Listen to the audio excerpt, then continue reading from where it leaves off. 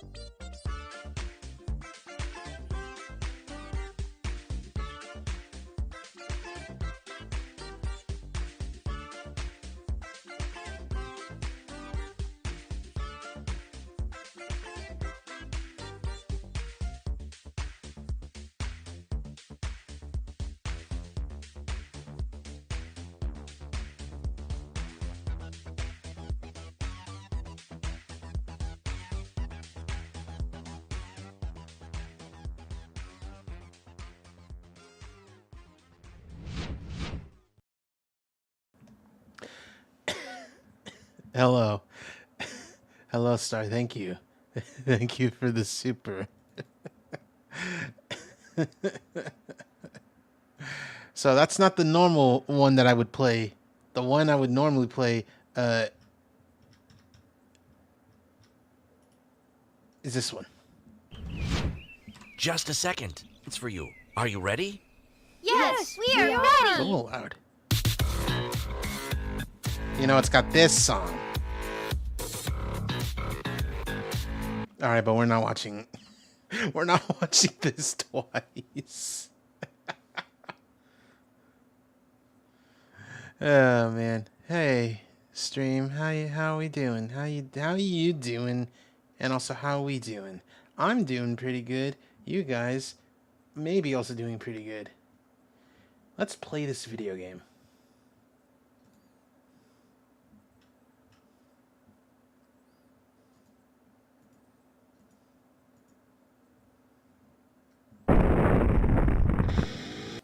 What? Hold on.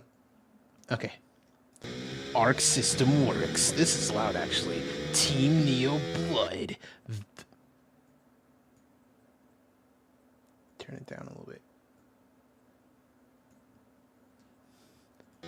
The missing link. No, hold on. Just a little tiny bit more. Okay. Guilty Gear.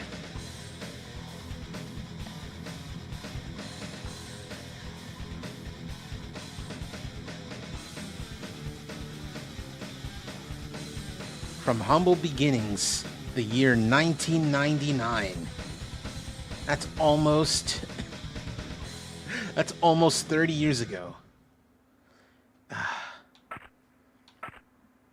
So, just hold on. Let's look at things. Omit frame.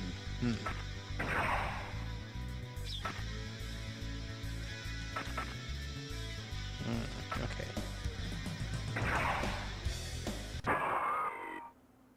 Guilty Gear. Let's just jump into it. So we have a very small selection of 10 people from the very beginning. We have Soul Bad Guy, Kai Kisuke, Zato 1, Axel Low, Melia Rage, Dr. Baldhead, May, Potemkin, Chip Zaneth, and never shows up again ever, Cliff Anderson. I miss this dude, honestly. Anyway, we're jumping in, like, hold on. Hold on a sec.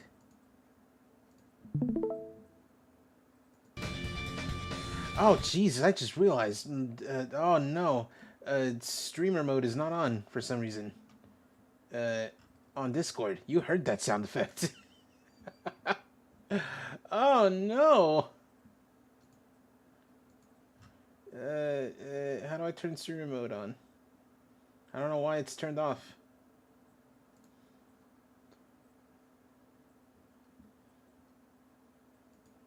Oh, it's because... Oh, I know what happened.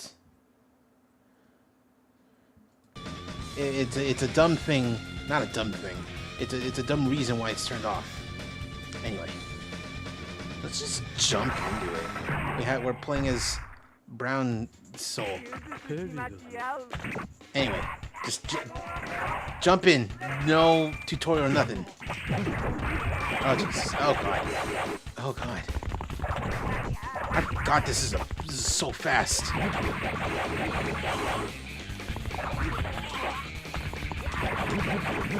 Oh no! Oh, Baldhead, why are you crazy like this? What the fuck? What are you doing to me? What the hell is happening? Okay. Oh, cool. Ooh, that was crazy. Are all doctors as crazy? Oh, are we already? Come on, dude.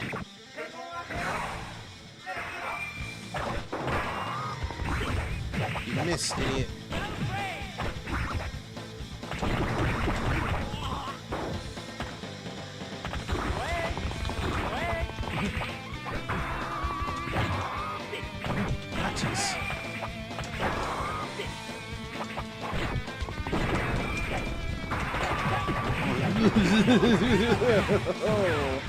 Oh no. Oh shit. Cool. Whoa. Whew. Didn't think I would actually. I thought Chip was gonna be the wall. Alright, cool. Out of my way, punk. May.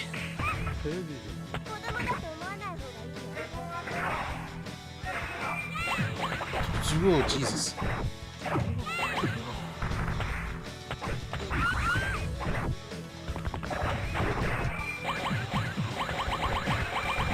May, stop it. What the hell was that?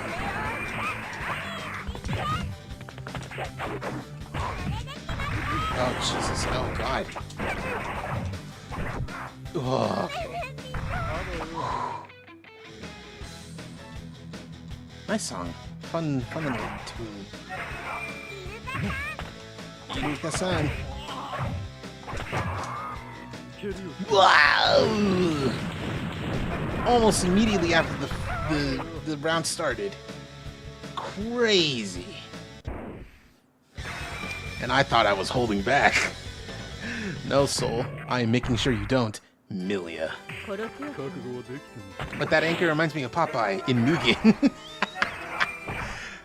Oh, that's so funny. I think Popeye with an anchor, I think the anchor is pulled from May from this game.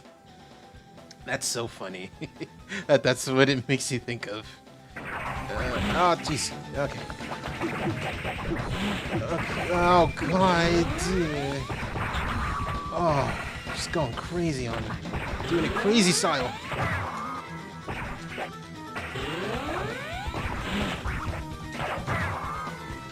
Oh, I think I messed up. I think I didn't even input it there. Ah, nice!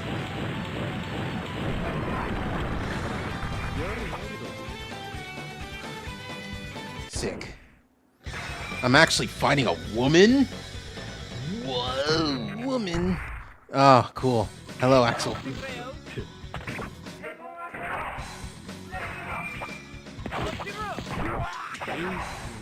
What the? Woo! Counter throw. That's crazy. You just do that. Where'd you go? Oh, jeez. Oh, God. Okay. No, you don't, sir.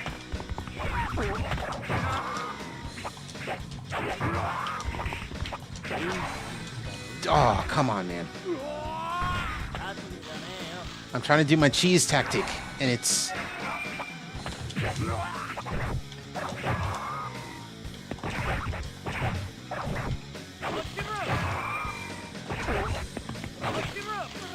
What the? Where are you going? What's happening? Stop doing that. To me, specifically. Come on. Stop it. I understand. Oh, Jesus. Okay. Alright. Back in there we go. Whoa. Didn't know what side you were going to be on.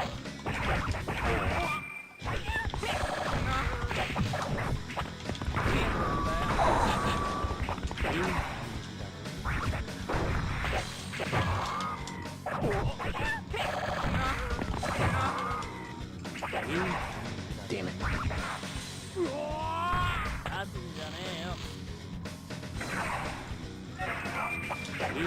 Oh, come on, man. What's with that window? Why is it so open?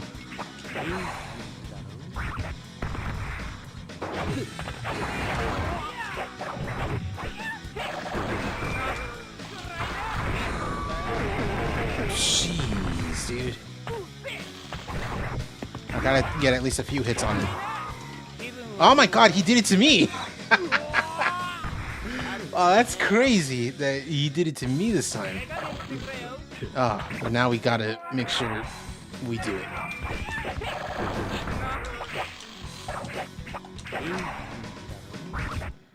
Oh, that counter is gonna... That counter is, like, cheesing me off.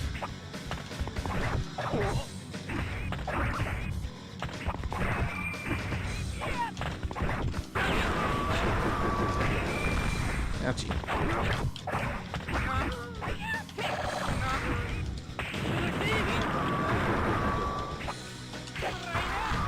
At this point, did this jump in difficulty occur? At what point did it? Good question. Oh, come on, man. What the hey? This game's just normally quite difficult. There's just a method that allows you to win this, which is that. And because the game is difficult, the computer opponent will not always allow you to do that. How pathetic. Oh, Zato. Zato might be a problem.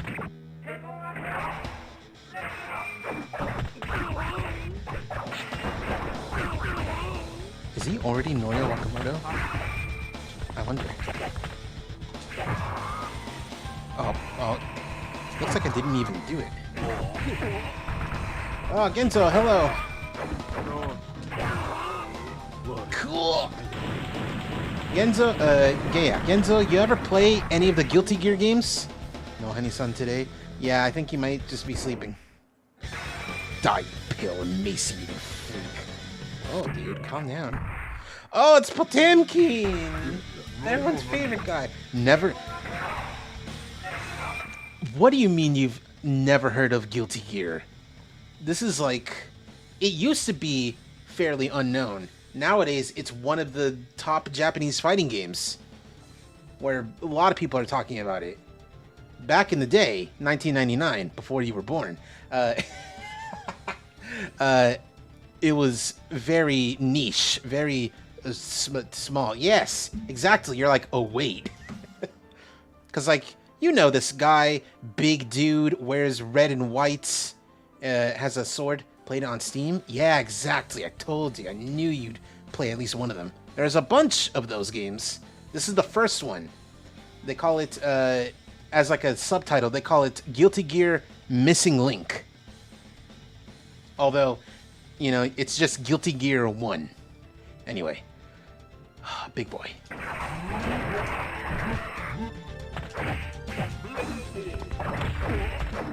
I have a favorite name. Let me search her up. Oh, her.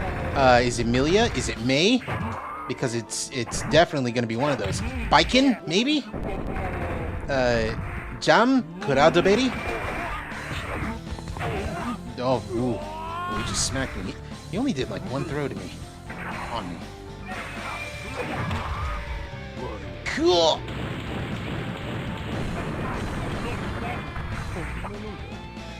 Bridget? Ah, Bridget, that's...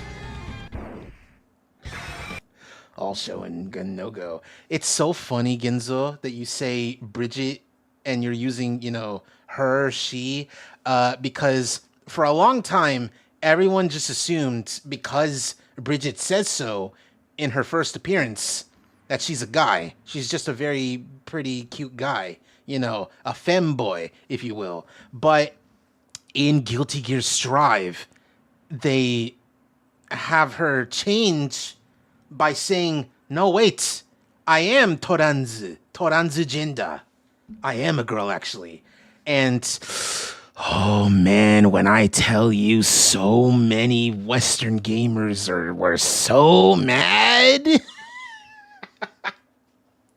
There's a meme of like, it's like a picture of like a cow picking between two different rooms, but the rooms go into the same exact room. Like two different doors go to the same room, and it's like the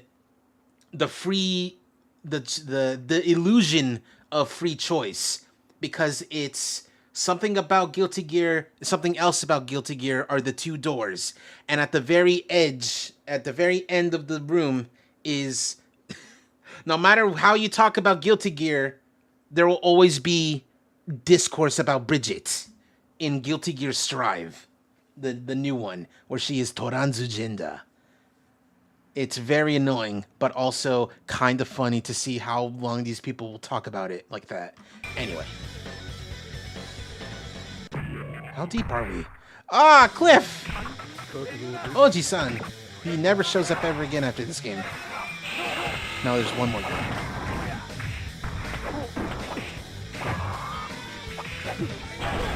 Oh, jeez.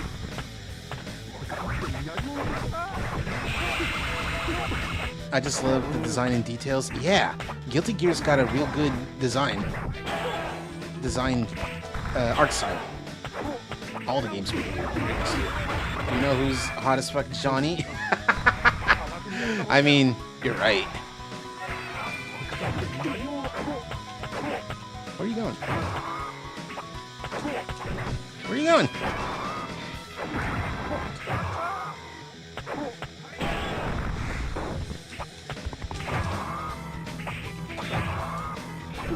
Oh, come on. Let me do it. Let me do it, Oji-san. Ouch.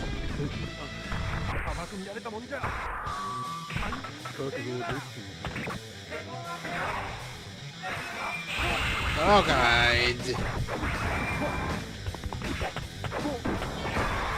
What the? Oh, God, he did it to me. The thing I was trying to do. What do you mean perfect? I'll kill you, man.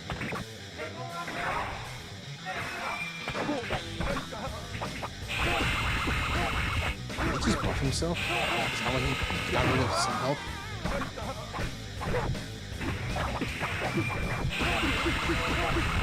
Ouch. Oh my god, dude. Dude. What is happening? Okay. Alright, normal first round.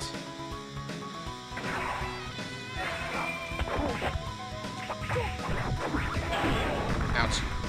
Oh, jeez. Oh, God.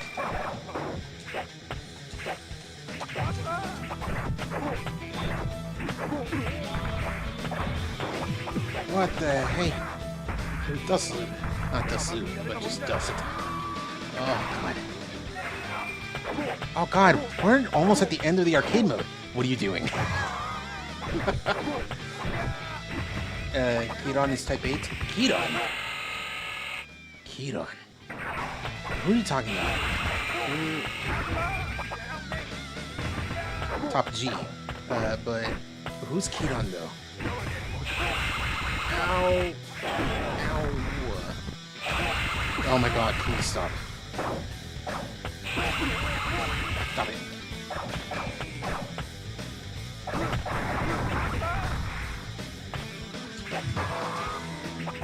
You don't know Kiron? I'm gonna look him up, and it's gonna be like, oh, Kiron these nuts.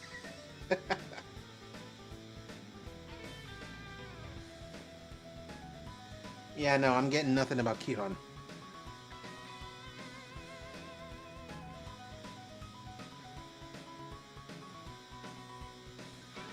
Yeah, I'm getting like organizations named Kiron. Elfelt. What? Is that who you're talking about? Cool. Because I'll talk about Elfelt all the time, because she's great.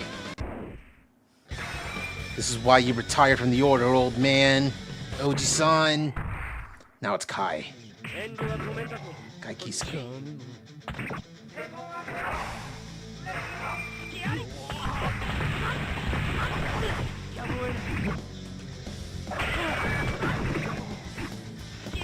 God, he's got long reach.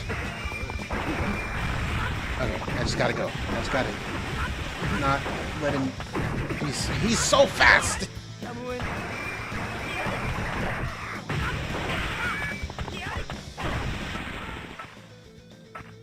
Commandless.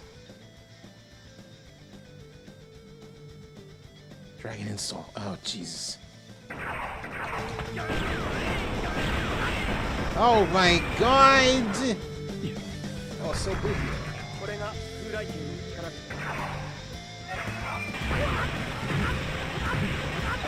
God, this... I got him back with her, yes. Oh god, no! But yeah, Elfelt is very good and cool. And hot.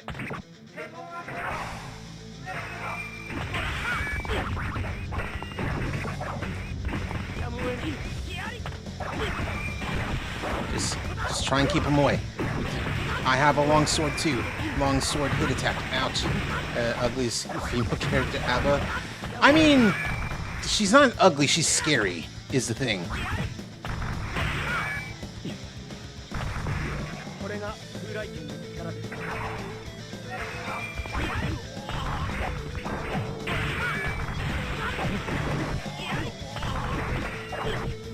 Oh, Jesus. Oh, God.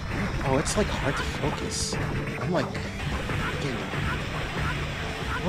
Where is this... He's beating me up like I owe him money. Both, I guess. Oh, whatever. That was cool, though. She's got a cool song in Strive. No.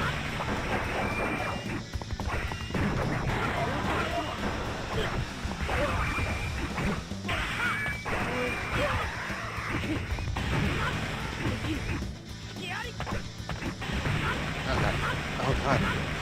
Shut up. No. This is so... Oh god, he's being so annoying about this.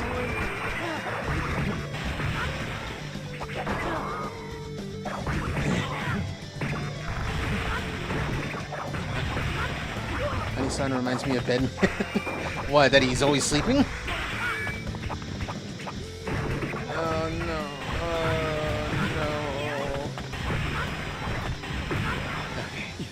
Alright, this is out of control.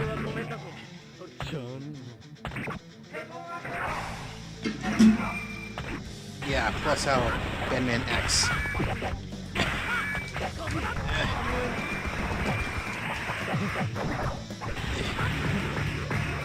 Oh my god, dude.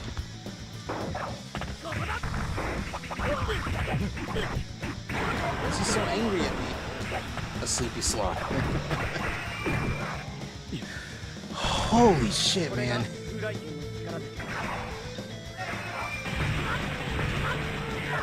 What are you doing to me?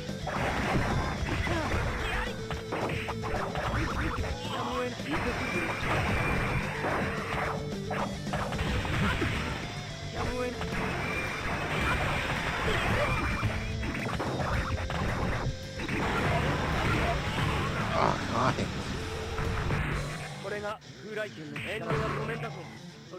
I'm lucky that I got Chip in the earlier rounds.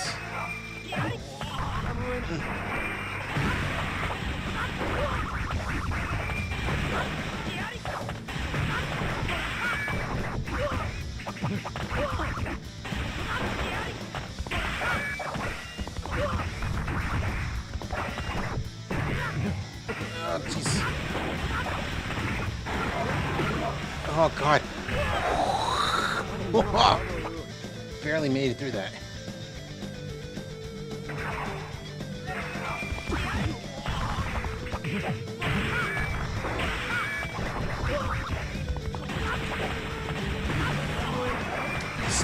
He's like too jumpy and fast to like properly do the thing I'm trying to do.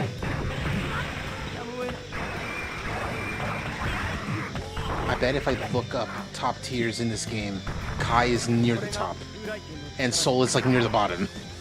Maybe not near the bottom, but you know, middle. Definitely far away from Kai. Also about the Natsumon on Switch. Oh!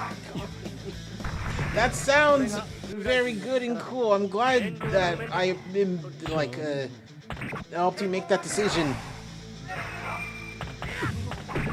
Oh, I'm starting to go through it a little bit.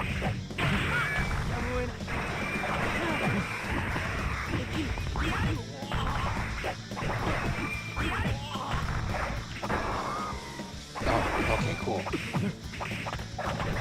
I should be doing more moves.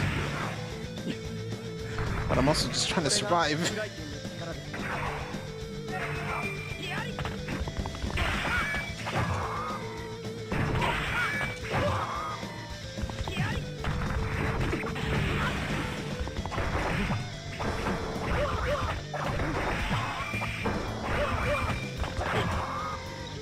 God, he does not. He will not allow me to hit him with it.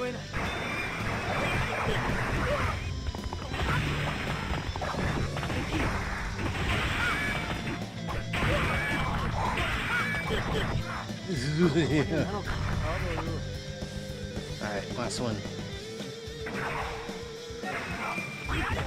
God damn, dude.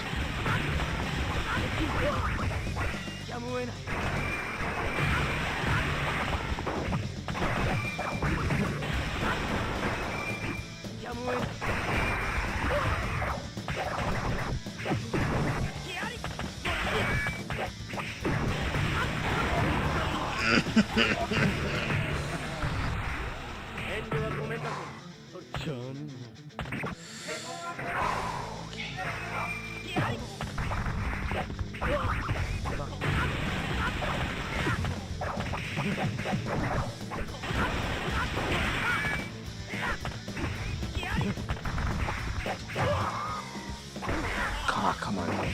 What the? I was spinning.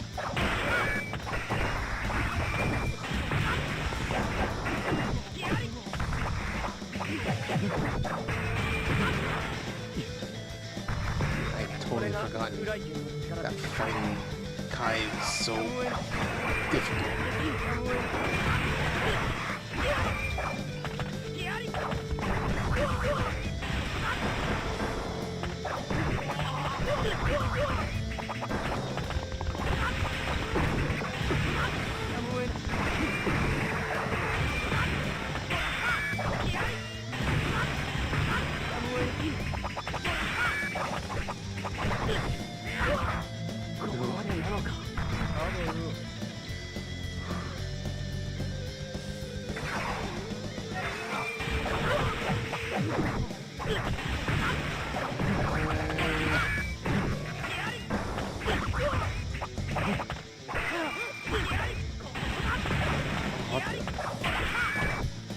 too.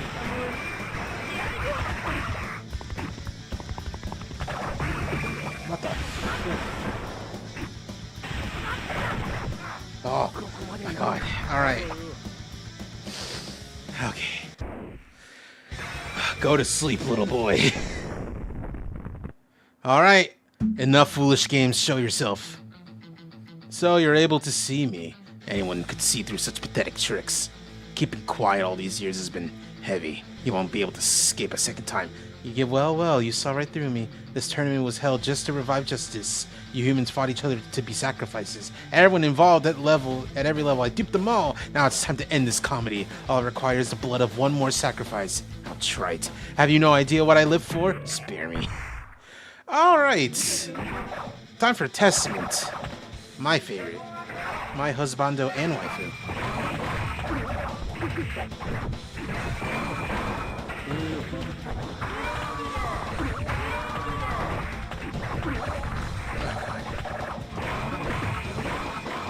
Not the weird pink piece.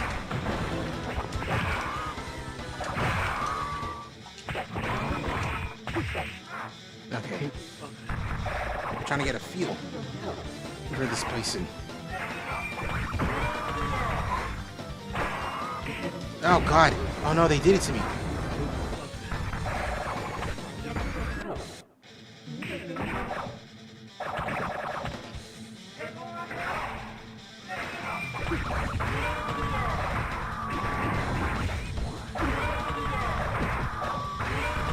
Oh my god, what are they doing?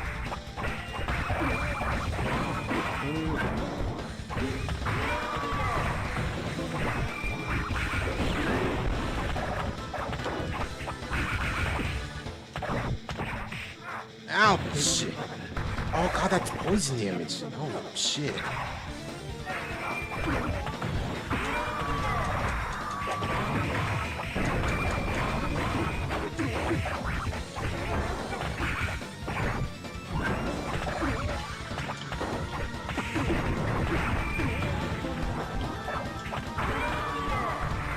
Ow. Poison hurts.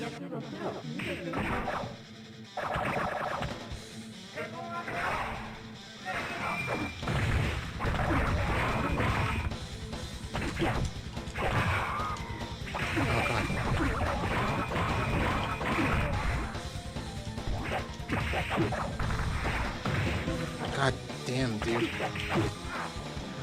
Oh, man. You need to hit confirm, Jotaro. But Granddad, I didn't get any lab time. He keeps taking me. I didn't know my grandson was a fucking fraud. Oh, jeez. Come on, dude.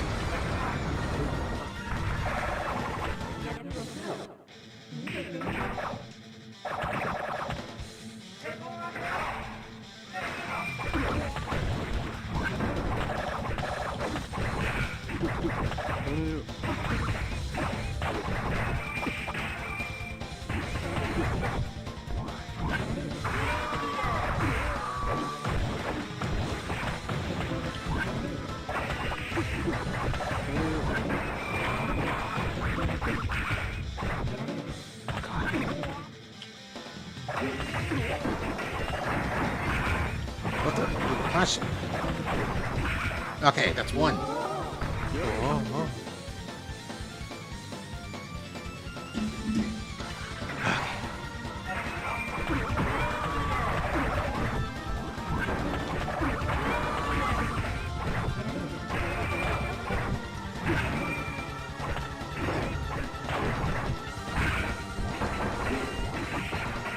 Okay. Whoa.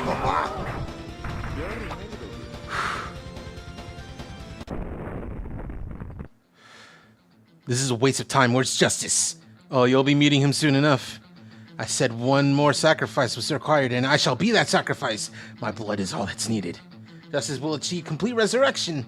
The world shall finally be wiped clean of humans. Ha ha ha ha ha ha ha. This is getting more and more ridiculous.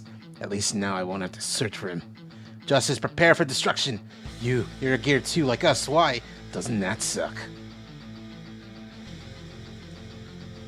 Alright, I will give this one round, and when I inevitably beef it, I will take a brief break, because, oh lord.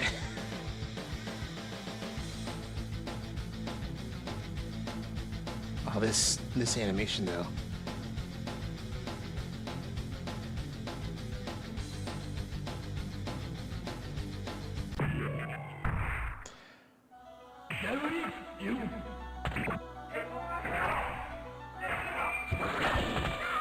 Oh, Jesus. Oh, God. What the hey? What is going on? Ow! Ouch.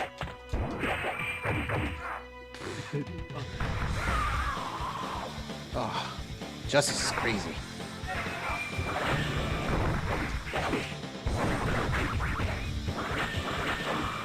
So Nintendo will sue people that leak the Switch 2, but not do that. What?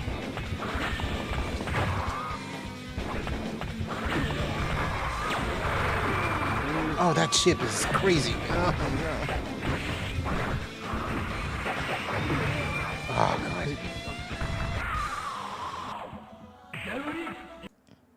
Wait, no. We should probably wait till... Alright, cool. Alright, let's take a little break.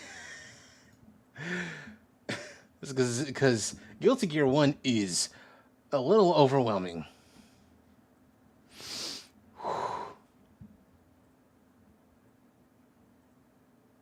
Because Nintendo News will sue if you leak the Switch 2, but won't sue if you emulate.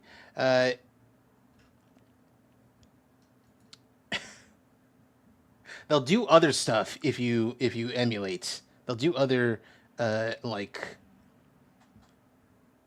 stuff that will hurt you. That's the word. Excuse me.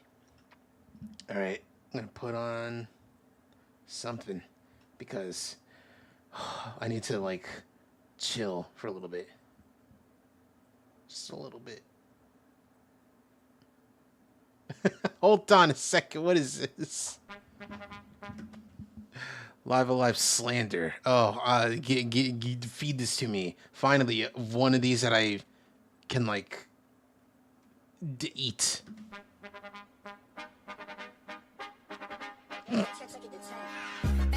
Prehistory fans watching 101 Dalmatians. Because there's just a bunch of dogs. Imperial China fans when you tell them they have to pay for food. Twilight of Edo Japan fans when they learn the real Sakamoto Ryo was assassinated. Wow, what? Hold on. A little too fast. Wild West fans when they meet a mad dog, but it's a pit bull instead of a cool cowboy. Present day fans when they learn Hulk Hogan doesn't use the suplex. Near future fans when they read a story that's complete nonsense. Wow, this is fascinating. Distant future fans hearing the 14th Among Us joke this hour. Middle-aged fans explaining how Alethea is guilty even though she had no say in anything. Oh, man. Live Alive fans explaining how Undertale is an abomination created by Hitler. Hey, man, listen. I'm not affiliated with them. I'm not affiliated with those people. Hello, Mr. Aitoshi. Hey, yo, hold on a sec.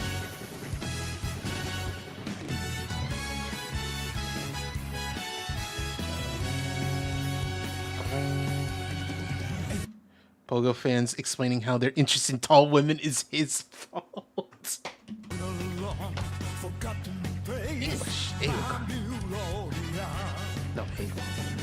Lay fans when they mug an old man but kill him instead of learning kung fu.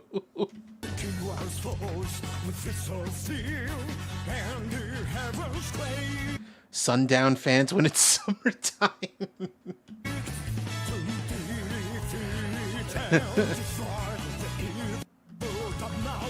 Phone vibrates. Email. Okay. Oboromaru fans. Just really chill. Masaru fans when they play the remake and he's no longer dumber than a caveman.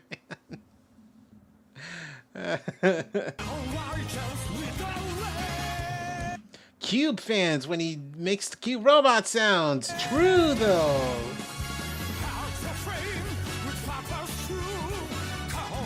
Weakest Akira enjoyer. Also true. Or steadfast. So true though. Yun fans when they stand up to brutal authority and get killed.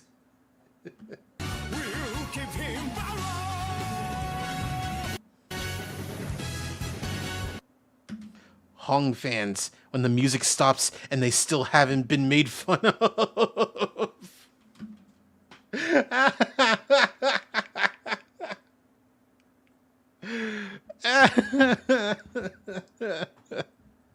That's so funny. Oh man. Alright, cool. Anyway, let's put it on an actual video. That's not just normal memes.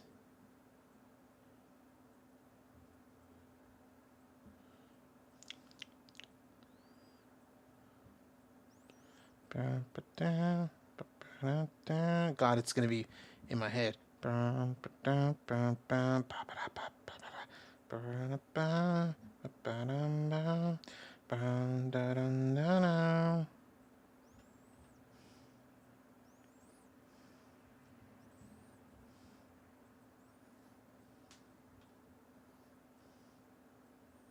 Kamen Rider all opening.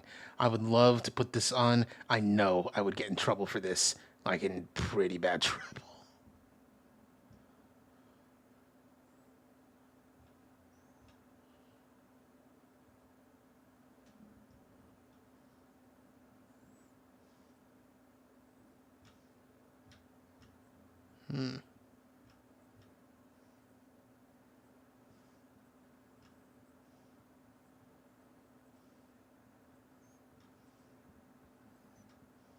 I'm Ellen Keller.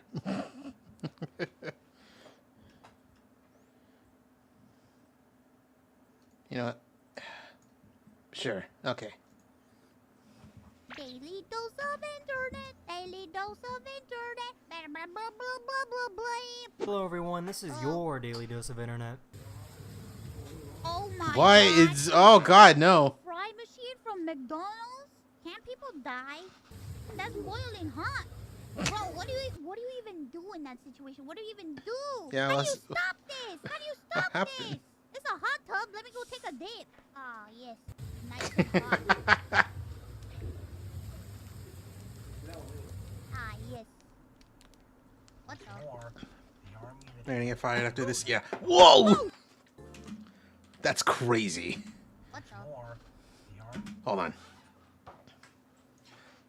Gotta get this correct.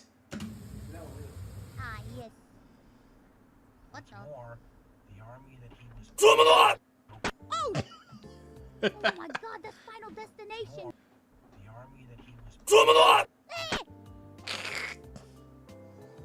Whoa.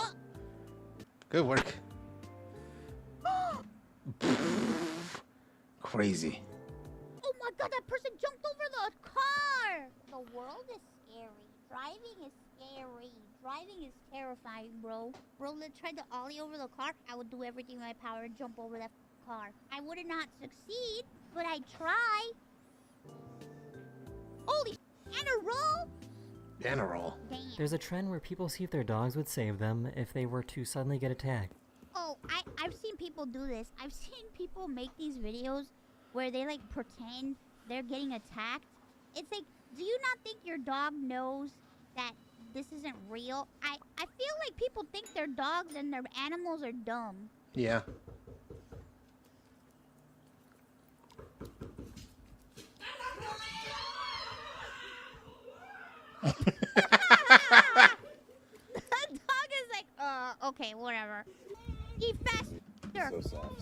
Cause the thing is that like that dog probably knows who those two dudes are. Like he smells, it's like, oh hey, it's Chad and Michael. Cool. They're here to hang out. But the meat though. The dog is like, okay, whatever. Eat faster. So soft. So soft, that curly hair.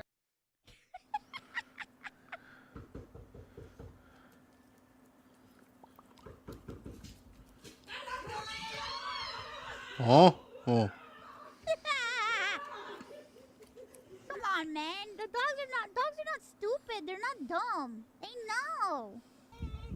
He's so soft. So soft, that curly curly hair. cow. You be a tasty meat. Okay. I think she might have signed up for.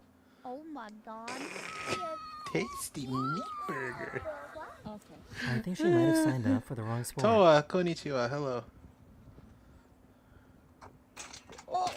That's me. Someone threw an orange peel at this gorilla, and the gorilla used sign language to explain that they are not allowed to eat food from strangers. Oh, what? Smart gorilla. Oh. So smart monkey. This underground water pipe randomly exploded. Whoa! Ew! Ew! Oh, that's horrible. Caca water! Ew! Caca water! Ew! There was chunks of caca! Who else baby rises horrible. up like the Undertaker? Or is it just mine? What the? Bro, that baby's scary. Who What else the baby fuck? rise up like the Undertaker? Or is it The just look. mine? Like, what the fuck? Why you look at me like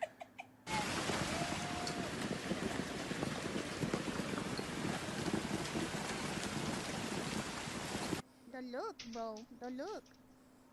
Whoa, no. Oh, God. Dog, my ceiling just came in. These YouTubers pulled off the highest basketball shot in the world. Illegal! Oh, it's Dude Perfect. Wait. What the? How the? He really started praying and Bro, I'm fucking. I could never do that in my life. he really started praying in baby language. Wow.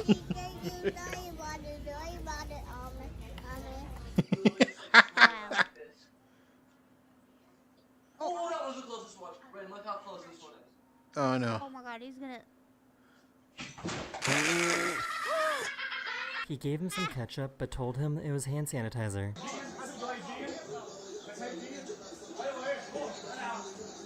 Oh, no! Oh, that's weird. Oh, that's Oh gonna. my god, I throw up. I throw up. Oh my god, there's nothing. Oh, I don't like that. I don't like that. I will vomit. I don't know what it is.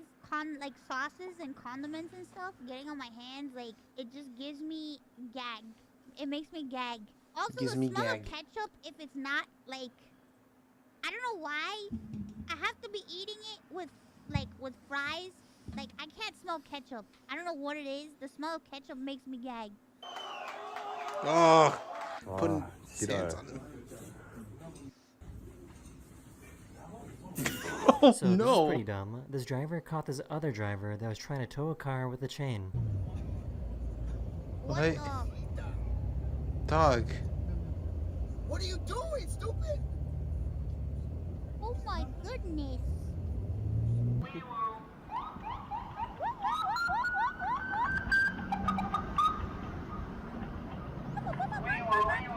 Wee woo, wee woo, wee woo.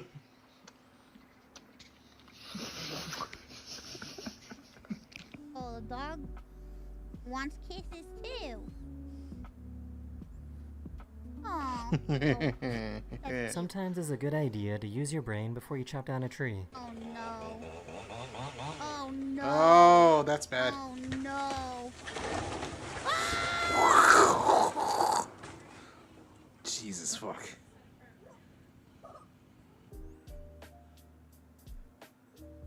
Whoa. Whoa. Oh no.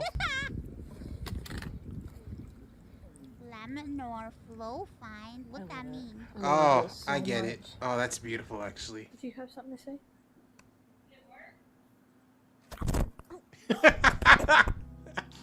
Tried to eat the microphone.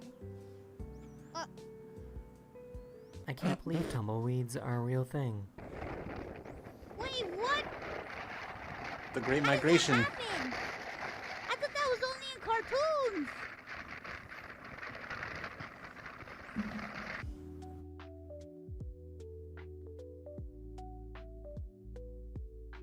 Whoa.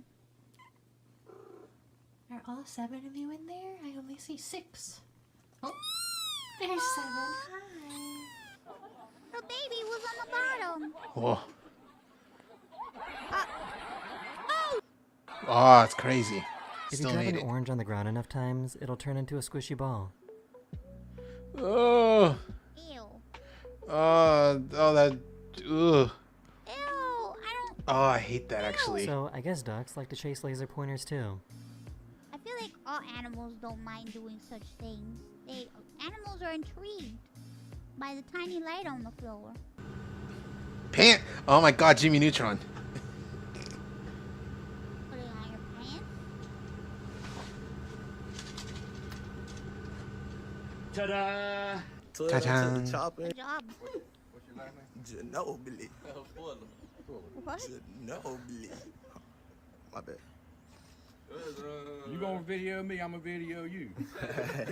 For some weird reason, cats will react like this when they hear the sound of tape.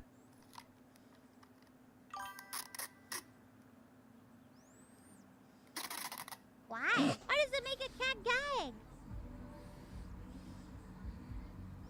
gag?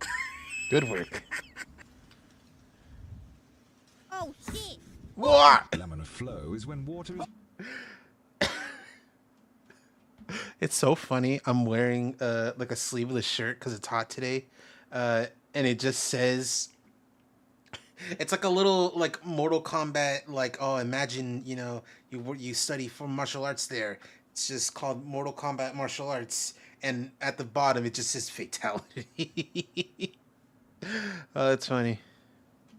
moving so constantly and smoothly, it looks like a solid bone-moving object. It's very rare but very cool. That's cool. That sounds cool.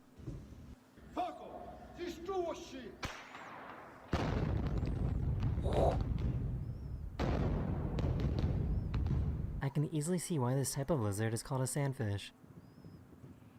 Whoa. Whoa. No. I guess it's time for him to get a new fish tank now. Whoa. Dog, what? Holy! The fish tank just popped! Oh my god, what do you even do in this situation? Literally just pop. Are you ready? Okay, never This mind. bird thought that her hair would be perfect material to make a nest with. Oh. Is it gonna rip the hair out of her head? I have Ew, no bro. idea how he was able to fit inside of this tube.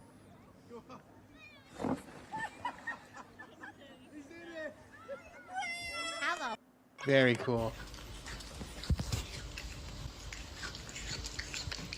Wait, what? Fake eating? Cats are smart. Why did nobody tell me that woodpeckers were really, really big? What the? How do cats? What?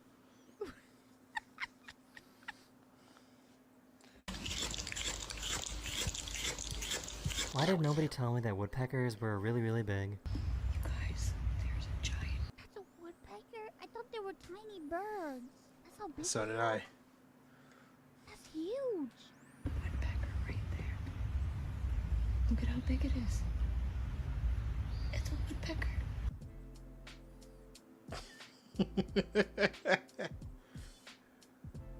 Bro, I thought they were smaller too. What the? That's just the size of half of my body. What in the flying?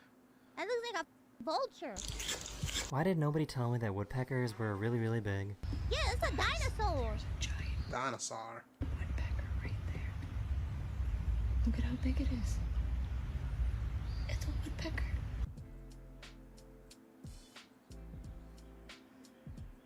Whoa. Bro, that is a dinosaur. What the?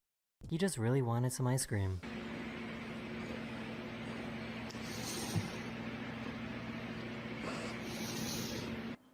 Two, one.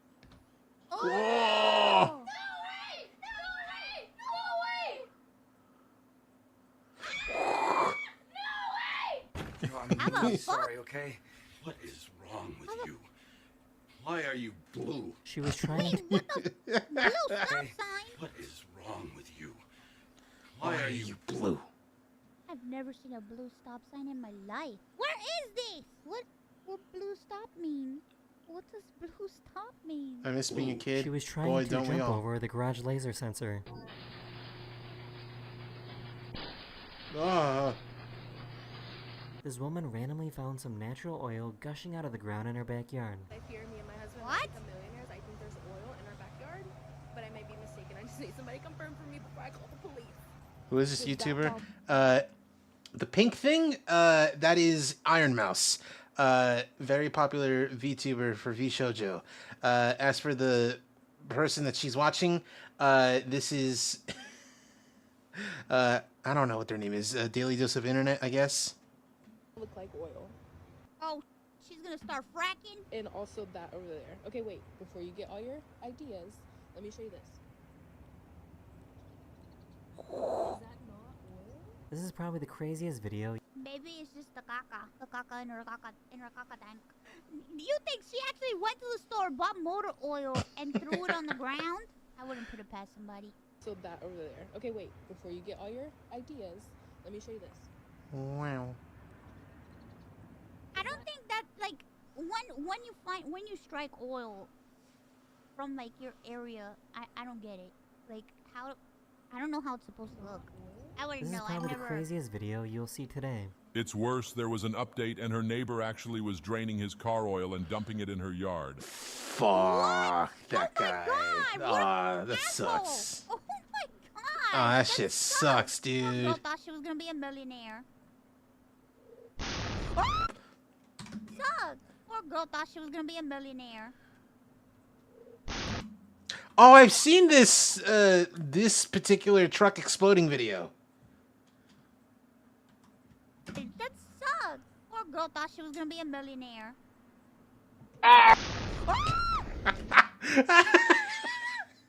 Oh, that timing was incredible. I was thinking, like, can I do it?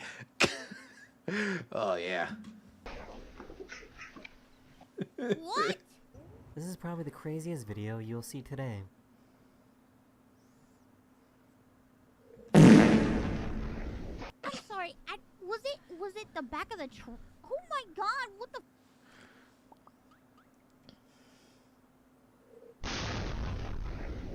Holy!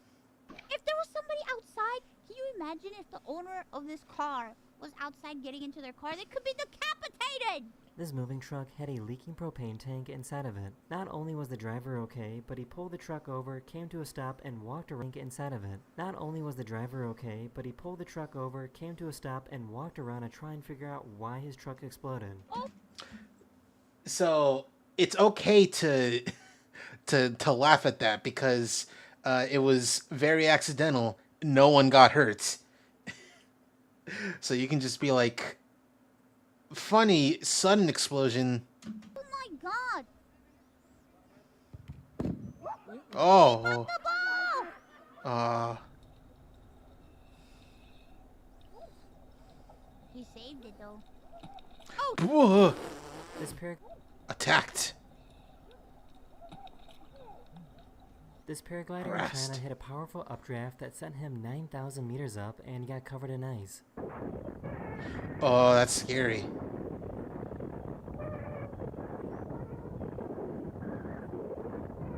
He luckily survived the situation by remaining calm and keeping a level head. luckily survived the situation by... Wait, before I laugh at that girl, before I laugh at that person. This is terrifying. Oh my god. That's terrifying. How do you remain, how do you keep a level, how do you keep, what the, how? I would be so scared, I'd be freaking out. He luckily survived the situation by remaining calm and keeping a level head.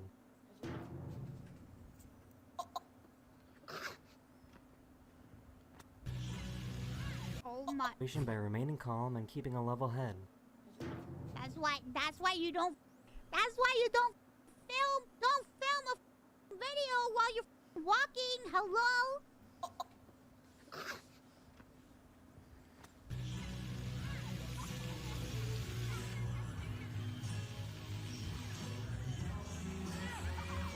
What? This guy went to a grocery store in Portugal, and this is how they advertise their products. Vai Natal, clica.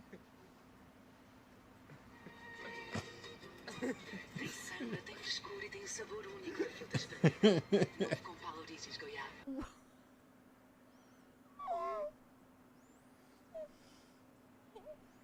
I'm sorry, what the? What is that? No, what? Natal, clica. Samba tem frescura e tem sabor único de frutas vermelhas. Novo com palorizes goiaba. Do Brasil, só podia. Ah, não, ia morrer. Silas, What come get the? your medicine. That is great. Novo com palorizes goiaba. They put a little spotlight on it and everything. A little It's commercial. coming out at you. What the? Do Brasil, só podia. Ah, não, ia morrer. Silas, come get your medicine, boo. Uh-oh. Good, swallow. No, we're not done, babe. We still got some more. These people in the UK saw this fighter jet coming in for a landing. Oh my goodness.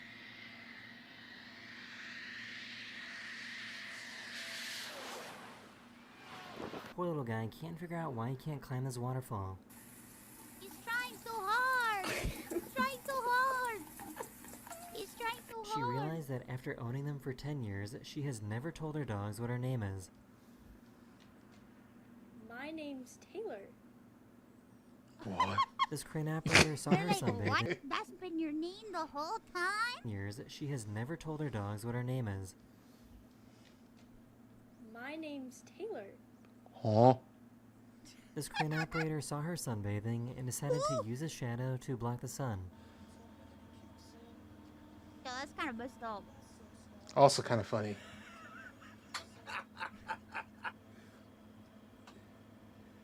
That is so fucking messed up. This is what it looks like when a really, really tall person tries to drive a sports car. Excuse me? How do you fit in this car? You're so tall. I'm actually 6'5". I fit perfect.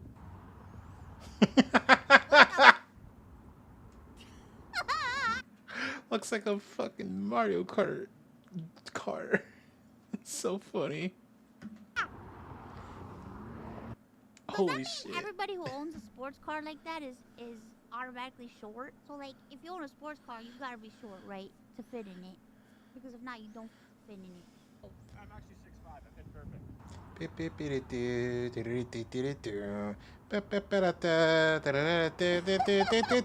That is so dangerous.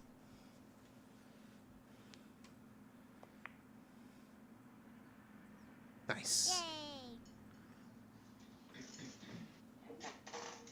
Oh no. Okay. This coffee shop rolled Oh my out god! a red carpet Oh my for... god, I thought she was gonna crush the dog. I thought she was gonna crush the dog.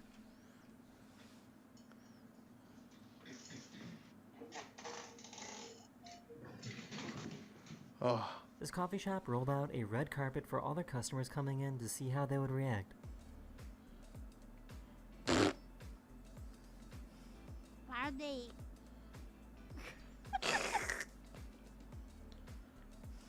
Oh, boo. Not for the cop. Oh, shut up. The dog almost turned into a rug. Senpai, question Genzo. What's up? Yeah, ask me the question. Whoa! Oh, he stole his glasses. Monkey thief. Good boy, Pinky. Oh, are you okay, Pinky?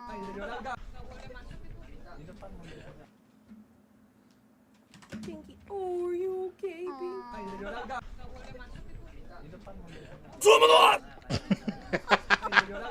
Pinky, wanna go outside? Good boy, Pinky. Oh, are you okay, Pinky? What's wrong, buddy? Look at me. What's wrong with your eye? You wanna go outside? What the? We're menace. Oh, buddy, look at me. What's wrong with your eye? You wanna go outside? You wanna go outside and play? Oh, now you're fine. Oh, now you're hurting. This lizard shows exactly what skedaddling looks like. That's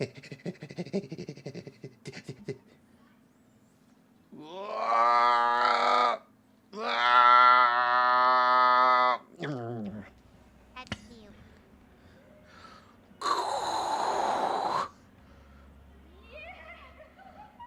This guy Oh my just God. graduated from high school and realized that they used AI to write a paragraph in this section of his yearbook. I paid $65 for this, bro. Look. I use CheezVT. Look. Feel free to let me know if you need any adjustments or additional information. Bro.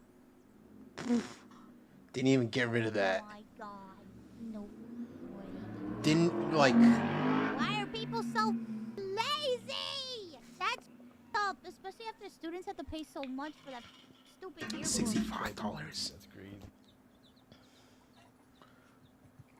I mean, AI can't be that bad. No, it's... No, it's quite bad. Because at the very least, it promotes being lazy. At the very worst, it promotes letting a computer program take a bunch of things, whether it be words or art or video, and just kind of it together into something that's kind of looks like what you're looking for. It kind of looks like that.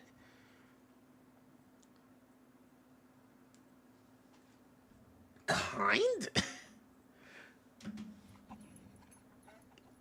This delivery guy saw him playing basketball and wanted to join in.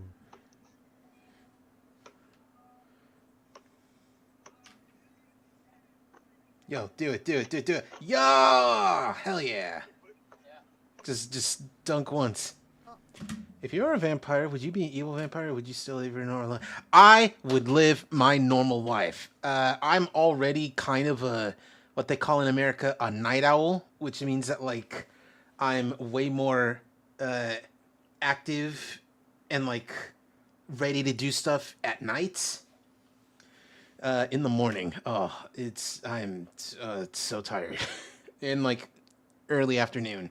Around, like, 3 p.m., I'm like, if I've taken a nap, 3 p.m. is like I am fully awake. So that's when I would get up as a vampire. So yeah, I would just live a normal life, just get away with hundreds and hundreds of years of tax fraud.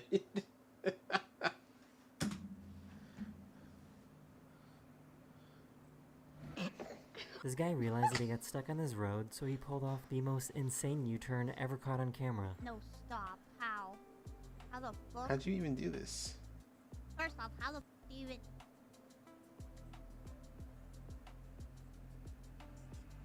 How? This dog is perfectly healthy, but taught itself to go up and down the stairs using Grandma's chairlift machine.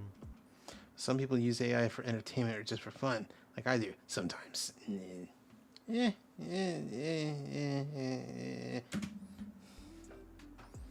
Smart dog.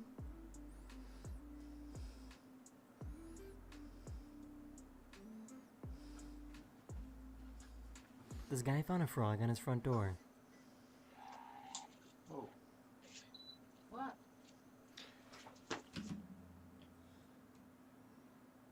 I was saying because I'm watching Vampire BL. You know what? Good on you, Ginzo. Slug?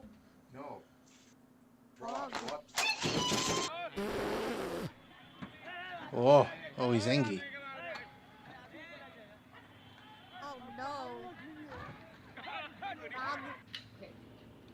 Making. Okay. Alright, glad she left. Well, you could tell that at that moment she felt so betrayed. She was like, "How could you do this to me?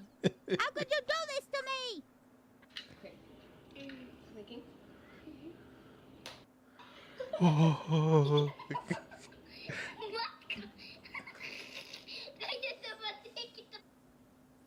Fox. Oh, itchy. Itchy ass.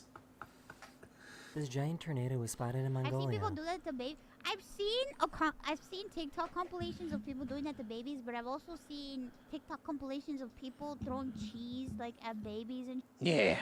like throwing cheese on their face, and I'm just like, what the? Because it's funny. It's funny to bother a small creature. Not hurt them, but bother them. Annoy them a little bit. I don't know about a baby, but like...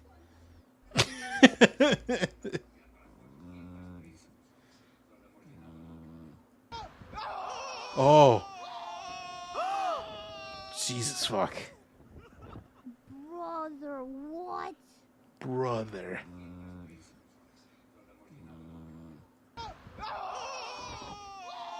Oh my god, that person was, oh my god, that is Final Destination. They almost got Final Destination.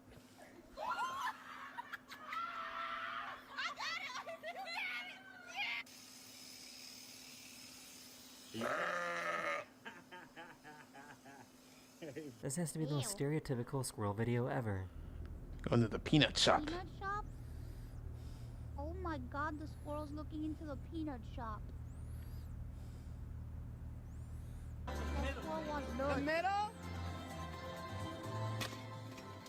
Yo! They made it in. This guy was tired of his shoelaces always untying themselves. What? That has to feel weird. Also, big toe. Talk about how their toe is like sticking out of the shoe.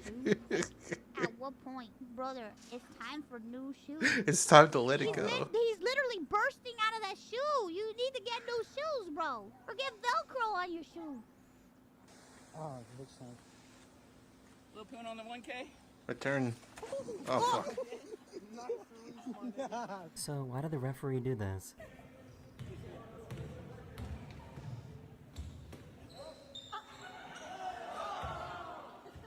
This beach in Canada has some really weird waves. They look cool. They look good. It's like a screensaver. Oh, that's nice. Very satisfying. That to is the end watch. of this video. I really hope you enjoyed. And I'll see you guys again very, very soon. Later. Later. Very, very soon. Alright, I think we've had enough time. You look cool and good. Ooh. Hello, Dylan. We've just finished taking a break because this game's a little overwhelming. Now to get more overwhelmed. We're in the last fight of the arcade mode. I don't think we're gonna get this done in the next 40 minutes. Like I would think maybe is possible, but we'll find out. Oh god, I've forgotten how to play the video game.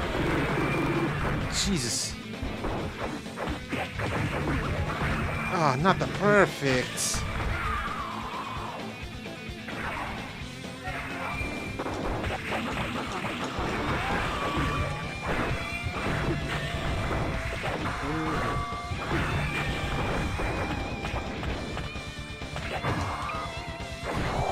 Oh, you're smart. What the shit?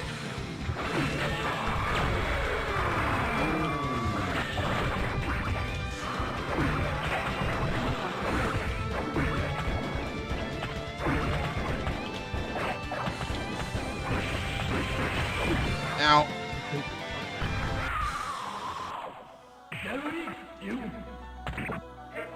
Alright. Ouch.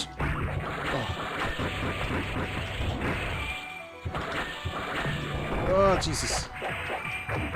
Oh, God. Come on, dude. Just one hit is all I'm asking. Just one hit during a round.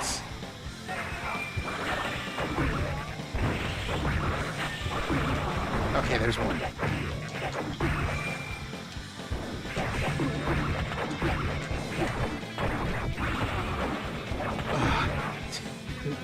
Oh, this is the final boss ever.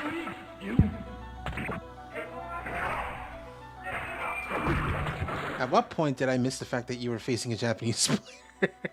You know, you would think that. But no, justice is just like that.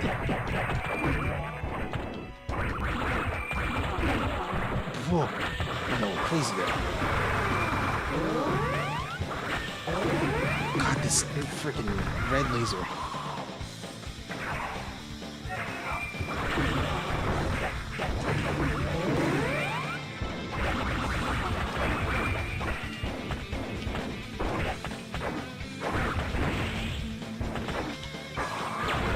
Oh, fuck you! Are you fouling Howling Blade? When I climb in the ring! Oh, I see you've been doing, M8S. Or M8 normal.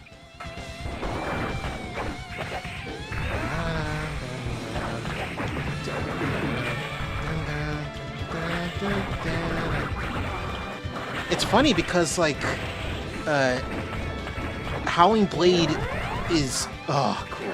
A lot of people say he's inspired by Gundam, and he is, but he does have a little bit of justice from Guilty Gear in it, in his design. What the how'd you throw me? Oh, Jesus. Oh, God.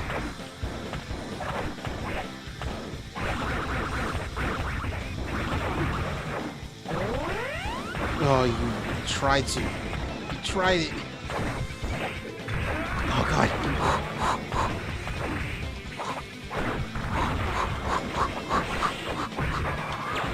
Wow! Come on! Oh, my God. Do you see that, chat? Do you see that?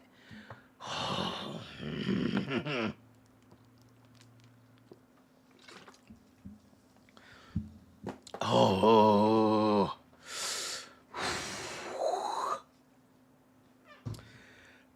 Now I'm motivated.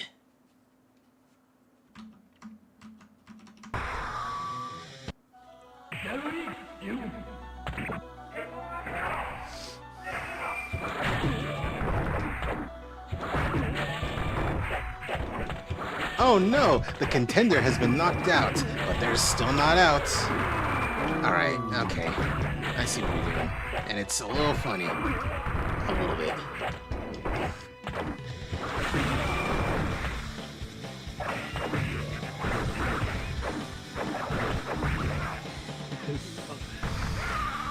Yeah, you can have that. You can have one.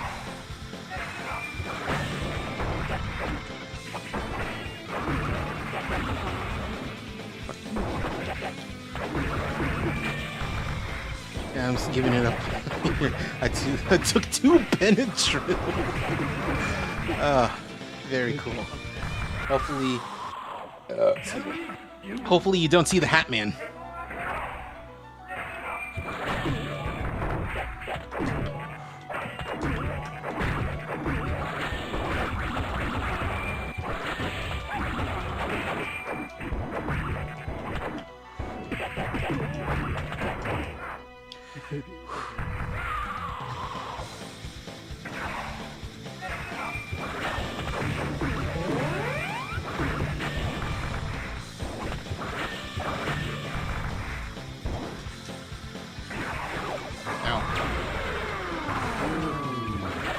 Process team is a 6'8" goth girl with a wolf cut and a cock. I hope she visits. I also hope she visits you.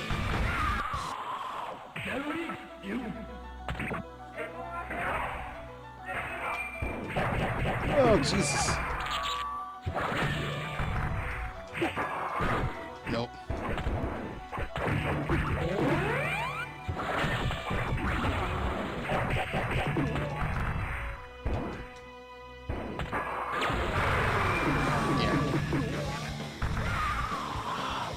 That one match was crazy close.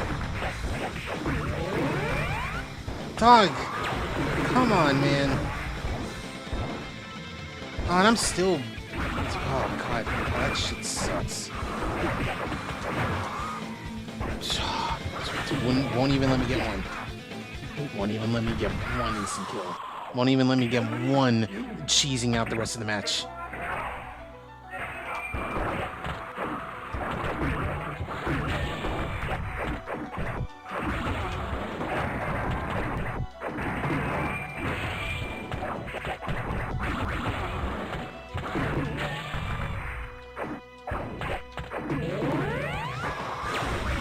Oh, whoa. Oh,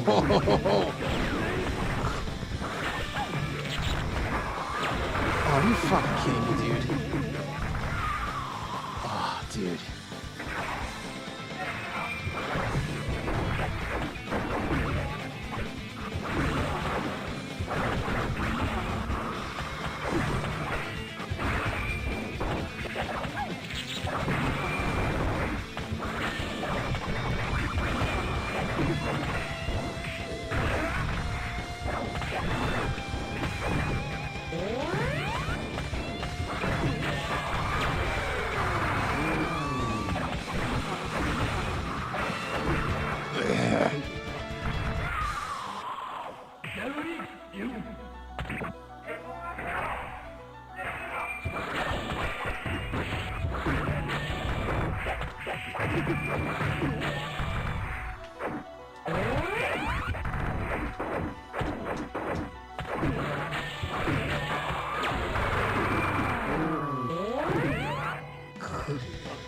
Got one hit.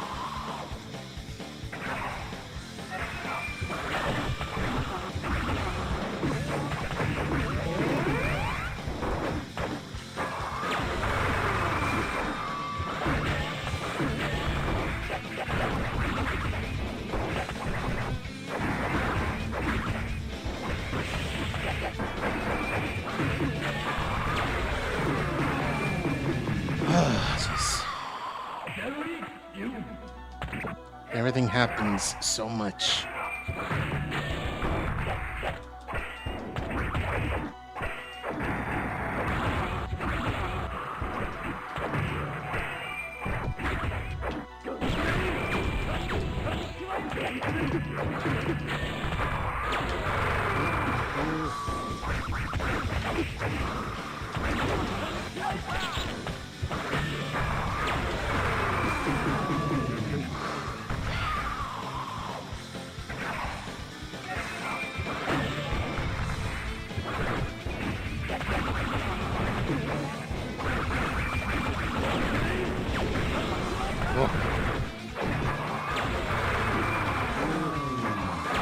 No, you only get one.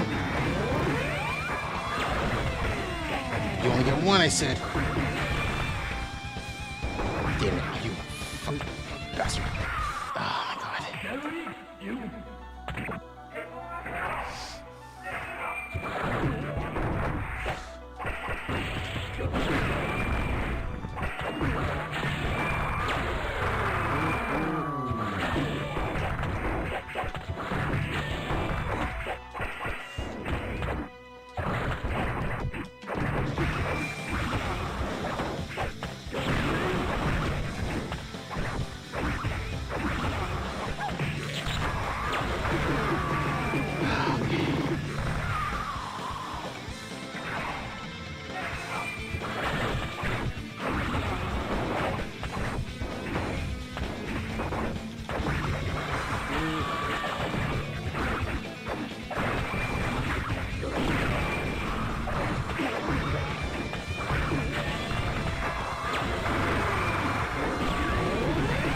What in the...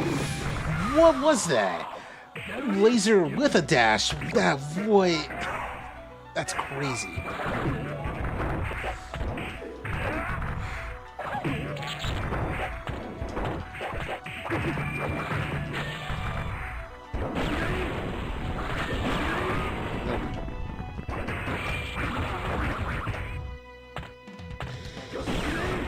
How do I do this?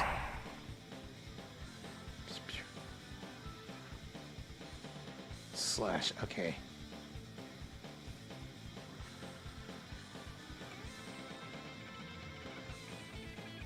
Oh, it's like a pretzel motion, I guess, for that one.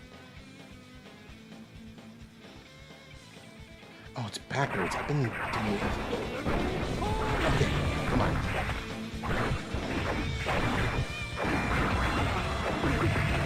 I should have been doing dragon sauce. Oh, God.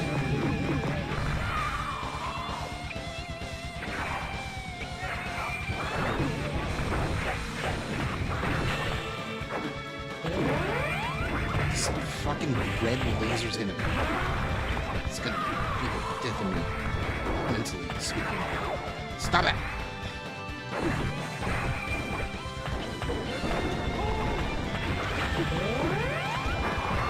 No, no you don't.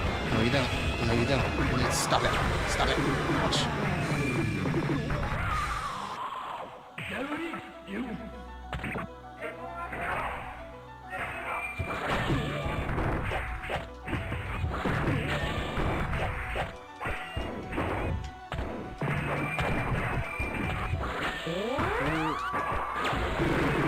Oh God, that hit me.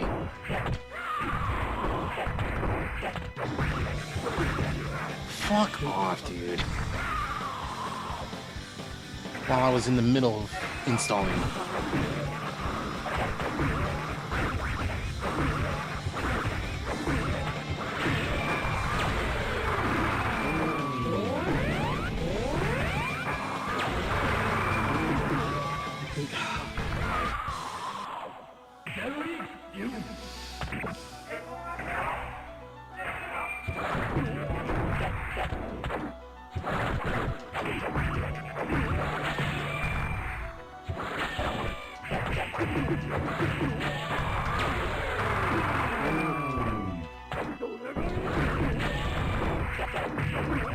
Dude.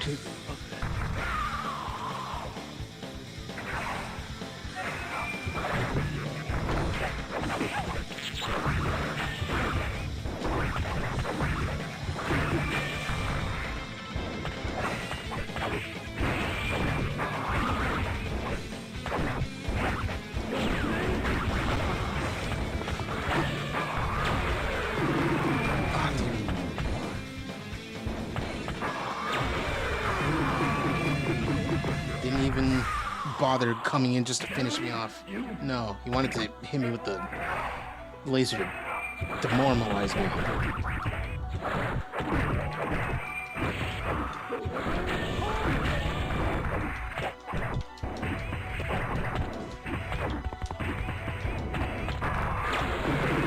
Ow. God, fuck you.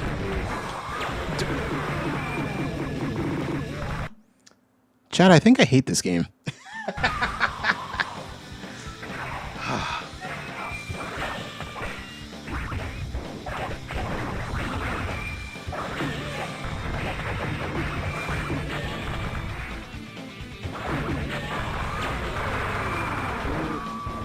Somehow, I was supposed to be stunned, and I wasn't.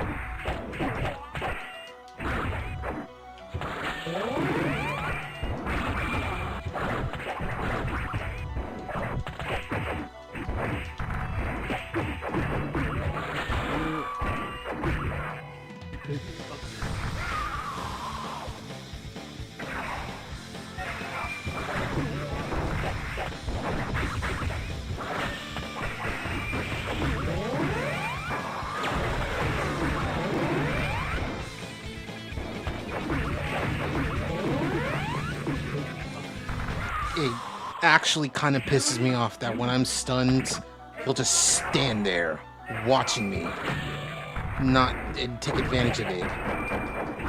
It's like, get back up. I want to kill you in your conscience. Conscious. Oh God. I'm getting a little tilted.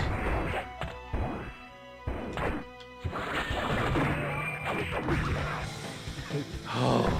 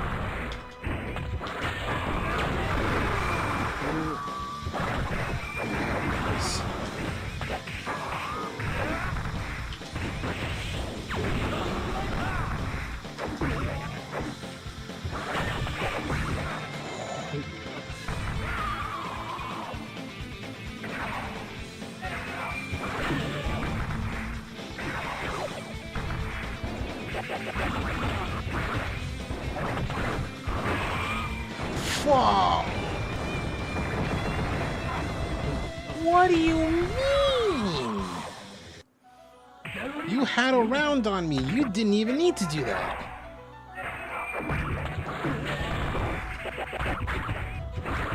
I've seen a lot of difficult bosses, but this is over the top. Star, have you have you played an SNK game? You know, King of Fighters, Fatal Fury? Because this is on that level.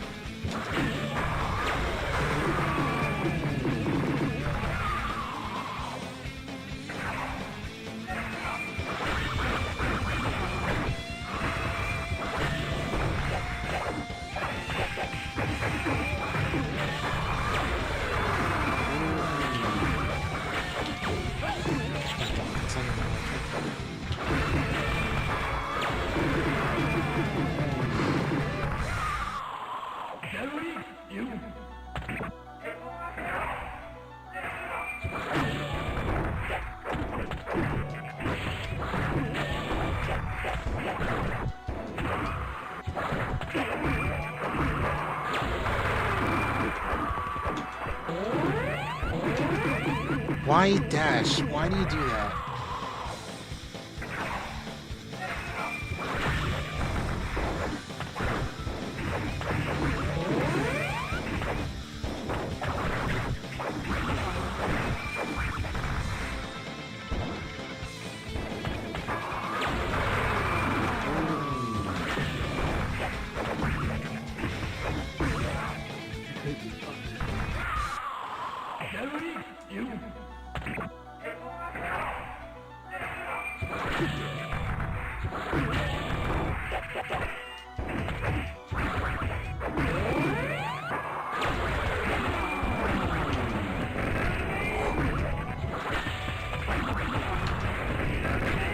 Oh, I got real lucky with that.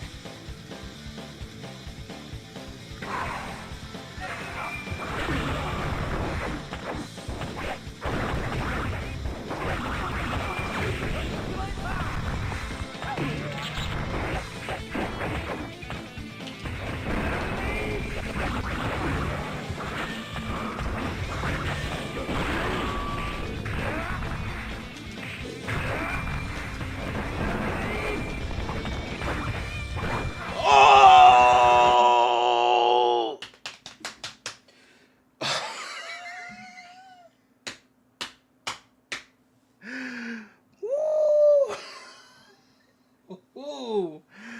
Oh man. Oh, that took some doing.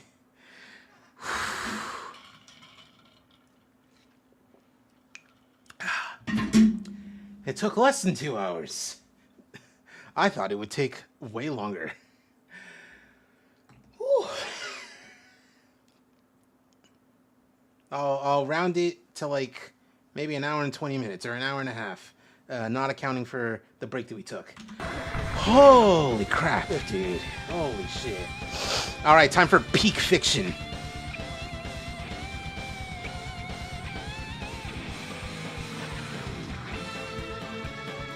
Hello?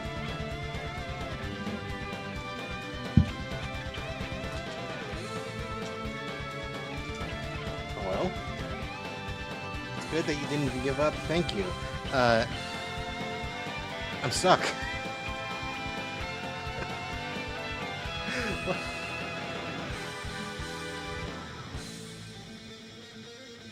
It's not letting me move.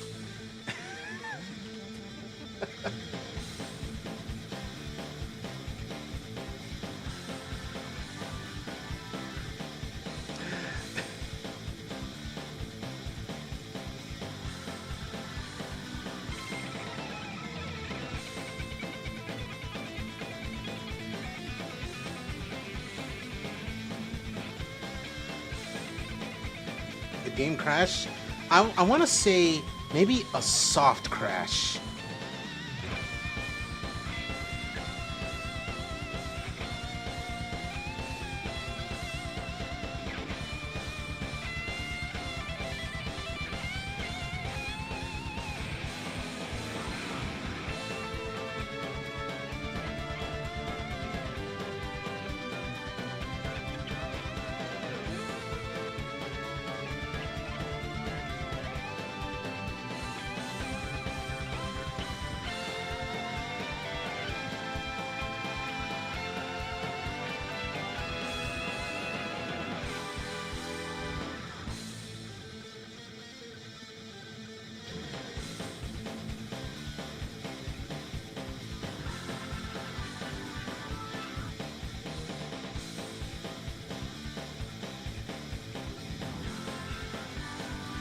All right, well.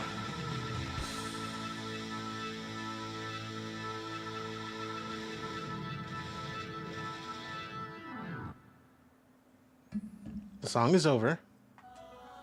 And it loops again. Yeah. Nothing. All right, well. Let's call this a victory. And let us put on like on YouTube the ending I was supposed to get, because man, that is unfair.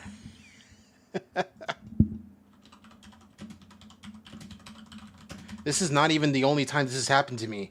I got soft locked on the final boss of Mighty Number 9 also. These games don't want me to beat them. Anyway, Pete, see, this was supposed to happen. All right, it's time for peak fiction, the way we were supposed to get it. It's the same as that time, long ago. Once again, I kneel prostrate at your feet, flame of corruption. Right, I won't stop until all the gears are wiped out. Why? You are a gear as well. You have the emblem on your head. The mark on your forehead is proof. Then why did you disobey my orders? Why? I ask you the same question. Why should I do what you command? What binds me to you? I'm Typo 1, the first gear ever produced. The only gear to be fully self-aware, to have a will of their own. And because of that, I wield the power to command all other gears. My word is law. Every gear manufactured after you, the first, is a production model having no will that can do nothing but obey you. So then, why do you think I don't follow like a mindless doll? Exactly! Why? How can you disobey? Isn't it obvious? I'm the prototype gear. Oh. Now I see. We were forged by the will of greedy human beings, and so we're nothing more than a symbol of all that's wrong with the world. For that reason, I will never stop until I've destroyed every gear. So that's why. I seem to recall the Gear Project long ago. That's right. How could I have forgotten you? If only we could have talked one last time, just the three of us. And so, with a rattling chuckle, the ultimate gear breathed his last. Justice. That's right, the man who created us. Our boss. I won't rest until you lie writhing in agony before me. Soul, the guilty gear, stared at his blood-stained hands and prayed for the soul of the grotesque sacrifice lying at his feet. Peak fiction, dude. Literally calling him the guilty gear. They don't make games like this anymore.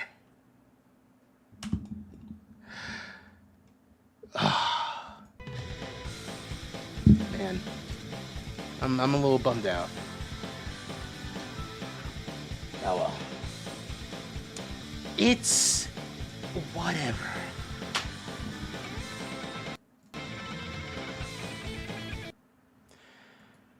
I have an idea of what happened, but it's annoying. I don't want to go through all that again. It's recorded. It's recorded the amount of time I've put into this. Bah! All right. Now, to relax with a little something, something.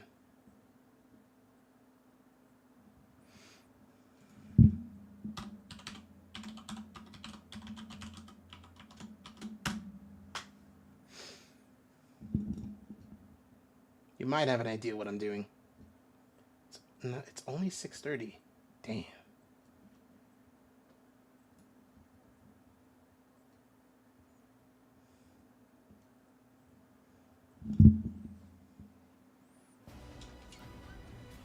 Oh, it's quiet.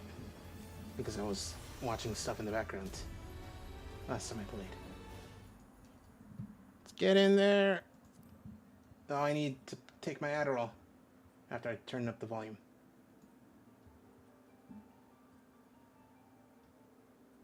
Where is the Adderall? I need to take it. There you are. Cool. All right. We're just hanging out and doing this. The reason why we're doing this is because I'm trying to get these specific items that requires a lot of grinding and luck. And I've gotten most of them, but I need just one more. Or no, three more. Three more of one type.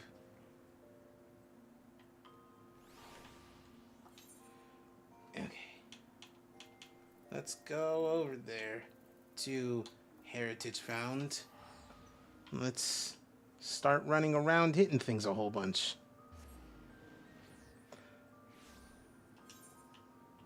Oh, there's a few already available. Let's go there.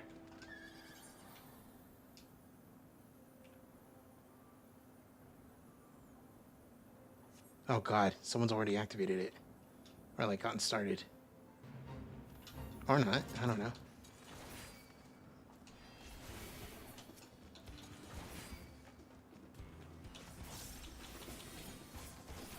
Oh god. Oh no, my Chocobo. He's almost gonna go home. I need to eat, or feed him. Feed her, excuse me.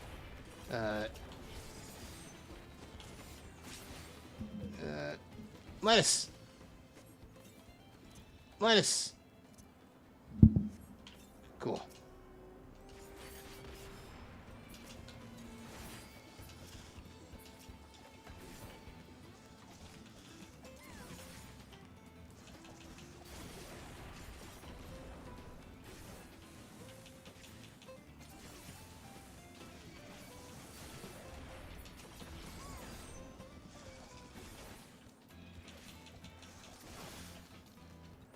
I keep thinking about the way your victory was stolen. I mean, that's one way to describe it. Oh, I gotta give them to the guy.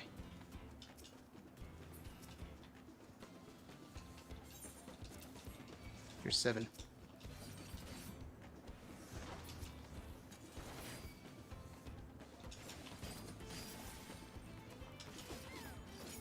Where's the rest of them? Get over here. Get over here, buddy.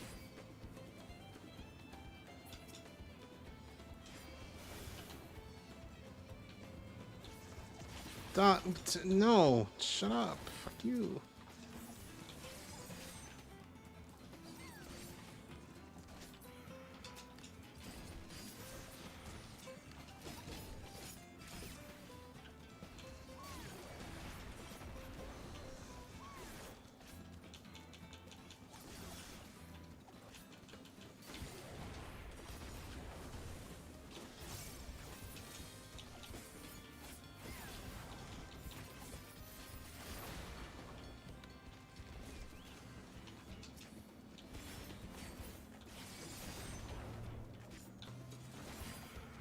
Alright.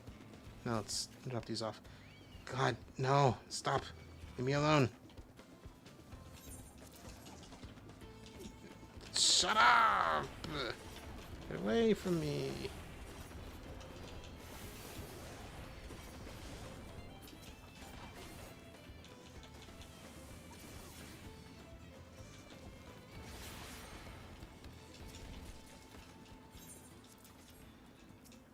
Oh, still need more.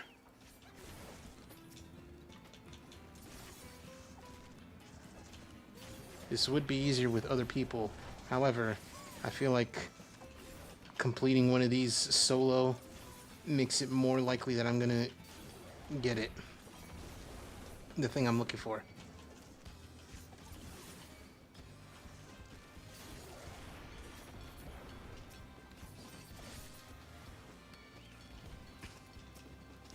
Swear to freak, man. Why do they spawn directly on top of their dead bodies? They're like Hydra. It's like, you kill one of us, two more grow.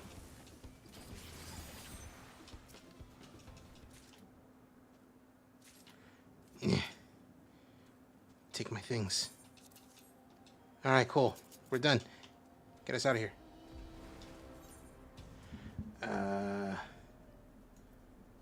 You're in the middle of that. No one's been doing this one. I'm gonna have to go over to this one.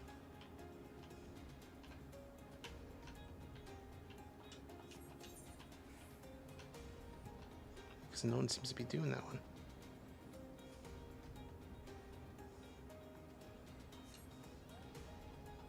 How much more time? Okay, about 30 seconds.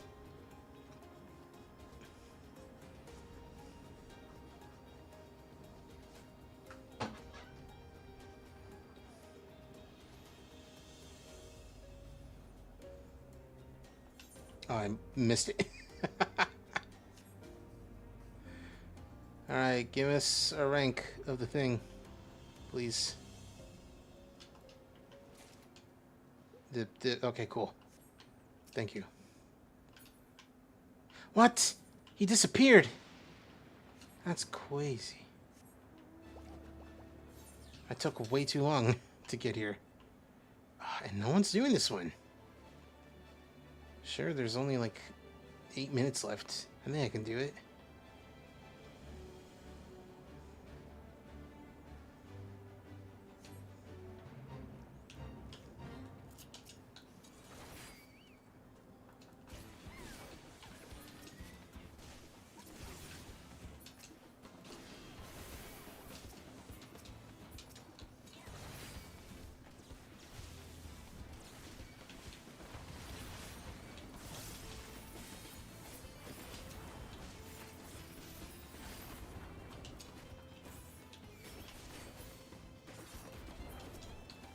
Oh, finally, someone's helping.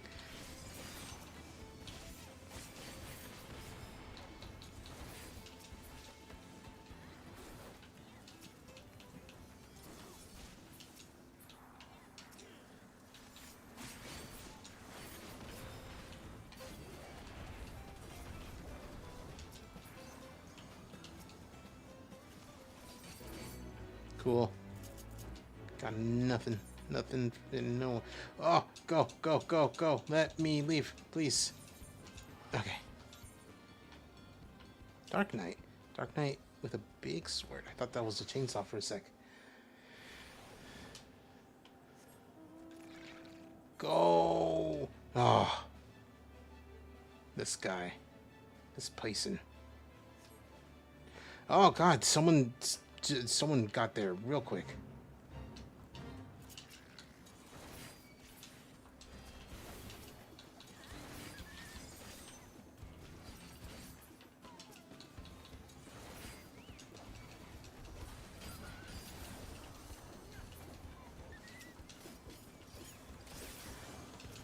All these kids in their DPS classes.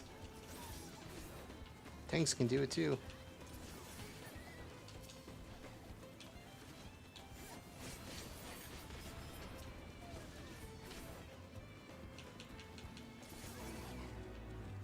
Okay. Oh God, it's over there.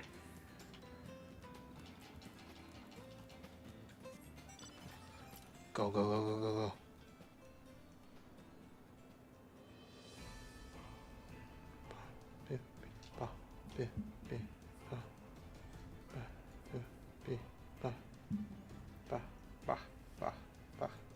Let's turn up some more.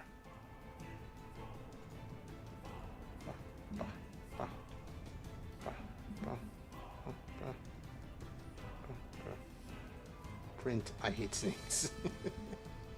That's funny. That's a funny name. Alright, start descending.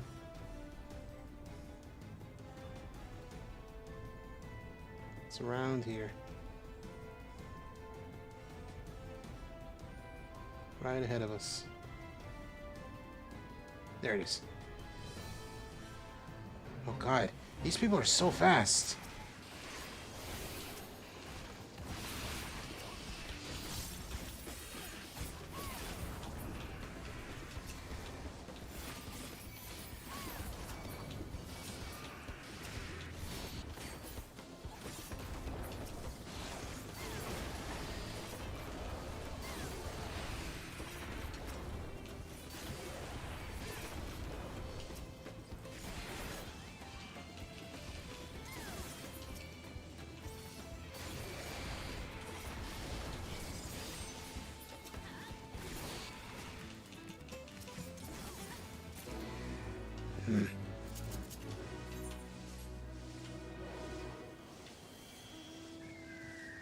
Alright.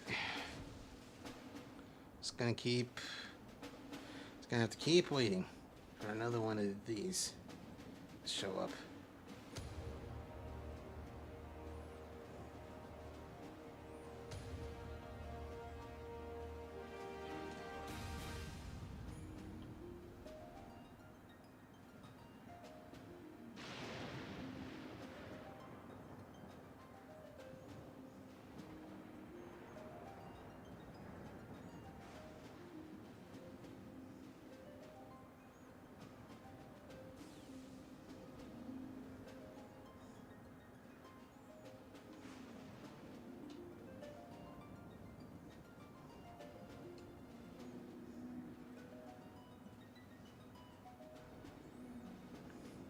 Just gonna have to fly around and wait.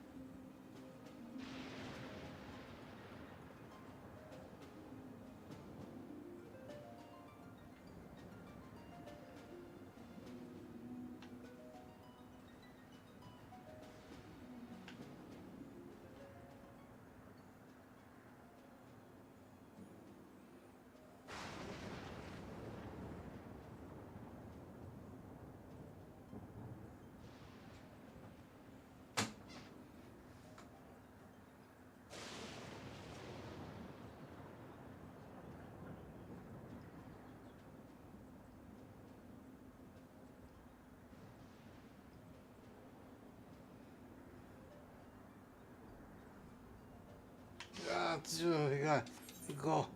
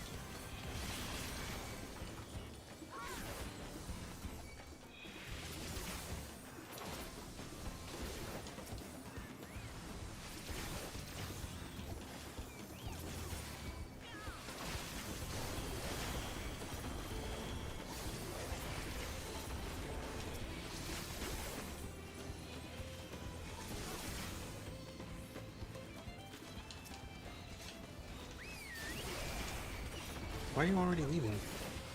Why did you accidentally summon your bird? Cheese goes where goes Cheese in their clickbait era.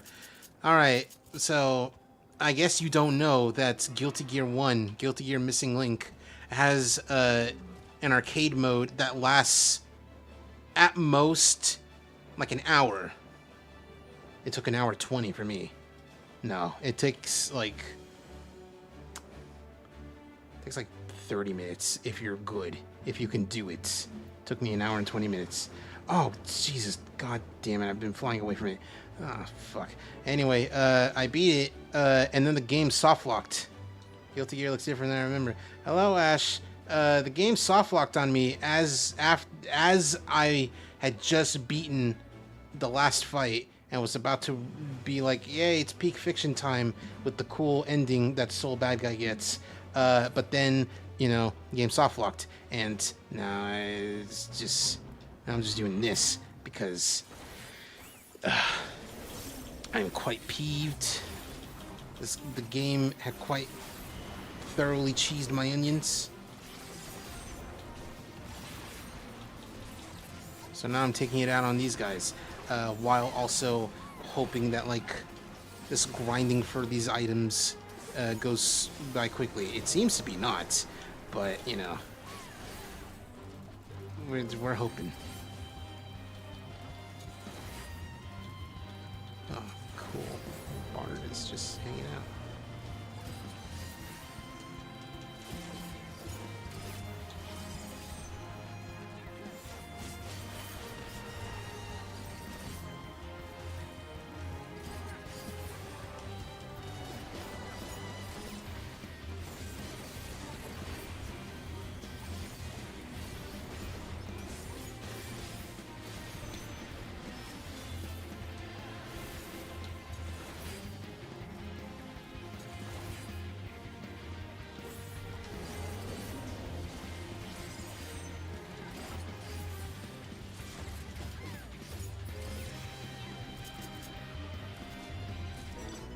Nope, nothing.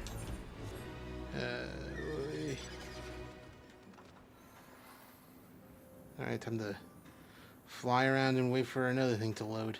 To load? To pop up. I'm going the wrong way.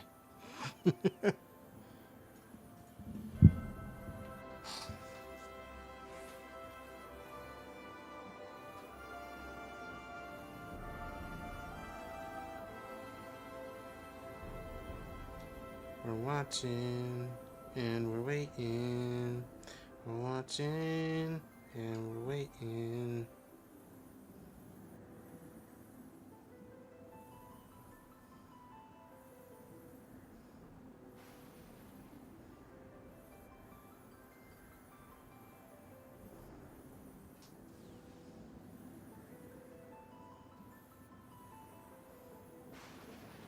I will park my Ultra Horse here and wait.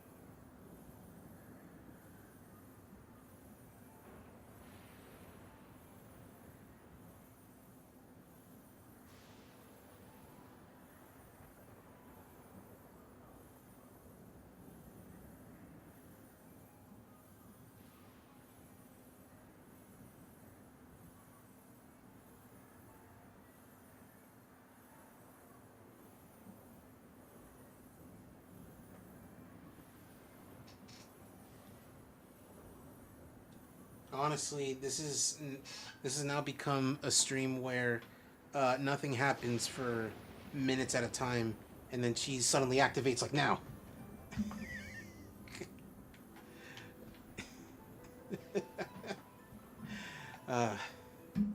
If I'm just sitting in silence, yeah, nothing happens. If I'm talking about literally anything, I am activated.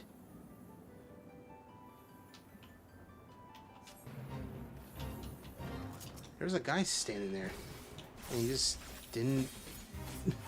He didn't activate. He's just standing there. You okay there? Yeah, I'm good. I'm fine. I'm just. Oh, this specific activity that I'm doing in game is it would wear down most people, especially if they were not lucky as me yesterday.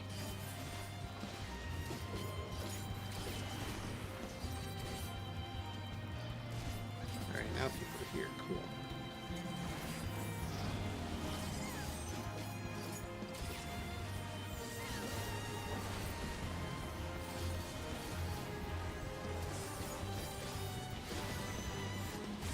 I really should have like a party of people, or maybe like friends helping out. But you know, yeah, that's fine.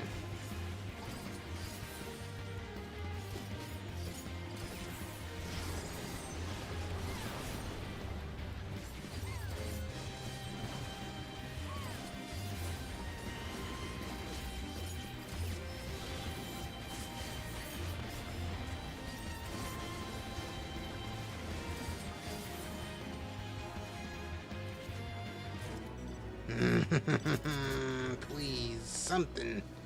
Something for my troubles. Just at least one. I need 3 of those things, but you can, like, just drop one, and I'd be happier than normal. Did you see the new King of the Hill intro? It's a very interesting, like, conceit for a new King of the Hill, like, reboot, not reboot, continuation, where the Hill family have moved out for, oh, you freaking kidding me, have moved out for a while. Get me in there, you freak. Interesting conceit where the Hills have been gone for a while and everything has happened all the time. Also, interesting that it's Bill that catches COVID first amongst everyone else. Even though Dale's the one who was just hanging out with his mask down, which, you know, is very much Bill's luck. I'm gonna let you guys in chat in on a little tiny secret. I kind of hate Bill. Because he's the kind of pathetic that, like, pisses me off. And this is a me personal thing. Where it's like, despite, you know, Bill's not supposed to be a person to look up to. I'm not even saying, you know, it's like, oh, I don't understand why people like Bill. But, like, out of the four, I was gonna say 4 friends, but, you know, Hank is not a friend. He's the main character. He's not a friend of Hank. He's Hank. But, like, out of the 4 main dudes, I dislike Bill the most. This is a me thing, though. This is a me personally. Some people would say that they hate Dale because he's a conspiracy theory guy in an age where all conspiracy theories suck ass and aren't fun anymore.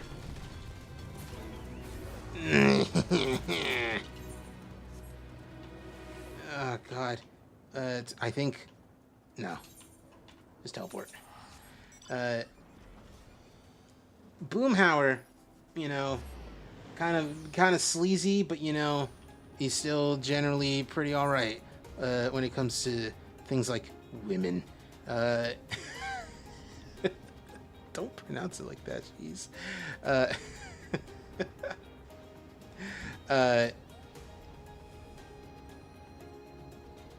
And then Hank is just Hank. Hank is main dude.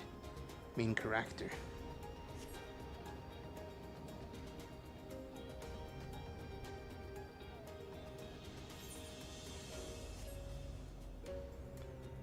Hey dude, what's up? I'm here to take care of your robo problem.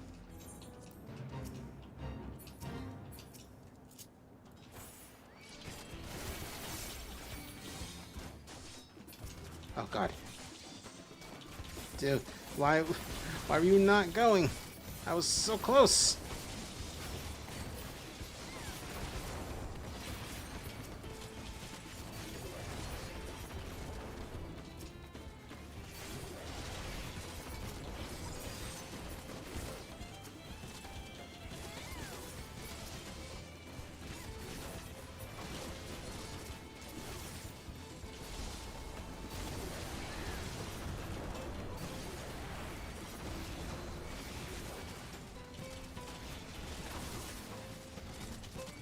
My parents thought King of the Hills was meant to make fun of conservatives and were offended by the show, but the series shows Hank's not a bad guy. Maybe a little slow on uptake sometimes, but in the end usually comes around. Yeah, that's the general consensus about, like, what's King of the Hank of the Hill is like.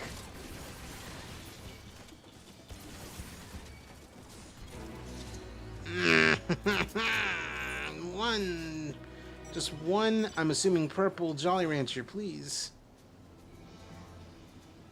Because, like, I feel like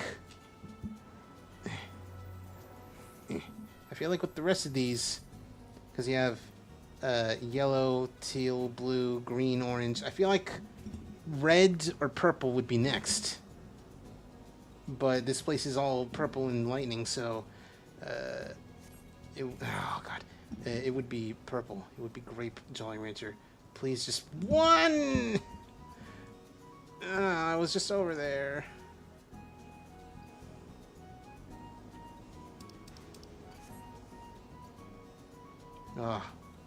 Oh, there's another one there. Ah, frick. Ah, fudge. Oh, God. It's already activated. Oh, no. I'm not that late, but, oh...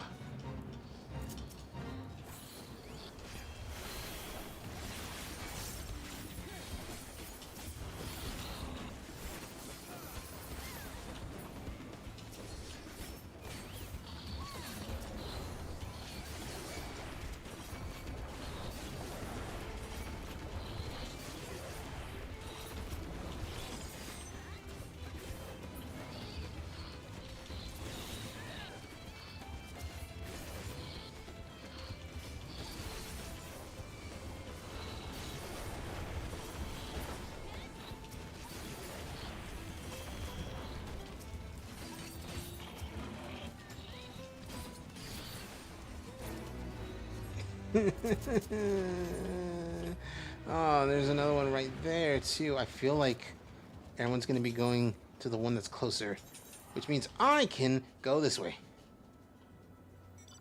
See, description says Testament. My DMs are open. Non-binary icon. I mean, yeah, that's. I'm talking. Yes, I am talking to Guilty Gear Testament. Sure, they were a lot more mask presenting in the original Guilty Gear. In like older Guilty Gears, all of them pretty much. It's only Strive that they present more femme. But you know, the statement stands. My DMs are open. Testament from Guilty Gear. Testament transitioned. No, actually. According to the creator of Guilty Gear, Daisuke Ishiwatari, they've always like been agender. That was always the plan. Like not non-binary, they're agender. Although non-binary is, you know, they're it's like saying soda and pop. I mean, sure, like to some people, it's like, no, there's nuance. Like, agender is more like pop and non-binary is soda. Agender can be under the non-binary umbrella. That's what I'm talking about. Exactly what I was saying with my own words and mouth.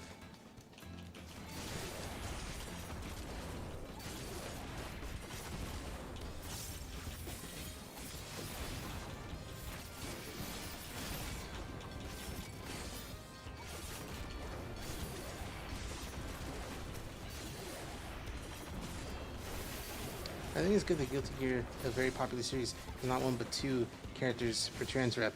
You want more trans rep in a maybe not popular thing, but like in a modern fighting game thing. Look up. Well, it's not even a fighting game. It has a fighting game, but like that's not what it started out as.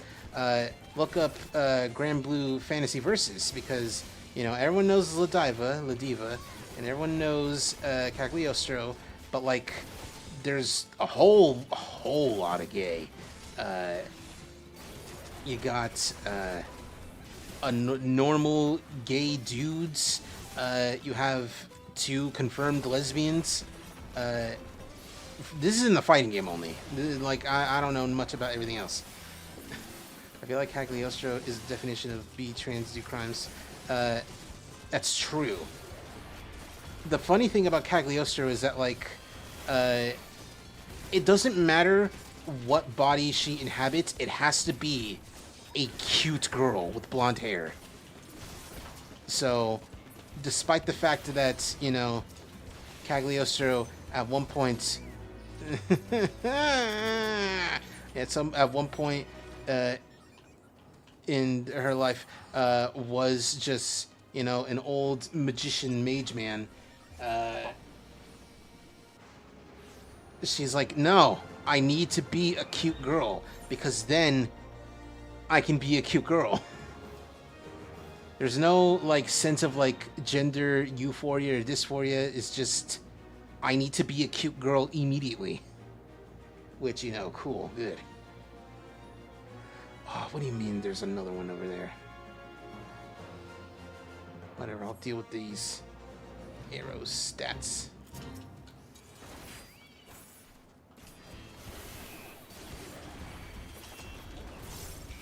Hey, you don't need dysphoria and euphoria to be trans, just be you. Even if you're a crazy alchemist.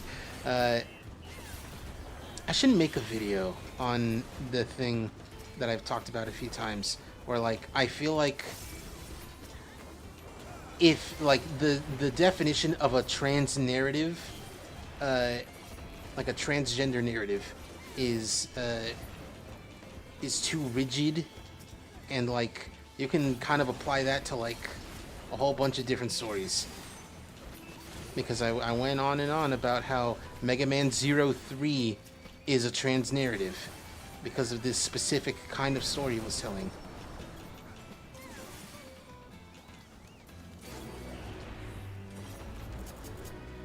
Oh, this stuff is gonna give me a hernia.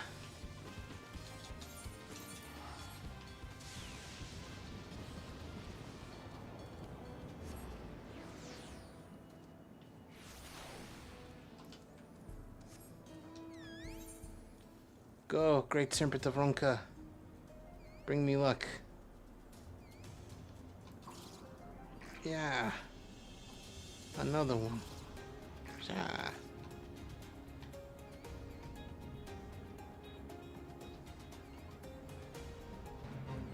Oh god, some of these guys are on their bikes.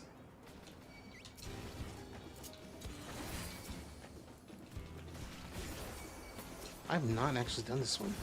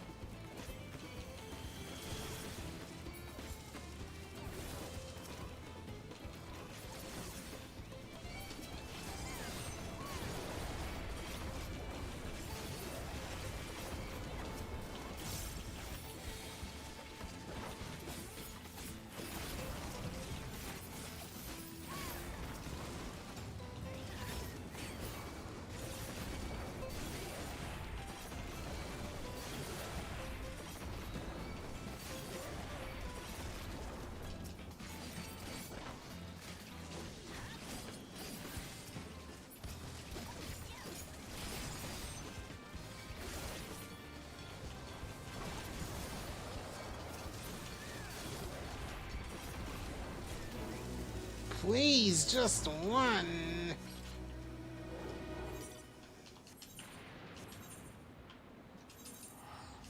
Wait, hold on. Is someone already working on that? Oh, cool.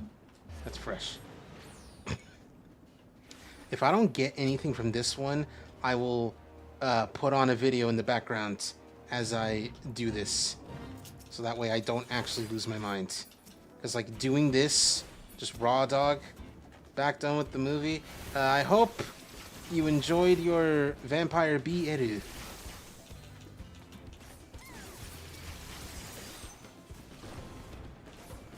Again, so what movie? Yeah, it was a vampire gay thing. Gay. Fuck yeah, plus it was British. Wait. Vampire B Eru. That's British. What is it? What's the name?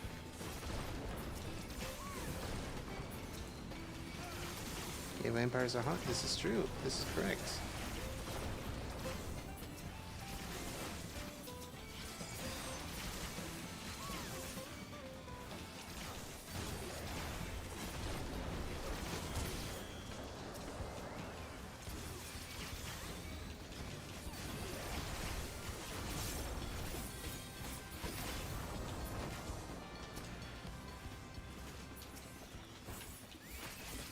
Jesus, son. Hi. It's called Vampire Brighter in Darkness. Brighter.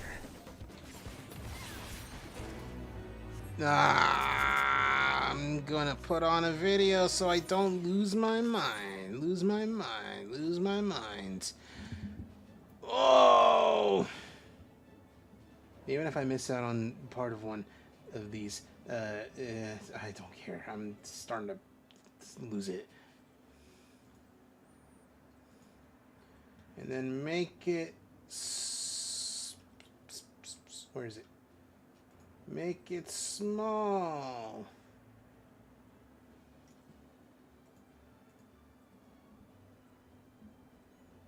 Anyway. What is this notification I got? Okay. Why a big waifu on screen? It's because she's blocking the chat box in the game. You're supposed... Ah, damn. You're supposed to do that when you're streaming Final Fantasy XIV. It's like... It's not a part of the rules, but, it's, polite. You don't want to start leaking various people's messages. Anyway. Wooly, I want to ask you a question, and I want you to be completely honest with me. Oh God, I'm not gonna make it. Yeah. Am I short? Are you? I'm not going there. I don't know.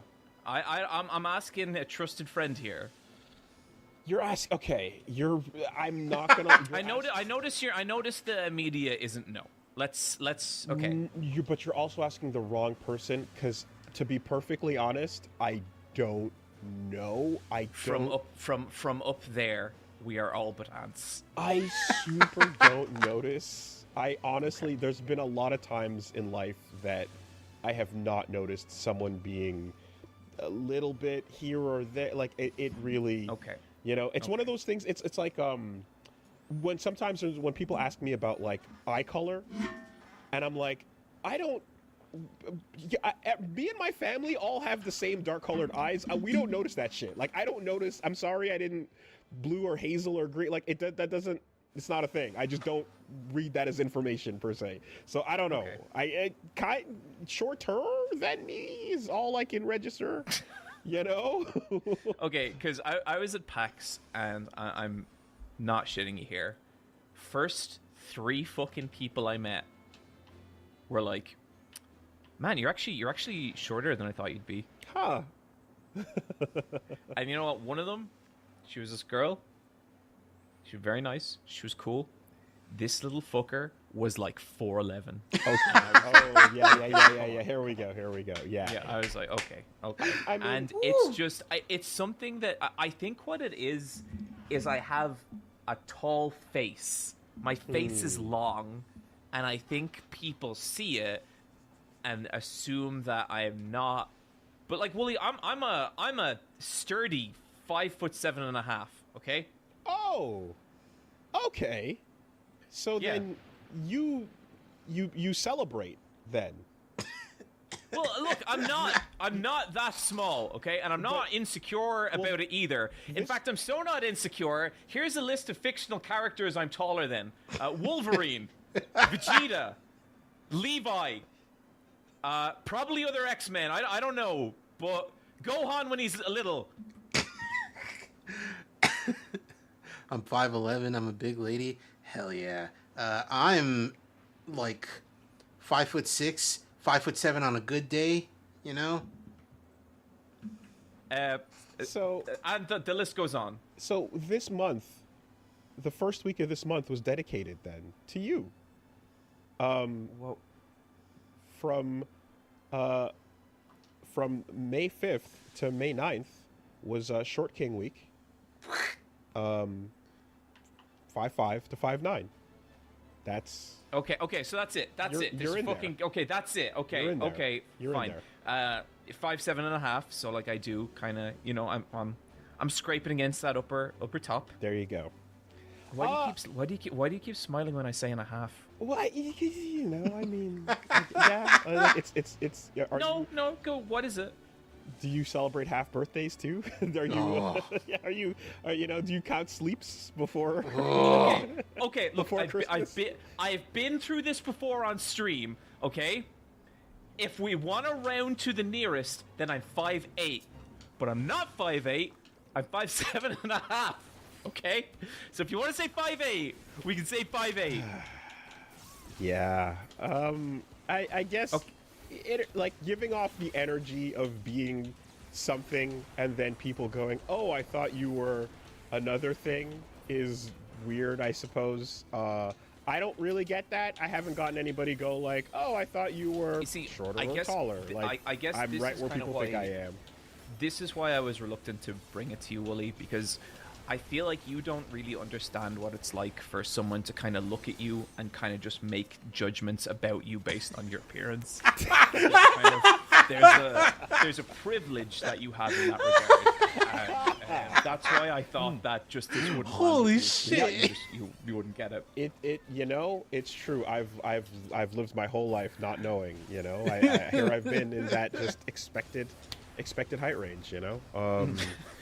Yeah, I you know, look, I can't say that.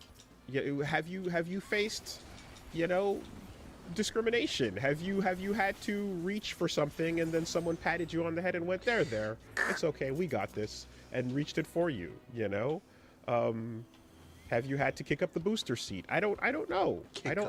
I feel as if you've always just registered as like, oh yeah, people are there. You know, you're in. Okay. Yeah, it's just 3 in a row, Wooly. That'll get you. I wouldn't lose sleep over it. I think, you know, I think what are we, average human? I think what are we looking at here? You're fine, right? 5 feet 7.5 inches is the That's average me. world. Well, That's me exactly. Look, you are. I'm not sure. I'm average. You are the global average to. I am exactly the average. Maybe even slightly more. Maybe I'm tall. Done and done. You know, Done and Wooly, tall guys like us, it's a different world up here, right?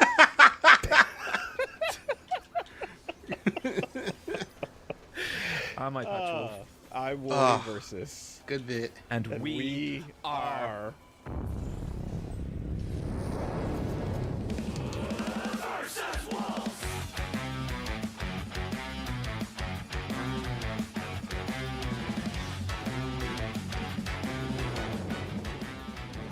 Oh, Wooly, I'm coming into this podcast pretty hot. Wanted to talk about Claire Obscure Expedition 33. Let's go. Okay. Oh, now I would like to skip to, you know, when they're talking about, you know, the stuff that they looked at. Oh, hold on, Sinners, though. Perfect. All right. Sinners. Okay, so last time we released the episode, there were a lot of people that were like, motherfuckers didn't watch Sinners. God damn it. I was waiting for that discussion to happen. And I was like, okay, so there's something going on here that must have some relevance. I got multiple messages, quite furious messages from a lot of my black audience being like literally saying, your black audience demands you watch this. And I was like, okay. Get your black ass to the theater right now. Listen, I think I got a lot of friends and a lot of people as well kind of being like, yo, you got to go check this movie out. I'm like, yo, Ryan Coogler, let's go, right? All about it. That was a very fun movie. And oh, excellent. I thought it was so good. I was like, any film that can go over 2 hours and make it feel like 60 minutes is okay in my book. So, but I guess, oh man. I guess, you know, I don't know if we're gonna go full spoilers or not, but I will say that I didn't know what it was going in at all. I just knew I saw a trailer in front of, I think it was like Alien Romulus or something. I saw a trailer and it's like I saw Michael B. Jordan, and I saw fire, and I saw like some action happening, and I was like, oh, that looks cool, and it looks like a period piece, you know, set in the early 1900s in America, and you know, let's see what's up. But like, I didn't know what it was, and then upon watching it, I'm like, oh, it's Black from Dusk Till Dawn. Is what it is. Yes, that is what it is, and it is a phenomenal ride. So one, I gotta say, up top, so Ryan Coogler, obviously, like, you know, what an incredible director. But when you pull off stuff like Black Panther, and you know, Creed is obviously huge, the type of deal that you can get, right? The deal he got for this movie, I don't know if you saw, but it was, he owns the rights, doesn't he? After 25 years, he gets the rights back, which never happens in Hollywood, right? But it seems like people going to theaters now is an option that you have to convince them to go do. It's not the same as it used to be pre-COVID. And already then, streamers were getting more popular. Now, to get box office numbers up, you need a person that people believe in and like that they like what they do. So like the idea of him being able to be like, yeah, okay, this is your retirement. You know what I mean? This is your future set. Being able to be like, yeah, me and Michael work together. Like it's one of those, like, you know, there's always a director and actor pair that kind of like work together a lot. That's the one for them. And the fact that you get the movie rights back yourself is awesome. That's a really huge deal. The actor that played Sammy, debut, first movie ever. So I love the fact that also spotlighting new talent. You know, that's huge and a big deal. And he did such a great job. And that deep voice is so specific and unique, you know. I just, yeah, a lot of that played out in real awesome way. What an unbelievably attractive cast. Yeah, lots of just across the board. Lots of attractive people giving lots of oral. Yes. Yes. And look, I just want to say copious amounts of oral. One of those cast members is a big-bodied lady. She looked fucking incredible. She was so cool. She was so hot. And that was her place in the movie, and that's just who she fucking was. And it was so cool to see. And damn, like, fuck, that was cool. My favorite scene, the best scene in the movie to me, just Delta Slim in the car talking about that memory he has of watching a friend get lynched and seeing that turn into song. When the emotion swells up and he can't handle it anymore and he starts singing and you're like, that's the blues. That's it right there in the spirit, in the flesh. It's so good. And that was actually an improvised moment too. Whoa. You know, it was incredible. And then Michael was like, oh, yo, you got your guitar, boy, why don't you play it, you know? And like none of that wasn't a scripted moment, you know? And I was like, oh, that hits in terms of like setting up the time and the place and the mood and the whole thing about like we want to have our own place, you know? And that's why I think it works so well when you have little old Remick strolling on to the movie, like tumbles onto the frame and walks in as the villain, as your big old Irish vampire. Now, and we do need to address some things about the Irish vampire. Oh, the idea that you know, I think part of the reason why he's so crucial and like he brings the music is such a big part of the identity, and he brings his own sound and his own flavor and his history with him on that. And like because of the idea of like, oh, your people have been through some shit and my people have been through some shit, and I understand that. I understand what you're looking at, and I'm appealing to that part, right? He actually appeals to that part of the Irish black connection, and they use that as. The thing was for me, that part was like I was just like, yeah, right? Like let's do it. Like let's all be vampires. Let's go. Relating to an earlier conversation, I think it's incredible that Grand Blue has a big, beefy, bearded trans woman, and she's not a joke character. She's awesome. Like, wow. Yeah, because her reasoning for not wanting, in a little side story, she's given the opportunity by Cagliostro to have a body that fits her identity, and she says, in no uncertain terms, my body is my identity. I am a woman who looks like this, but she also says, I would not dare get rid of this body, this gift from my parents. And then Cagliostro's like, and that's it. That's the whole conversation. And it's very cool.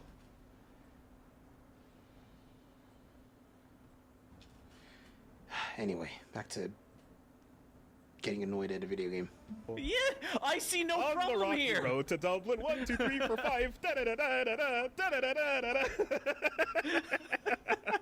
You know, and it's like it's like, oh, because you see it you see it constantly all the way up to today. How when it comes to people being oppressed, Ireland is right there, yeah, we got your back, right? Oh, right every time, every single time.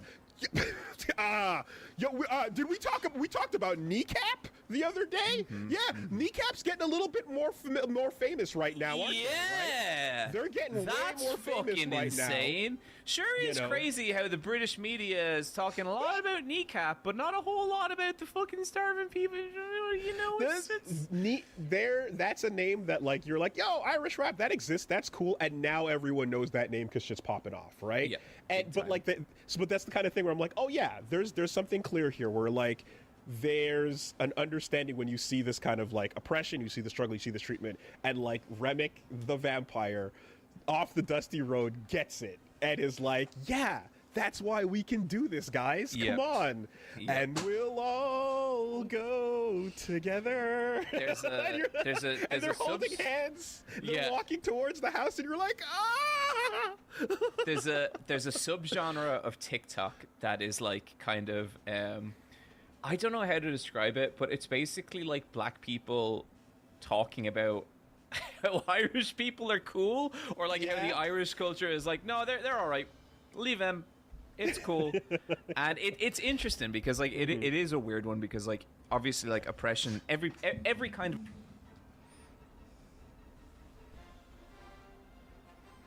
ファート with reverb that doesn't stop echoing. Eternal sound torture. You said it, Pokey. Oppression comes in different forms, and like with Ireland, it's like, you know, you pass like you're white, like you're not gonna raise any eyes if you walk into a bar. A little more so when you start talking, depending on like a couple of different things. But I think like the thing that really, and I've kind of talked about this before, and I've talked about it on our on Intermission Lounge and stuff, but like the big thing is like it's the generational trauma that you can still fucking like feel on the streets of Dublin every single day. And it meant a lot to me to see a character in this big mainstream movie address that. Now I did have some issues with it, and a huge one was just I wish he just talked like an Irish person. I wish he had an accent, because no one fucking talks like us in movies, and he was from like the old country, like that was his. So you wrapped Guilty Gear 1 quick, huh? Yeah, it's a game with an arcade mode and a versus mode and a training mode. That's kind of it. It came out in 1999, dude. That being said, it still took like an hour and 20 minutes because it's hard. Even with like the cheese strat of doing the instant kills instantly. There was also the matter of the game soft locking me after beating the last fight, so I couldn't get to watch Soul's ending. Same as my feeling with Arcana Heart 2 a while back. Arcana Heart. That's a name, and that's the whole statement.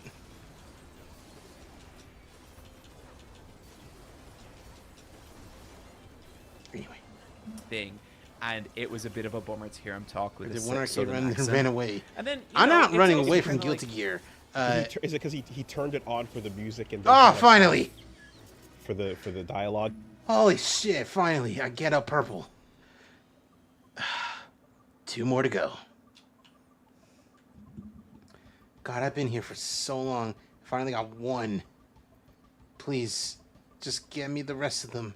I beg of you. Just 2 more. Anyway. Kind of thing? Yeah, I just would have liked if he talked like that. I understand an Irish accent is a difficult thing for American to get down, but like it can be done, like I've seen it. And it just, I think it would have been this whole message about like, this person, this like minority is coming to these black dudes with this solution. And it's the wrong solution, but it's the wrong solution to a fucked up problem. And I think that just hits a little harder the more Irish he is. And Ooh. Senpai, are tamales good? There's a street guy vendor that sells those. Depends on what country you're getting them from. Like what country you're like the recipe is from, or the person making it is from. And also, no, that's kind of it. Like, it's all a matter of like, who's making it, what country are they from, what recipe are they following. Cool. Whatever. Also, the singular is not tamale. That's not a word. That is a thing Americans made up. The singular is tamal, no e.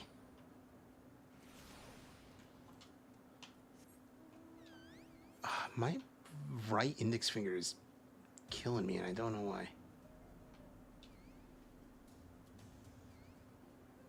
And it's like not even the whole finger, just like the tip of it. It was just a bummer to hear him have an American accent, you know? I mean, I'll say as a, you know, as a Westerner over here, like the fact that every time he opened, he 100% looks like a foreigner. Which one? Because one's not one's American. Oh God, no. One's Canadian, and the other one's Irish. Oh no, the guy who's making the tamales. Oh God, never mind. My mind's melting from this and the other game.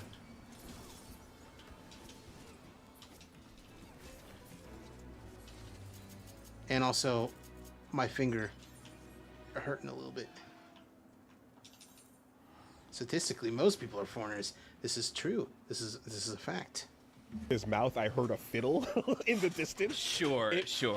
It worked in just the, you know, in the levels of just like, yo, you've been oppressed, I've been oppressed, that sucks, let's become vampires. Yep, yeah. And like, and that is the most hyped I have ever been to see Irish dancing.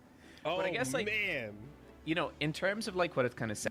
I'm guessing I don't eat the leaf? No, do not. That's the wrapping. You take off the leaf. Depending on where you get the, depending on who's making the tamal, that leaf, you know, is either a corn husk or is a banana tree leaf. Honestly, though,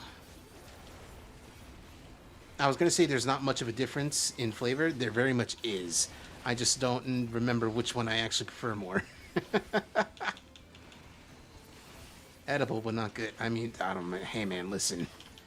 Edibles, it's putting it strongly.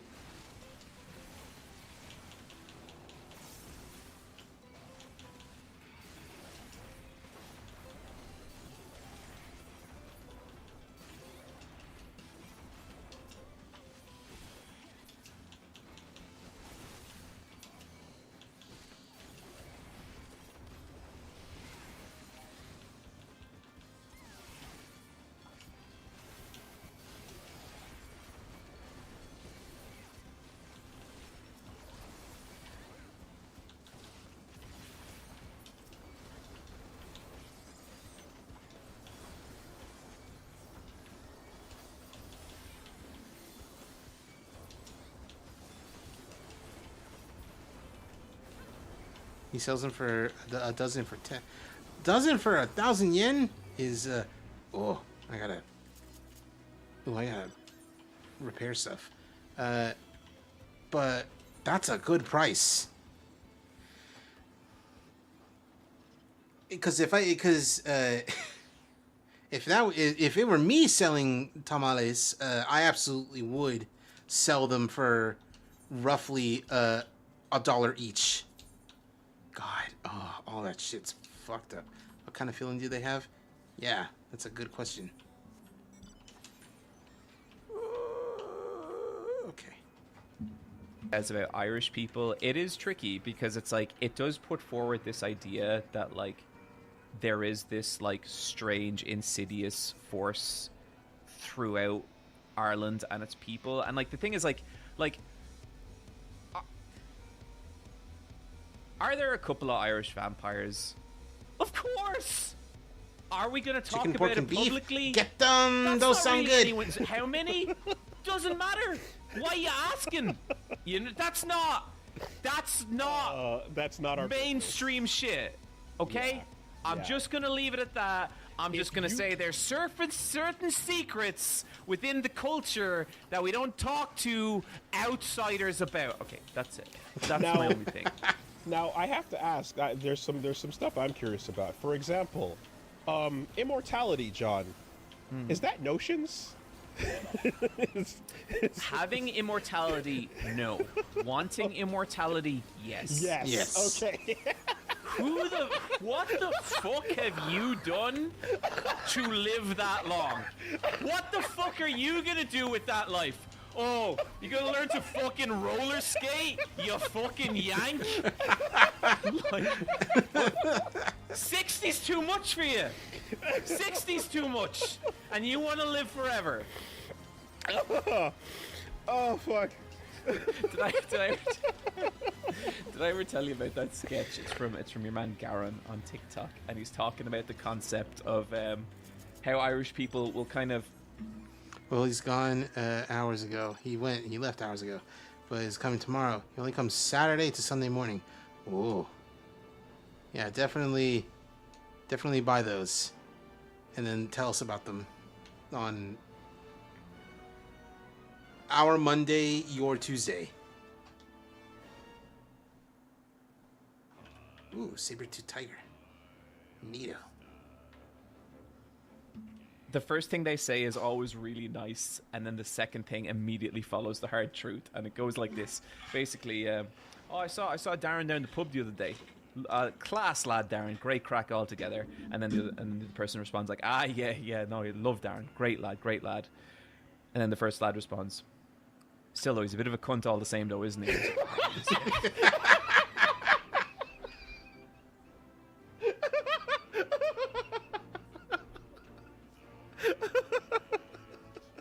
Yeah. Okay. I have had that, and like, so just to say for people as well, the C word, it doesn't quite carry the same venom in Ireland as it does in other parts of the world. Course. It's not a misogynistic thing. I don't personally use it except in that anecdote, but yeah. In the Irish/European context, you're more than all right there. Yeah, but oh god. Wooly, I cannot tell you how many times I have had a conversation like that.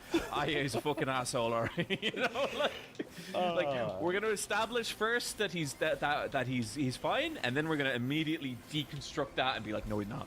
But yeah, man. I had so much fun every time he was on screen, just yucking it up and.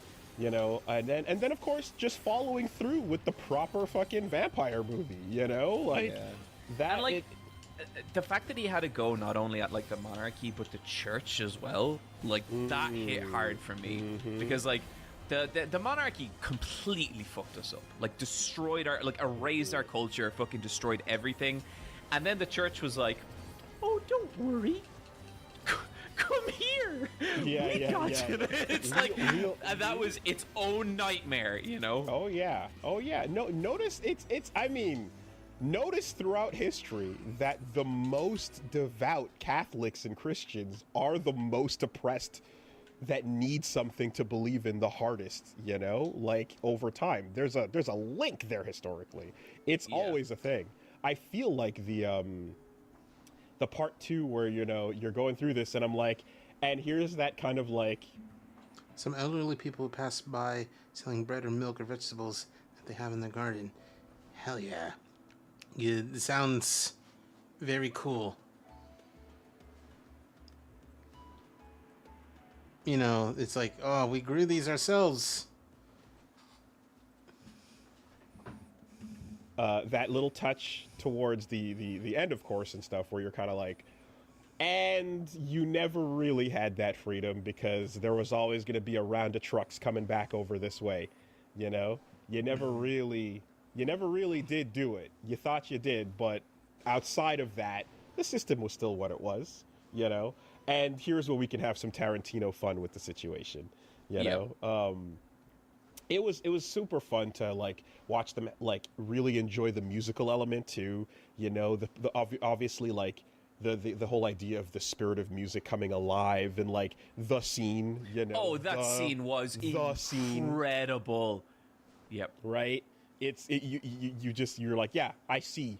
I feel like that scene came to like the writer in a dream and went like, okay, that's what we're making here. That's what this movie is. Let's make a whole thing around that, you know? And you can definitely look at it and be like, oh, there's a real dedication, especially for like a brand new IP not connected to anything, just that's like all about being like real to the history and authentic, and bringing up, you know, so much of that setting and the beginning of the movie and establishing everything about it before anything supernatural really happens. Like, they kind of tell you, hey, supernatural stuff happens, but like, let's just like establish this world and who the players are, and you're super invested, you know. And it's so funny because I remember then hearing that, like, apparently there was a Marvel Blade movie that was supposed to be taking place in the 1920s that didn't happen. Oh, that would have been fun. Yeah, but now you're like, oh, well, your lunch is gone. You know what I mean? Yeah, goodbye. And furthermore, what would, even as cool as that is as an idea, I don't know that MCU Blade necessarily would have, like, it possible, because, I mean, Ryan Coogler did it with Black Panther, but I don't know that it would have been as, like, yo, we're gonna hit you in the gut with the reality of, like, you know, how shit it was back then for black people, and talking about the Irish and getting into like the real grit of it, while we're also got some vampires. Yeah, because at some point Blade has to turn around and be like, "Thanks, Spider-Man." Yeah, well, that's it, you know, and then like, thank you, Spider-Man, and then see the KKK pulling up. Like, I don't think that's where they're going necessarily. That's all right, Blade. I have always sympathized with the oppression of the black people. Oh, wait. wait, is that Miles or Peter? Who's that? I don't know. I never know. Oh man. Yeah, that was a lot of fun, and yeah, you know. very, very, very relevant to the dynamic of this podcast. Why isn't Spider-Man Smash the Clan? You know, I don't want to spread rumors, but, you know, saying that says enough. All right, no, I'm not slandering. Spiderman is my favorite boy. I love me a good old Penis Parker. Jeez, you're just talking about your favorite superhero like that. It's so casual, like, yeah, because I've loved him for years. Strawman? Lewd? What, the name Penis Parker? It's not lewd, that's hilarious.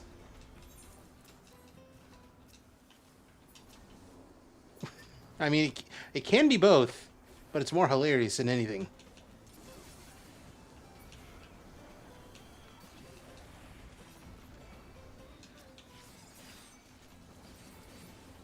Anyway. Sure. That's it. In the end, you know, we have our struggles, and you propose that I just, Penis Parker? take the bite and just join.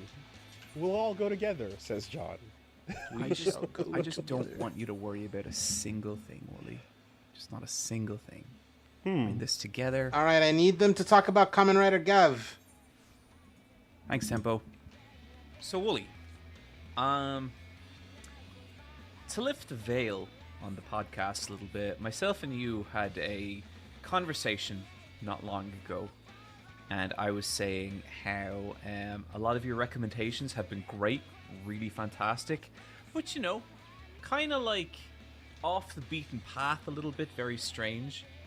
And when that happens, I kind of need to then recommend something a little more mainstream to make sure that the videos stay YouTube friendly and all that kind of thing. And so I was like, I need you to recommend me something real mainstream, buddy. A real. Instead of Mario Kart, they should call it Nintendo Kart Racing. You know, if they weren't cowards, that is what they would do.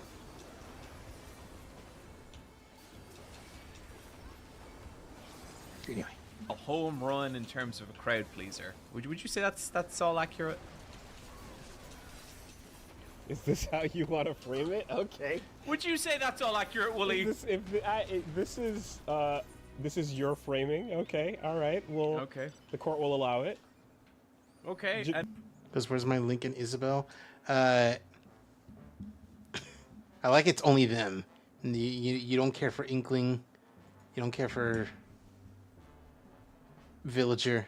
No, just the two of them. How do you respond, Your Honor? How do you has a lie been told? Your Honor, let's see where he's going. Weren't there non-Mario characters in Mario Kart 8? That's what Genzo's talking about. Like, like they're gone now in Mario Kart World. Now it's all Mario guys, including like a ton of like enemies as raceable people.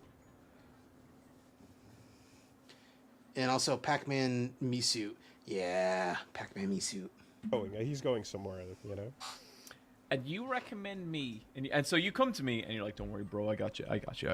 Trust me, this next thing." And you recommend me a 33 episode Japanese toy commercial. Yeah, there better not be DLC because I ain't paying for that. You will. Cow's the new mascot of Mario Kart. Also true. Octorok in Mario Kart World, but no Link. Trust. Octorok specifically. With no official English translation. Okay, first of all, they're called action figures. Yes. All right. And I won't have my belts be spoken of with disrespect. Now, you listen here, and you listen well. There are a lot of people currently listening to this podcast. Second of all, it's a candy commercial. True, real. Kamen Rider Gav is a candy commercial. More than a toy commercial. Just my new main's gonna be Penguin. With bated breath, because for the first time ever, that title says Kamen Rider in it. Believe you me, they're out there and they're listening and they want to know your opinions on the Reiwa era that we have just entered. Okay? Okay, so this is something I actually didn't know. Like, I was genuinely surprised by the amount of people I have seen, specifically Kamen Rider fans, I have seen anticipating this. I was at a con in Dublin, AmiCon, over the weekend, and I got talking to a Kamen Rider fan, and he said something to the effect of, "This could be really huge for the Kamen Rider community."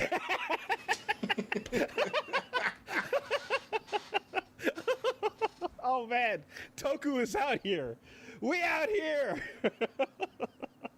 Shit. Or, oh boy, I could be about to make some enemies. Yeah, I mean, we'll have to find out. But listen, all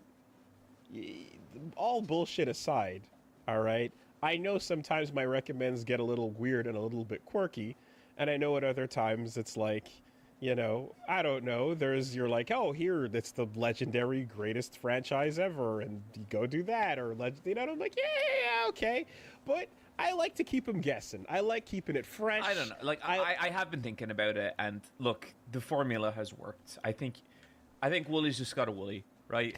Wooly's got a Wooly, and part of Woolying is making sure that people walk into this from day one going, oh, wait, getting to a physical location for an activity is on the board. And I'm like, yeah, this is what we're doing. It's not just your anime versus my video game. You know, it's more fun than that. And I love that stuff. More fun than that. Yeah, no. Darin's watching spooky movies. Yeah, probably. You gotta keep it a little tricky. Even if no one will click on it. Even if no one click. Hey, look, the 40 people who clicked on this episode are probably having a great time. And is that not woolly-woolying? All right, woolly-woolying means I will woolly when no one is watching, and I keep it going. God damn it. No, look. I have nothing but respect, and I would never seriously want that to change. I think we just gotta do it. We just gotta go with our hearts on what we want to recommend. And I am curious, chicken. why did you recommend me this, and why Gav specifically? I think that we need to, you know, I think I shared a pretty juicy recommendation with you. You know, okay. I think I shared you something that was full of flavor.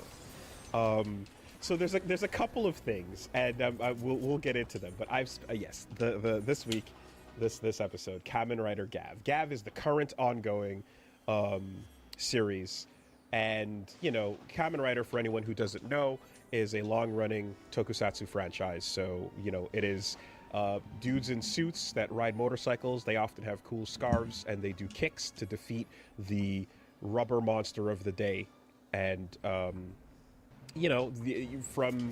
the 70s all the way till now, there's been divisions that are like each era when an emperor of Japan takes over is a grouping of like a different grouping of shows, And, whoa. Yeah, so the Showa era, where it all started, was based on the emperor at the time, and then the Heisei era is when the new era emperor took over, and then because that again went into a third one, so that all the new shows are under the Reiwa era, and so that's the large broad thing on it.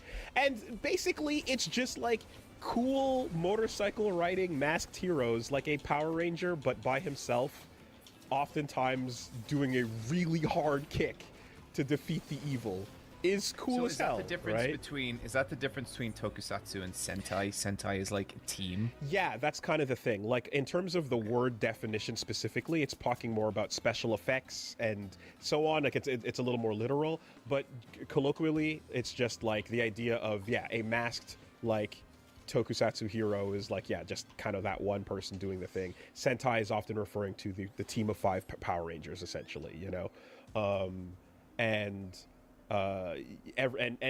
There's going to be some poses and all kinds of like stuff here. So off the bat, hey, guess what? I've seen a couple of them, and I think it's rad as shit. I am not the diehard that's going to make no mistakes whenever I talk about it. So I have to put up the preemptive disclaimer on anything I get wrong, including anything I just said. Listen, tokusatsu fans, you little freaks. This is your opportunity to be ambassadors for the thing you love. Don't be weird. Don't be... We might be about to do you a favor. Don't be weird. All right. That's not the energy I want to bring into this. But over the years, whenever it's come up, it's always been a moment of like, there's like excitement, and then also like, oh, but there's things to get... There's a lot of... right? So, the reason why I recommended Gav is because... when it comes to Kamen Rider, there's different feeling like shows, and I think it's a lot of things. Some shows are more dark and like a little less like, I guess, blatantly child friendly, even though they're always about marketing toys. It's always about selling a belt, right? Make no mistake. Yeah, because when I started this one and I saw that the gimmick was confectionery. Yeah, I was like, oh. Yeah. You're always selling a toy, and you're always picking a theme that's going to push that idea, and that's not going anywhere. But I think that some of them, they have different like vibes to them, and what you kind of get reminds me a lot of wrestling, in that like this is family entertainment. The narratives in a lot of cases will be very straightforward and childlike and simple, but there's also... I don't know what fucking wrestling you're watching. This is the second time you've said this shit. Okay, well, we all can't be Lucha Underground, but the thing is in the midst of that, there's these unexpected moments of like really hype choreography, really like sinister themes, and things that are like a little bit more than you'd expect, kind of like you're watching the era of kids getting Bret Hart putting the glasses on them, and like playing the music, and then you're watching the Usos get stomped on as Acknowledge Me is happening, like, and those moments of like, oh shit, right? And so I feel like Gav is a fun new season that's currently underway, and it shows you some of the best choreography, some of the... Hey, don't fucking curse. What are you talking about? Oh.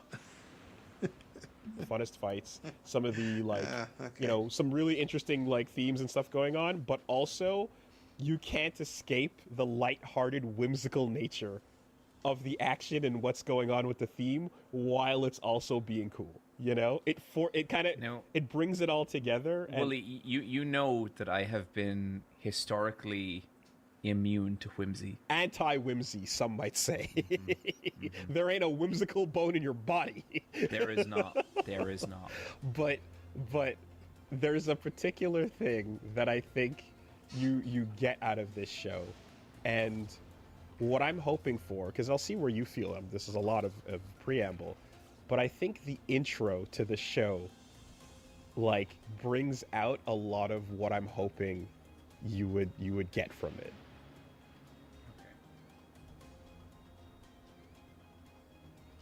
Wooly. I fucking loved it. I loved it so much. It's so fucking cool. I have been so excited to talk about this. Oh, yeah. I had to try so hard not to message you when I wrote Kamen Rider in our docket. I accidentally wrote it in capital letters. Let's go. Look, people for years have been saying to me, like, oh, you should watch Kamen Rider, you should watch Kamen Rider, you should watch Kamen Rider. Everyone was right. Everyone was right. There was so much shit I loved in this. You know what's diabolical, Senpai? Pauline has one outfit, Nintendo's trying to get rid of her. No. Wait, hold on. In Mario Kart Worlds? Because, are you sure she only has one outfit? Or maybe it's we don't know what the other ones look like? Like they haven't shown off the rest of them. Because I'm pretty sure, the game's not coming out for another week. Almost a week. So I don't think they want to show off every single thing just yet. She only has one outfit. But do we know this for sure, though? Have they said, yeah, she only has one outfit?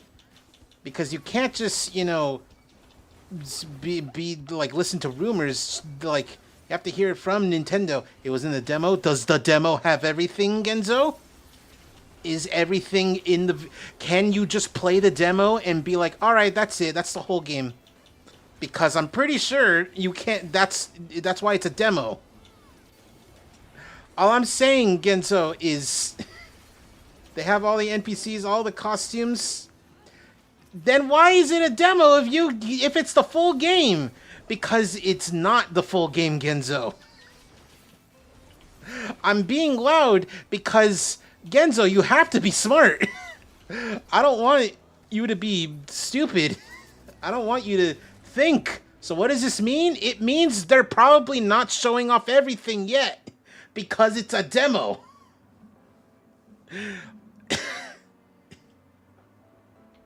It means that there's probably going to be more. I'm loud because... Wait, so we may see more Pauline fits? Yes!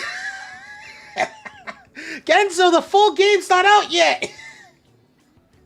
Why did you think they would show everything in the demo? Because if they put out the demo and everything's there, then that defeats the purpose of putting out the full game. They wouldn't be able to charge money because people would be like, oh, the demo has everything? Oh, I don't care. I don't care about buying the game now. Genzo, I need you to be smart about these things. Because I thought they were ready. The demo's not gonna have everything.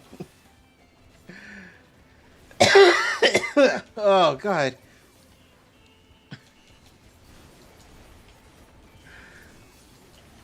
They're not gonna put everything in the demo because the demo is a demonstration. It's not the full game. Because why would they put the full game in the demo? Don't they want money? Don't they want 100,000 not USD, 100,000 yen? That's probably not even the price they're charging. On the demo, they have the original outfit for Pauline and the ponytail version. That's not one outfit, Genzo. That's two.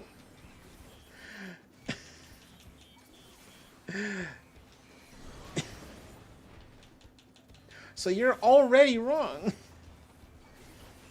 Default don't count? Shut up. Why are you being dumb? I thought you were smarter than this. And I don't want you to be dumb.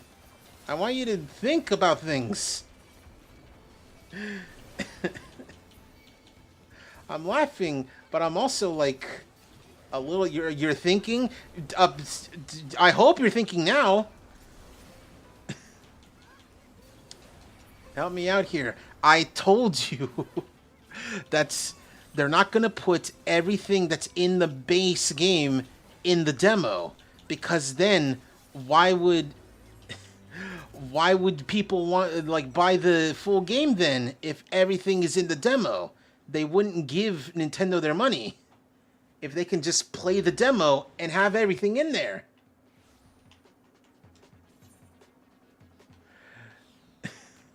I'm about to start eating myself because you're not understanding me. I'm about to jump inside my own mouth.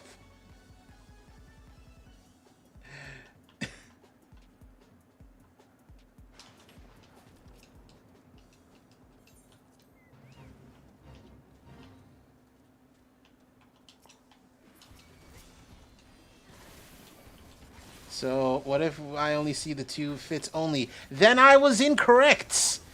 But I don't think that's the case! Why then...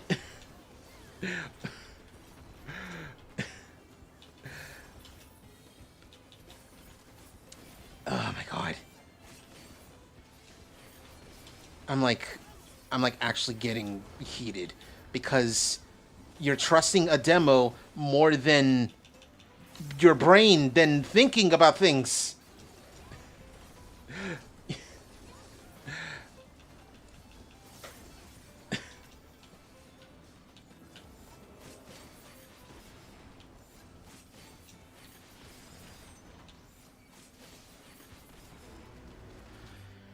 I'm getting heated. I'm getting... Ugh.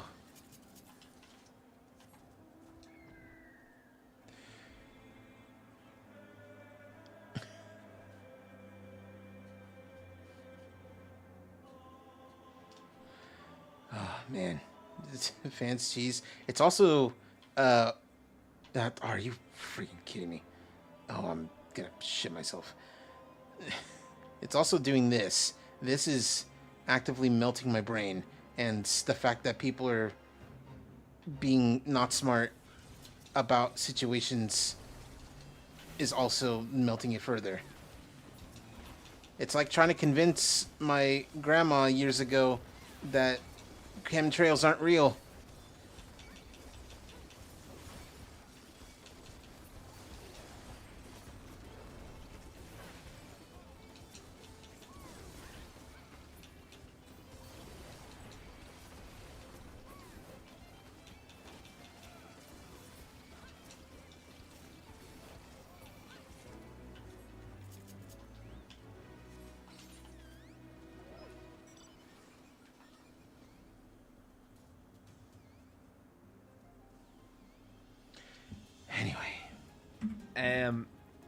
Like, I'm for some reason I'm surprised. As a kid, I was really into Power Rangers. I like wrestling. I like video games. I like anime. Tokusatsu is just the Venn diagram's a circle.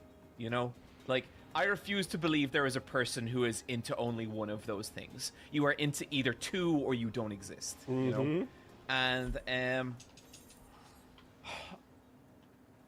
from the first episode, I was in love. I was completely fucking in love, you know? The gimmick of, basically,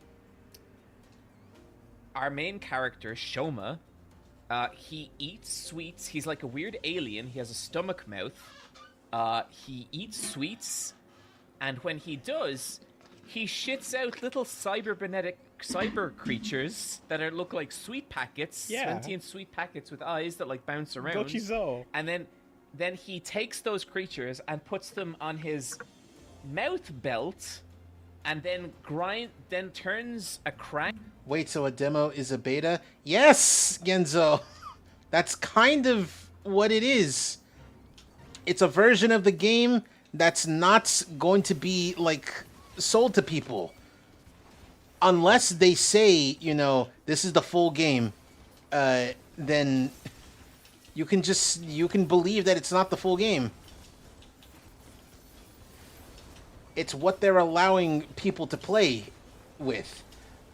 Like, if you look at the demo and you're telling me like you can play the entire full game. If you're telling me, Genzo, that you're looking at the Mario Kart World demo and it's the full entire game with everything in it, every single cup, every single course, every single game mode, the entire open world mode, free for everyone to play. If you're telling me that that's the demo, and then there's still only one Pauline outfit, then you can say, Senpai, you're wrong. But if it's just a demo, where it's just a segment of the game, then it's only just a portion of it.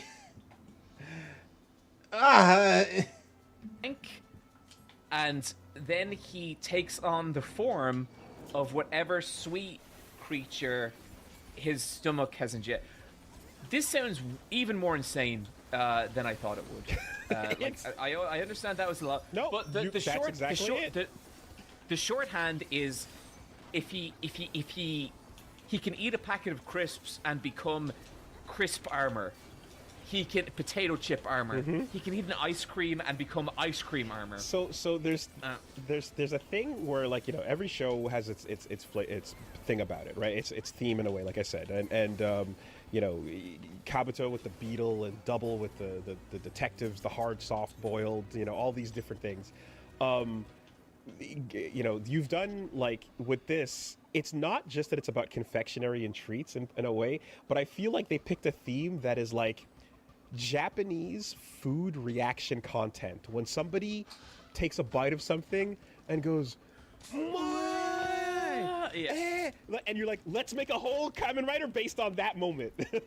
Okay, so here's the thing. Like, it's a really silly idea, and like, nothing I'm about to say is going to make it any less silly. Let's go. But one thing that like struck me straight away, and this is going to sound so weird, but it's like, okay, so first of all, when you watch the first episode of this, it's very evident that the people who make this show have been making these shows for decades and are very, very good at it. Choreography, fucking amazing. Set design, fucking amazing. Outfits, and I'm not even talking about the Kamen Rider outfits. No. Just the clothes people wear, yes, fucking amazing. The actors, great. The action, unbelievable. Like, this was so much fucking hyper than I thought it was going to be. But one thing that just really caught me that I love so much is, like, so the first suit he has is a gummy suit. It's like, you know, a wine gum or just a gummy bear. It's gummy. the gummy suit. Juicy. And what the gummy suit has, like, kind of two powers. The first is that it's very bouncy, so that when someone pits the gummy part of his armor, so like the way his armor works is like there's a base suit underneath, and then it becomes clad in like the different armor of the different confectionery types. Mm-hmm. And so the gummy suit, the way that works is it's like his armor can absorb blows, but it like gets damaged and like gets destroyed. But then if he eats more gummy, the armor grows back.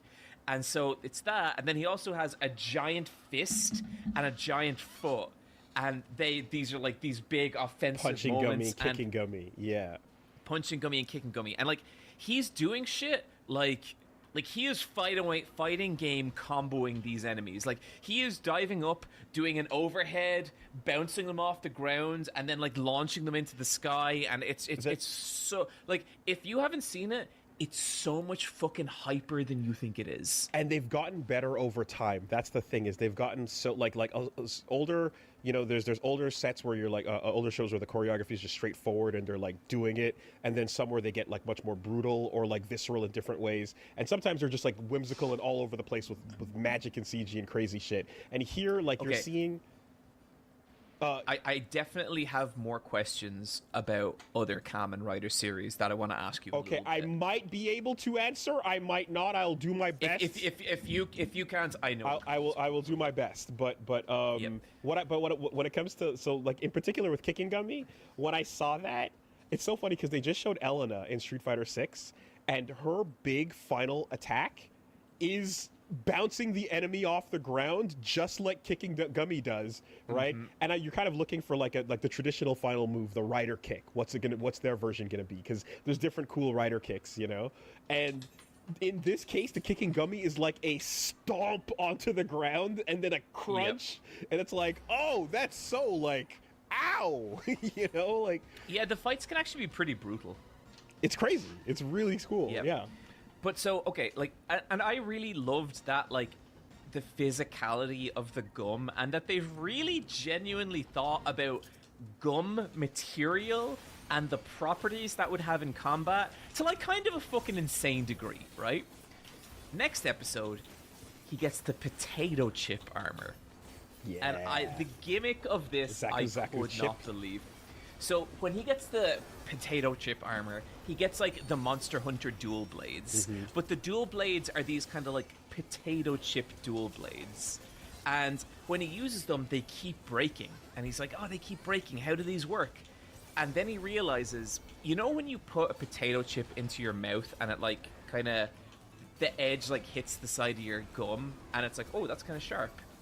He realizes that he has to use the swords in a specific way where it's just the edges and then they're really powerful. Yeah, right. Did you play with your food as a kid? Oh, I mean, of course. I mean, because I feel like that idea comes through in so many places. There's one in particular where it really hit me. And I don't know if you felt this at all, but the chocolate gun. Chocolate gun's rad. So when the chocolate gun comes out, it's a bar of chocolate, and like as a kid, I bit to create a little thing where I'm holding the block like a gun. And, right, I broke the pieces off to create a little shape, and I remember doing that, right? And like what you do with like a Hershey or a caramel kind of thing. And sure enough, that's what the shape of the chocolate gun looks like. I'm like, of course. I'm so glad that's a universal that they get playing with your food in that way, you know? Yeah. But like it keeps going. Like one of the ones that I just fucking loved so much was the marshmallow. Yeah, Fuamalo. Yeah. Fuamalo is like especially silly in a very, very silly show.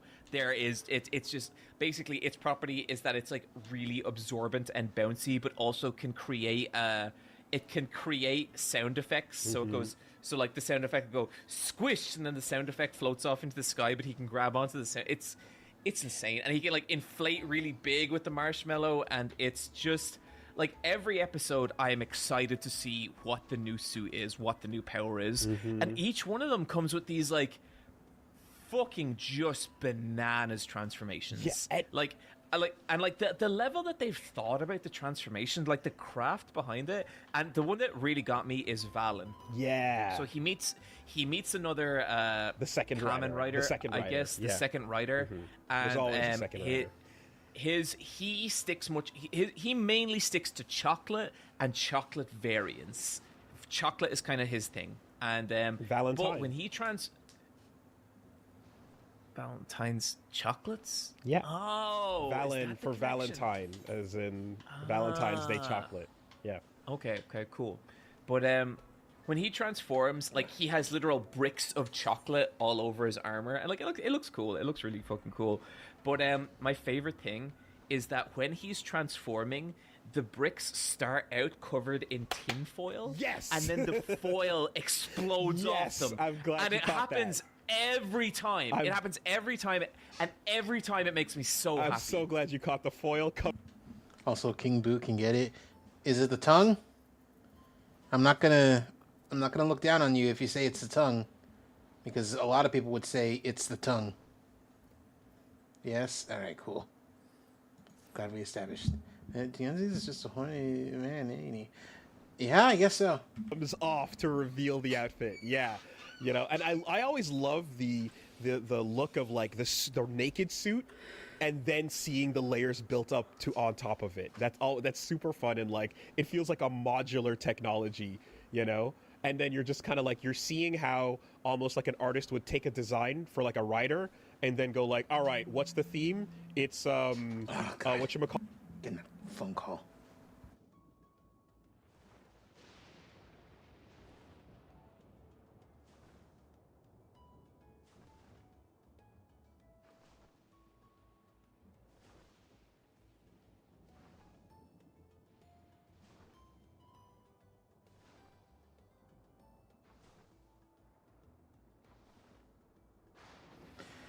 If you'll give me a moment, gotta do a thing real quick.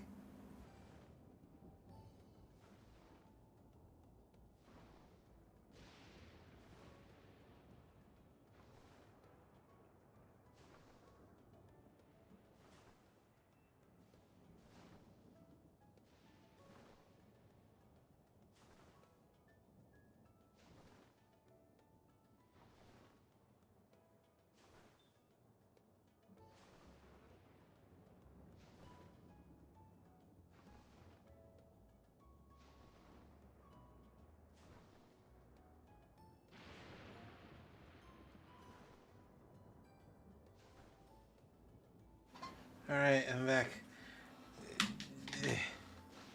Very cool when a family member calls in, is like, hey, can you do a thing real quick for me?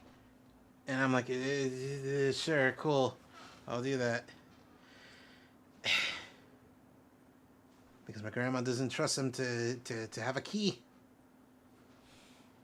Call it those funnel cake, you know? Let's slice it up in a way and implement a design so that it works on top of this rider suit. Super fun with that. Did you notice too, like, so while you're describing like the big marshmallow outfit and stuff like that, it's like, who are you fighting? And like you're fighting monsters, right? And kind of like Monster of the Week stuff is going on, but also there's just these enemies that are just decked out in like Machine 56 style techwear. It's me and you from Mike. It's so sick. You're like, oh, it's just people wearing techwear. The stuff that we wore to the Dokapon incident is basically what the bad guys are wearing. Yeah, if you put red straps on those, that's us. It's great. You know what, Wooly? If that's the life we had to live, just kind of faceless goons and Kamen Rider, I'd be okay with it. Do it for Stomach Inc. Which brings us to Stomach Okay. Now, Wooly, I have to imagine that part of your selecting this series particularly is because you knew Stomach Inc. would be my shit.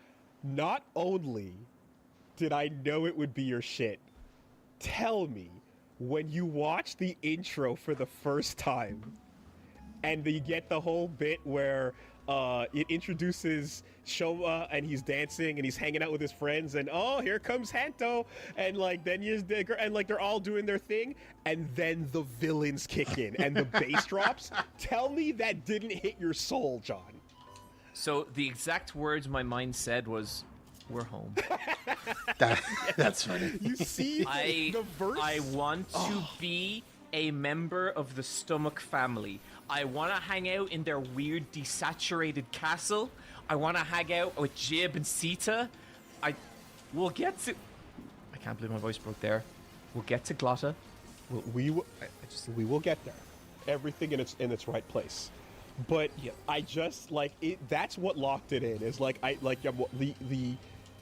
when you see that moment where you get like Lange and the whole family doing the villain walk, you know, I was like, oh, this is having fun. This is having fun. And then, you know, Nielva with the glasses doing the little bit, and they're just, and everyone's in costumes, like they're again thriving with their costume designing. You know? So, like, you see that especially with Jib and Sita. They are these two twins, I think, and they both have, like, so... Because I know you started Prague about a month ago, right? Let me tell you. You know I started Prague about a month ago. Let me tell you, there's a good reason my doc told me to take it at bedtime. It knocks you the fuck out. Cool. I did not know this, actually. I feel like if I were to start taking HRT, prog would probably be the best thing for me. Not hormonally speaking, but because it knocks me the fuck out. Because, Lord have mercy, I have a terrible time getting to bed. Staying asleep is easy. It's cake. I can stay asleep throughout fucking everything. There was an incident back when I lived with my mom and sister, where my mom's dog and her boyfriend's dog discovered a rat had come into the house in the middle of the night and were yelling bloody murder at it, trying to get it to leave, being like, fuck you, get out of here, kill yourself. But in dog barking. And it was in the middle of the night, and my room was the entrance to the backyard, where the rats would have come in and then would have left. So for like minutes, according to my mom, they just spent all this time trying to like get the rat to leave, and I was fucking asleep the whole time. Nothing was ever gonna bother me that night.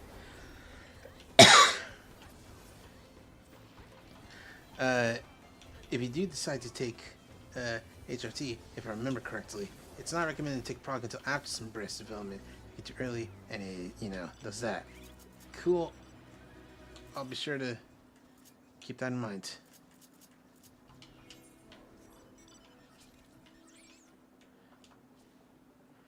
One has like, they both have split parts in their hair, like one side's black and one side's white, and they have like kind of they look so similar. It took me a good 14 episodes to realize Jib is a brother and not a sister. I didn't realize that at all. Oh, word! Yep, that is not two girls. That is a girl and a very gender non-conforming guy. Whoa! I didn't catch that. Oh shit! Yeah. Okay. Now, unless I have that wrong, the wiki lists him as son, and I did get curious about it. I was like, interesting. Okay. Yep. Yeah. But Stomach Inc. is great, man. Stomach Inc. And like, what's so fucking cool is like everything about the world of like the apartment they live in, and like the different outfits Shoma wears. Like, it's all so colorful and pastel and just like bursting with saturation. Then you get to the Granut world, and it's all fucking dark and black, and it's like, oh, this is so sick. Danganronpa like, characters come to life, you know? Yeah, they absolutely are, and like it's just kind of a blast, and like it is formulaic, but like this to me is the equivalent of why Dragon Quest is good. Yeah. Dragon Quest is good not because it ever does like anything crazy original or subversive or deconstructive or anything like that.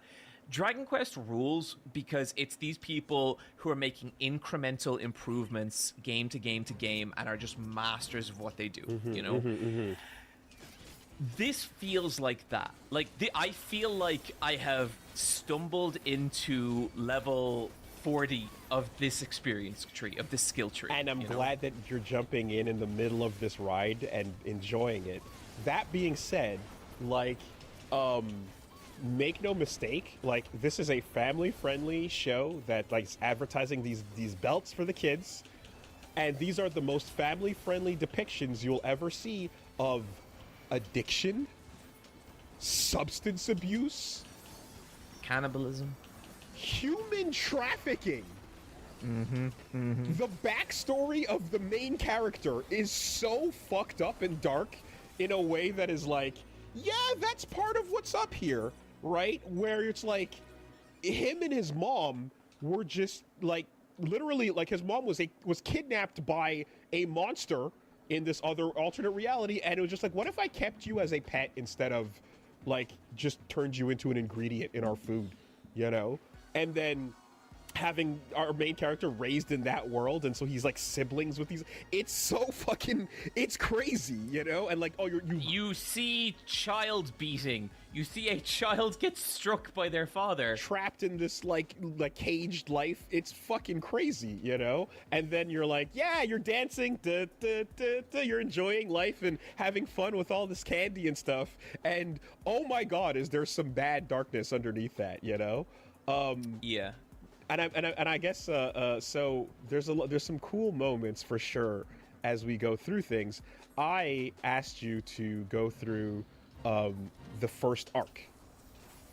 So that is 1 to 16 as the setting things up and kind of introducing the players and moving things along.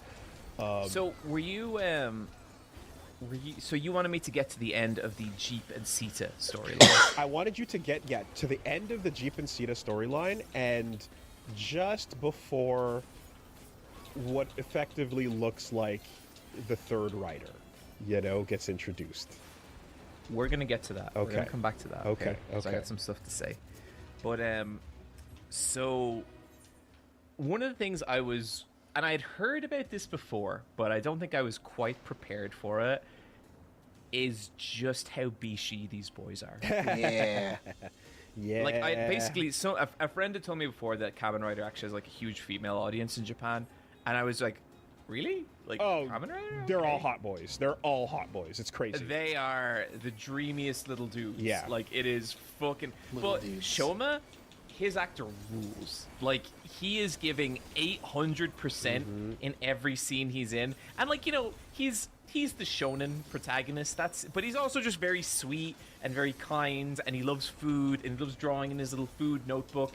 And he's a blast. And then, like, you have, what's his friend's name? Hanty? Hanty. Yeah. And Hanty...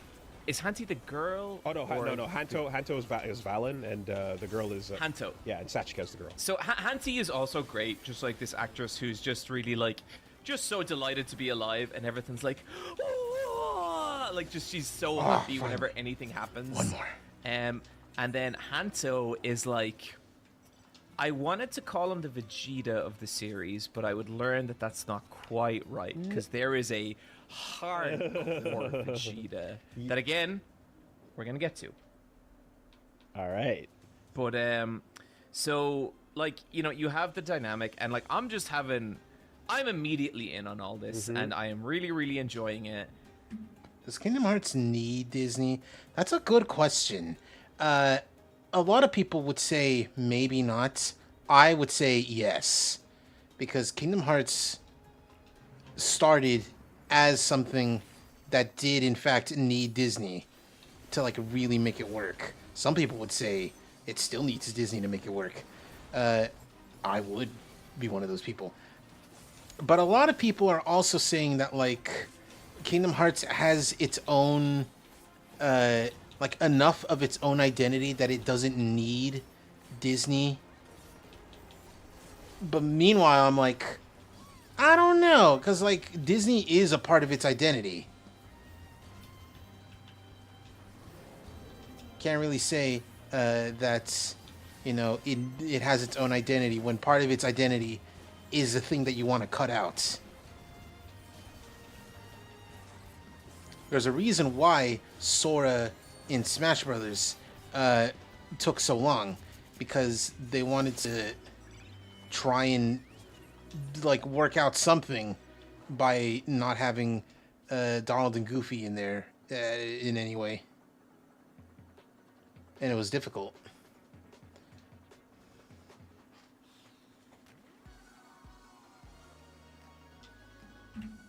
And then I think it's around episode 7 or 8, Glota shows up.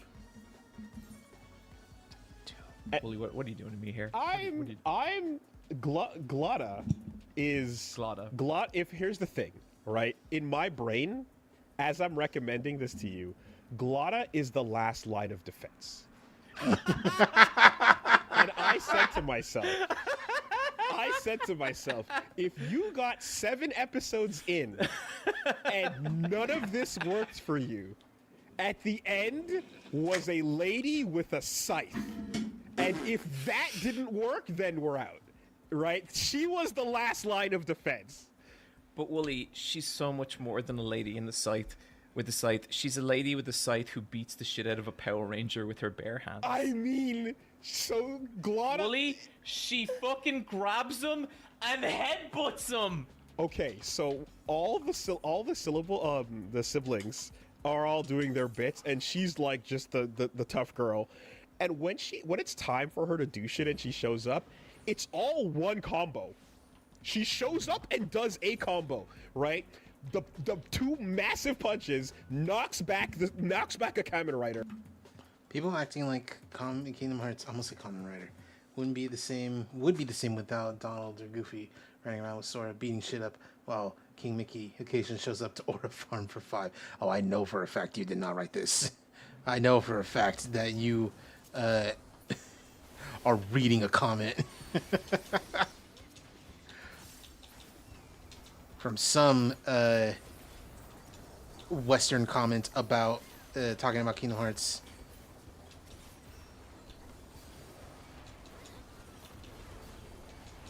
Because you're aware of American slang, but how? You're aware of American slang, but aura farming is not something that like most Japanese people would understand just by the words aura farm. You would need to like need that explained a little bit better.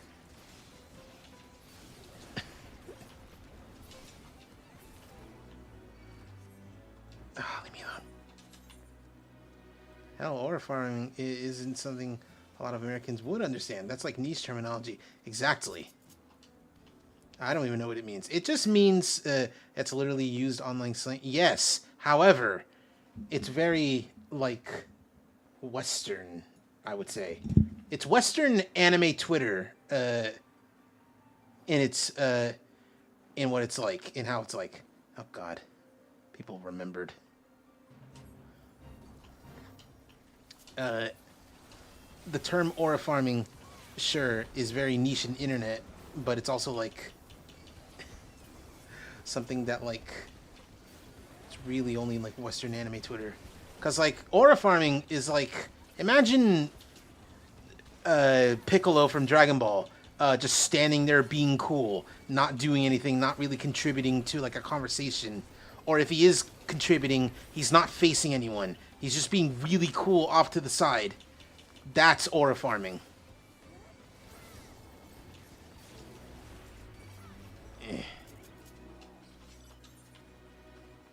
I'm not that stupid, Sippa.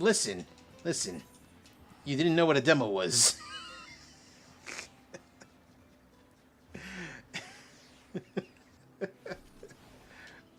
I had to almost yell at you about it.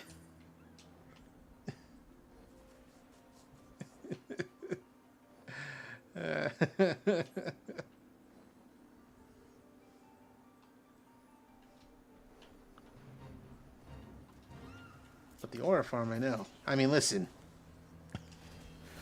You don't use it in conversation, though. That's how I caught that, like, you were reading a comment from someone, like, on American, on Western Kingdom Hearts Twitter.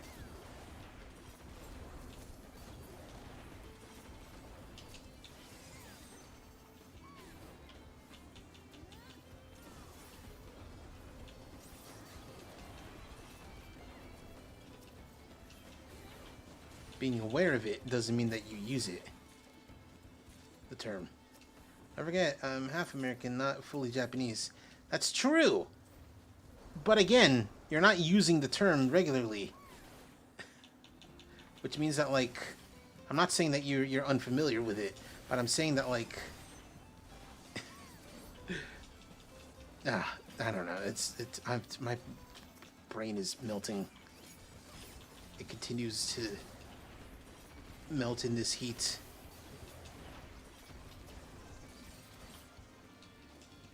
Right? He throws a kick out, she checks it, right? She does the kick check, brain rot? and then the headbutt. And then you have your classic, like, okay, well, you know, I gotta go all out. She throws his biggest punch. The punch gets tanked, right? kick to the wall and scythe, and I'm like, this is, yeah, like this. So she kicks him. She kicks him against the wall. Yeah, and then but like is pushing him against the wall, and then does another big push, and the wall collapses behind him, and I'm just like, that's the luckiest boy in the world. Yes, like the final line of defense worked. There it is, right?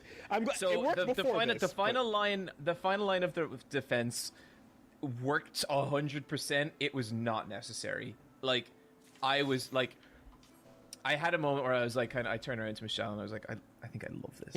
This is so good. But like, okay, so it's Mei vibes from Jujutsu. You know, remember? Yeah, like I kind of get that. Like, oh, I like that energy. I love that. Like, oh, she just can't be stopped. No, she is such. And like, what I love is like, she hasn't really done a whole lot where I'm at. Like, she just kind of shows up and is like, I'm gonna beat the shit out of a Kamen Rider, and she does. But yeah, and like also that actor is like seems crazy good at martial arts. Like, I think that was her. Okay. I could be wrong. Yeah, I mean, I know that like you cast people in these shows often for you want them to also be athletic, right? I mean, you could pick anybody. Why not pick somebody that can act, that's good looking, and also can move? You know, so as opposed to hiring two people and having them switch off and on constantly. You know, so yeah, she's great. She's great. But so then like well, you know, like I love villains. Like, villains are just my shit. It's always what I gravitate towards. And like, you know, from fucking episode 1, I'm like in love with Jeep and Cheetah, the twins. I just think they're awesome. They're so much fun. And basically, as Kamen Rider, as Shoma is like kind of taken down and like just fucking up their operation, you're watching life get worse for them. Like, yeah, because they're trying to keep a lid on this Kamen Rider Gav situation, and they're like, oh, this is kind of, you know, fucking things up for us. And then things get worse and worse and worse, and like they basically, it gets to the point where they're like, okay, we need to step in. And there's a really fucking great episode where it's the first time Kamen Rider kind of really loses, and it's so good, and it's all really, really well done. But it leads to my favorite moment of the show. So I want to run down the rankings of my favorite Kamen Rider Gav suits. Let's go. Number three is Marshmallow. Yep. Okay. Formalo's up there. Good shit. Yep. Number 2 is Christmas log cake. It's like called Noel to something. Bushel. It's when he gets the axe. Bushel. Yeah. Yeah. Number fucking 1 with a bullet. Caking. Amazing! So, the only thing I can kind of compare this to is like this was like the Silver Ranger transformation, right? This is like, okay, so Jeep and Cheetah beat the shit out of Kamen Rider, and like he needs a power up. He's not strong enough to beat them. And he eats the cake that he made for his best friend. Cake with friends. With friendship. Cake with friendship. Yes.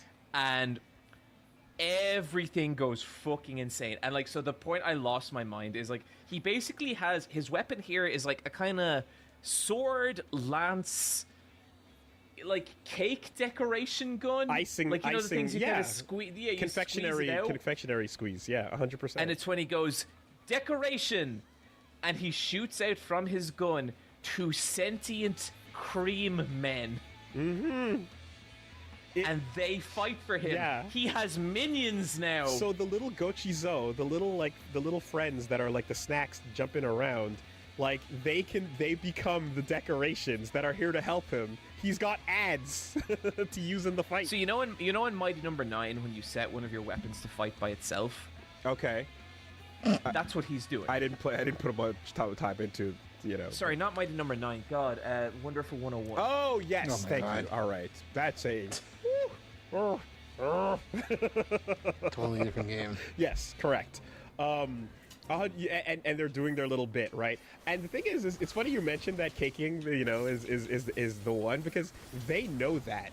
and you can tell because the henshin, okay, a cool, elaborate henshin is also a big part of what Kamen Rider is fucking about, right? And when you see him doing the ones where it's like, okay, the first couple where you get hand over the face, you get the eyes glowing, and then all the juicy treats are like spinning around as the bag comes down, you know, or it's like you get cool stuff like that, and then as the transformation completes, he falls forward, you know? There's like a kind of like, or Valen has, you know, using the gun and he shoots it, and then like all the chocolate surrounds him and rises, right? When caking debuts, you see the whole transformation complete, and then the last bit is the cape in the air going whoosh behind him. Oh, and dude, like, when I saw the cape, I was like, we are in for some fucking shit now. You know, they knew just how to play it right with that. And I mean, and while we're just on the transformation bits, I mean, like, some of them, they're so fun, and you want to come up with cool ones, and like, you could just, this is the type of shit you could just roll in your head all day what your henshin, I think, would look like, you know, because they've been doing it for years, for decades, you know, and there's times where you see something, and I go, oh, wouldn't it be cool if, and then they fucking do it, right? One in particular, and it's a bit later on, but it's not much of a spoiler, but it's just a transformation moment where Valen shoots the gun at an enemy and like hits the wall next to them, and the enemy like moves back, and then Valen walks up and punches the wall, and then the chocolate off the wall moves into him, and he henshins sideways. It's so sick. That's so sick.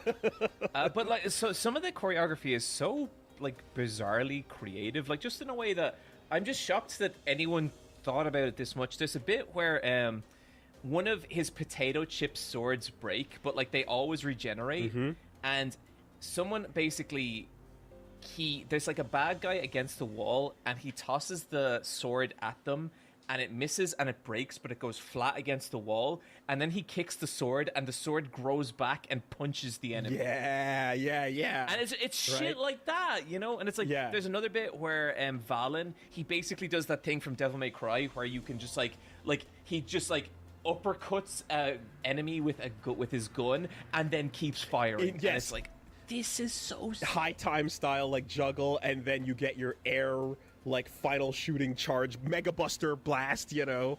The juicy the sword that comes out of the belt as well, like that becomes at some points in the fight that's used as a thing where it's like it shoots out, you know. They really have fun with the choreography, and I mean, again, like when you see the Glotta checking kicks low, I'm like, you don't do that unless you have planned out a lot of fights and are putting detail into it. Oh no, and like I've watched a lot of kung fu movies, and like there's nothing. I think like an uncreative fight scene is such a struggle to watch sometimes. I never felt like that with this show. I felt like it's not even like the big crazy like, oh, fist gummy or all that shit. It's not even like, well, that is all super creative, but the core, I punch, you block, I kick, I go low, I go high, you block, like that shit is great. Like that shit is so good. There's my favorite one comes a little bit later, you know, into the series, and like there's some great stuff, you know. But like that's kind of what it feels like. It feels like a series that everyone involved is trying so fucking hard. Like everyone, from the guys doing the CG for the transformations to the actors to like just all like everything, you know.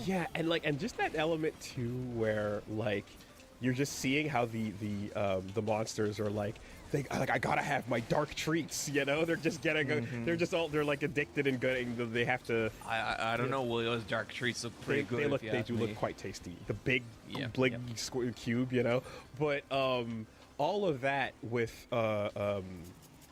oh no, well, just like the kind of like the whole bit where it's like, okay, well, we're gonna keep upping the price, and you know, like just street rules, dealer, you know, like you how much you brought me back this time? Okay, you have to collect humans, but you can't just collect any humans. If you just scare them and bring them back to me in like compressed form, that ain't good enough. They have to be experiencing joy, right? So capturing people in a moment of joy is rare and makes the dark treats even better because you feed them as the Soylent Green is people ingredient into the food, and now you have this whole thing where like, oh, creating joy artificially versus the main character creating joy with friends for real and eating. I'm sleepy. Hello, sleepy dad. All right. Nice foods and stuff, and and you kind of have that like beginning bit of like the wandering littlest hobo kind of main character that he's staying at different houses, and like you kind of wonder like, oh, is the series just gonna be him like helping people like from place to place, and like initially for a bit, but then he kind of meets some real friends and starts forming some attachments and hunkering down on them, and it's also funny to see the role that like social media plays in this story, because everything has to be posted about online, and then like people's opinions are like they'll report like a monster sighting is happening downtown right now, let's go, and it's super important that you're scrolling on social to keep up to date with what's happening. Like it's all just like a lot of fun, but Wooly, I do have to say, how fucking dare you stop the cutoff before Kamen Rider Creme Brulee? How fucking dare you, sir? Okay. First of all, that is my third favorite dessert of all time. All right. And second of all, did you position this because you knew I'd keep going, or that you wanted an incentive for me to keep going? So the first arc ends at 16, but you take a look at what's being set up, and if you like what you see, you keep clicking because there's some cool shit, and you see it. It's right there. He showed up. He's wearing a hat. I saw. I watched it. I watched it earlier. I was watching it earlier today, and I saw the next time on, and I was like, "Is that a fucking creme brulee suit?" And then I looked closer, and I was like, "I don't think it's Shoma or Valen wearing that creme brulee suit." And then I was like, "Oh my god." And I kept going. Let's go. Because I had to see what happens. And dude, is that an inflatable pig on tank treads? No, it's an inflatable rhino on tank treads. It's the mounts that you get from doing a bunch of the Fall Guys collab, and you get the Fall Guy points, and then you can get stuff, including the inflatable rhino mount. I should look up what it's called. I've just been calling it the Fall Guys Rhino.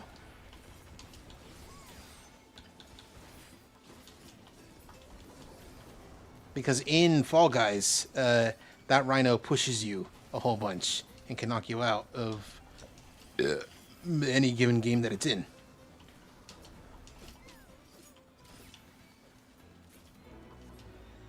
Alright. Cool. Hello, Rathos. Oh, he's there over there. Okay. Alright. That high. Let's take a look real quick. It is called Raius. Summoned for a vibrantly hued mechanical rhinoceros. I can't say no to terrorizing the beans of Blunderville. Yeah. Creme Brulee Kamen Rider is my fucking shit. This show has a Vegeta. He beats the shit out of the main characters, and he's such an asshole doing it. Kamen Rider Vram. Yeah. Vram. Oh my god, it was so fucking cool. That's to be perfectly honest, I've said this and I'll keep saying it. I am respectful and conscientious of your time, and I know that despite what might come my way or whatever, I want to ask you for a reasonable amount. So 16 is a lot of episodes of something, but depending on how you feel, it could feel like no time has passed at all, And my hope is when you see him sliding on his knees and then hopping to a squat, talking shit to the Kamen Rider, and then sitting on top of him and relaxing as he slams his head into the ground, that you are like, I'm clicking next. I'm in. Let's go. And it happened like 3 times. Right? Like I needed to I can't believe I was like, oh my god, the cake suit and the creme brulee suit are gonna fight. So and So the pudding, you know, you see the transformation where it drops in, and then like it scrapes away all the layers to reveal. Yeah, and you like know? it's the most lunatic transformation. Giant spoons literally carve him out of a giant pot of creme brulee. great. And his suit looks absolutely fucking ridiculous, but somehow amazingly badass. Yep. And I don't understand how. And like and talking about the choreography bits, when it's 2v1 there, where the riders are fighting, and you have like there's a moment where Gav is fighting him hand to hand with with the sword, and then Valen is shooting from the back, and like he backs up Ram up, and then Ram runs off the wall and kind of has them like locked in with the sword, and then dodges the shots, has a little like flick moment where the bullets are like deflected, and like he's just handling them both like nothing, you know. And it's a great moment of like power level established, because you always of course you got to sell the new toy, right? So every time, the first time you see something show up, it's gonna do some sick shit, you know. I like, love his attitude and the fact that everything is just a pain. Everything's like, God, fuck this. And he's real like everything. You know, and it's funny as well, because remember last episode, or maybe it was the Intermission Lounge, I can't remember, we talked about the insane lengths that Japan will redeem villains at. It's like, literally, this fucking dude, what he does is he goes into a public area, he stabs everyone with his tentacles to make them feel false joy, and then he eats them and turns them into like dark treats. He does this multiple times. It's cool though. His little brother did drugs. Yeah, well, you know, it's okay. And you know, he's got a bad backstory too. We chilled out on the swing, so don't worry about it. And I will say, like, shades of gray, am I right? Yeah. And he does like when they kind of show you and talk to him and stuff, he does have his moment where he's like, okay, I'm in this, I have my revenge, but also, just so you know, don't forget, I don't give a fuck about humans like you do. You know, like he says it. So they're like, oh, okay, all right, we got you, like, yeah, you know. But yeah, no, the Vram is great, and that's the whole next arc is just like following the new third rider and the Akuma that he threatens the Ryu and Ken with, you know. Yeah, like if it isn't clear, Wooly, like I am in, and I am going to keep going because I need to see where I need more Glada in my life. I need more. I need more Vram. I need it. So what's the last form that you saw, or transformation you saw? I guess I should put it as. It was Valen had become the like chocolate Christmas cake with the axe. Thing. Okay. I don't think we've had another Shoma transformation since caking. So you went past 16. Do you remember around where you got to? 19 was the last one. Okay, cool. Yeah. There's some more fun ones for sure, you know. There's a lot of toys to sell. Because like there's a part of me, and like this is probably not gonna happen. There's a part of me that's like, but how do they beat caking? How do you defeat the caking? Amazing. Caking breaking. So that's like, there comes a moment at the end of that first arc where something fucking tragic happens. You know, our boy Kamen Rider has to take someone out, and he takes them out, and it's a very sad thing in the story, and you just hear caking amazing.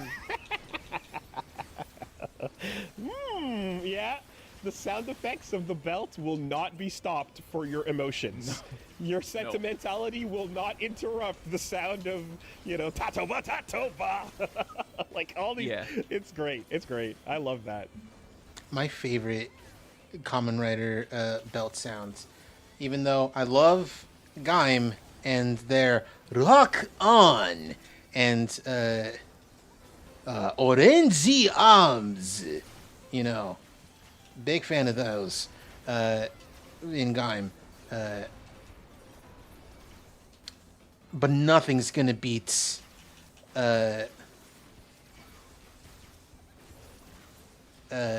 Wizard with Driver On. Shabadooby touch the henshin. Shabadooby touch the henshin. Shabadooby touch the henshin. and then you do the thing, Furame, Puris, he.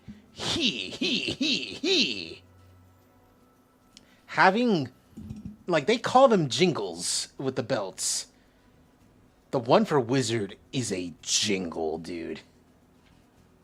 Also, the idea that, like, Kamen Rider Wizard, one who's a show who's a season whose gimmick is magic and magicians and wizards and other things like that, and how the henshin thing is saying the word please, the magic word.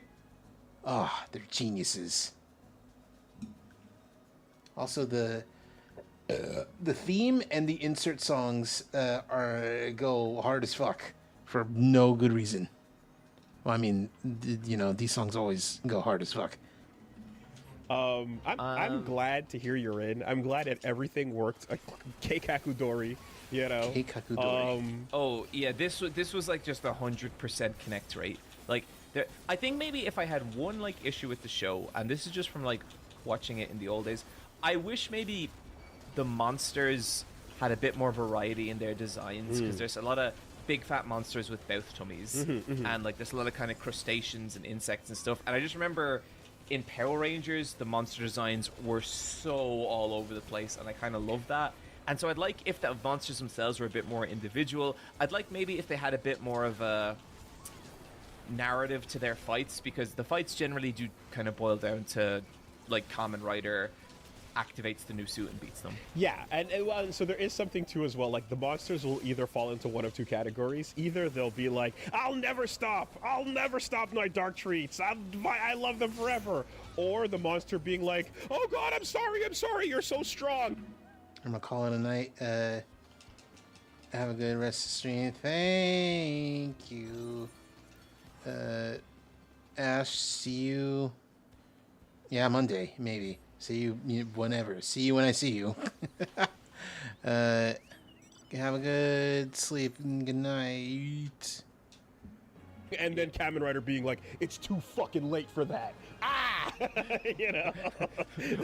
Literally, right? But yeah. but I will say that, like, on counterbalance, the monsters that are the main characters, including Lage 9 and the monster forms of the stomach ink, are all super incredible designs, right? Okay. And also I would say whatchamacallit, Shoma's dad, and some of the, like, there's some really cool, like, monster in a business suit looking characters that I'm like, fuck me, that goes hard, Cool. So, okay, this is ongoing right now, right? Yes, you had some questions. How long does the average Kamen Rider go for? So the shows that I've seen will go up to like about 50 episodes in some cases. Let me just make sure that I'm correct on that. Let's see. I want to because right now we are at they're in the middle of the 30s or so, but I remember the shows I've watched going around up to 49, 50 episodes. So it's close to wrapping up, I would probably say. Is it always dudes who become Kamen Rider, or like they're girl Kamen Riders ever?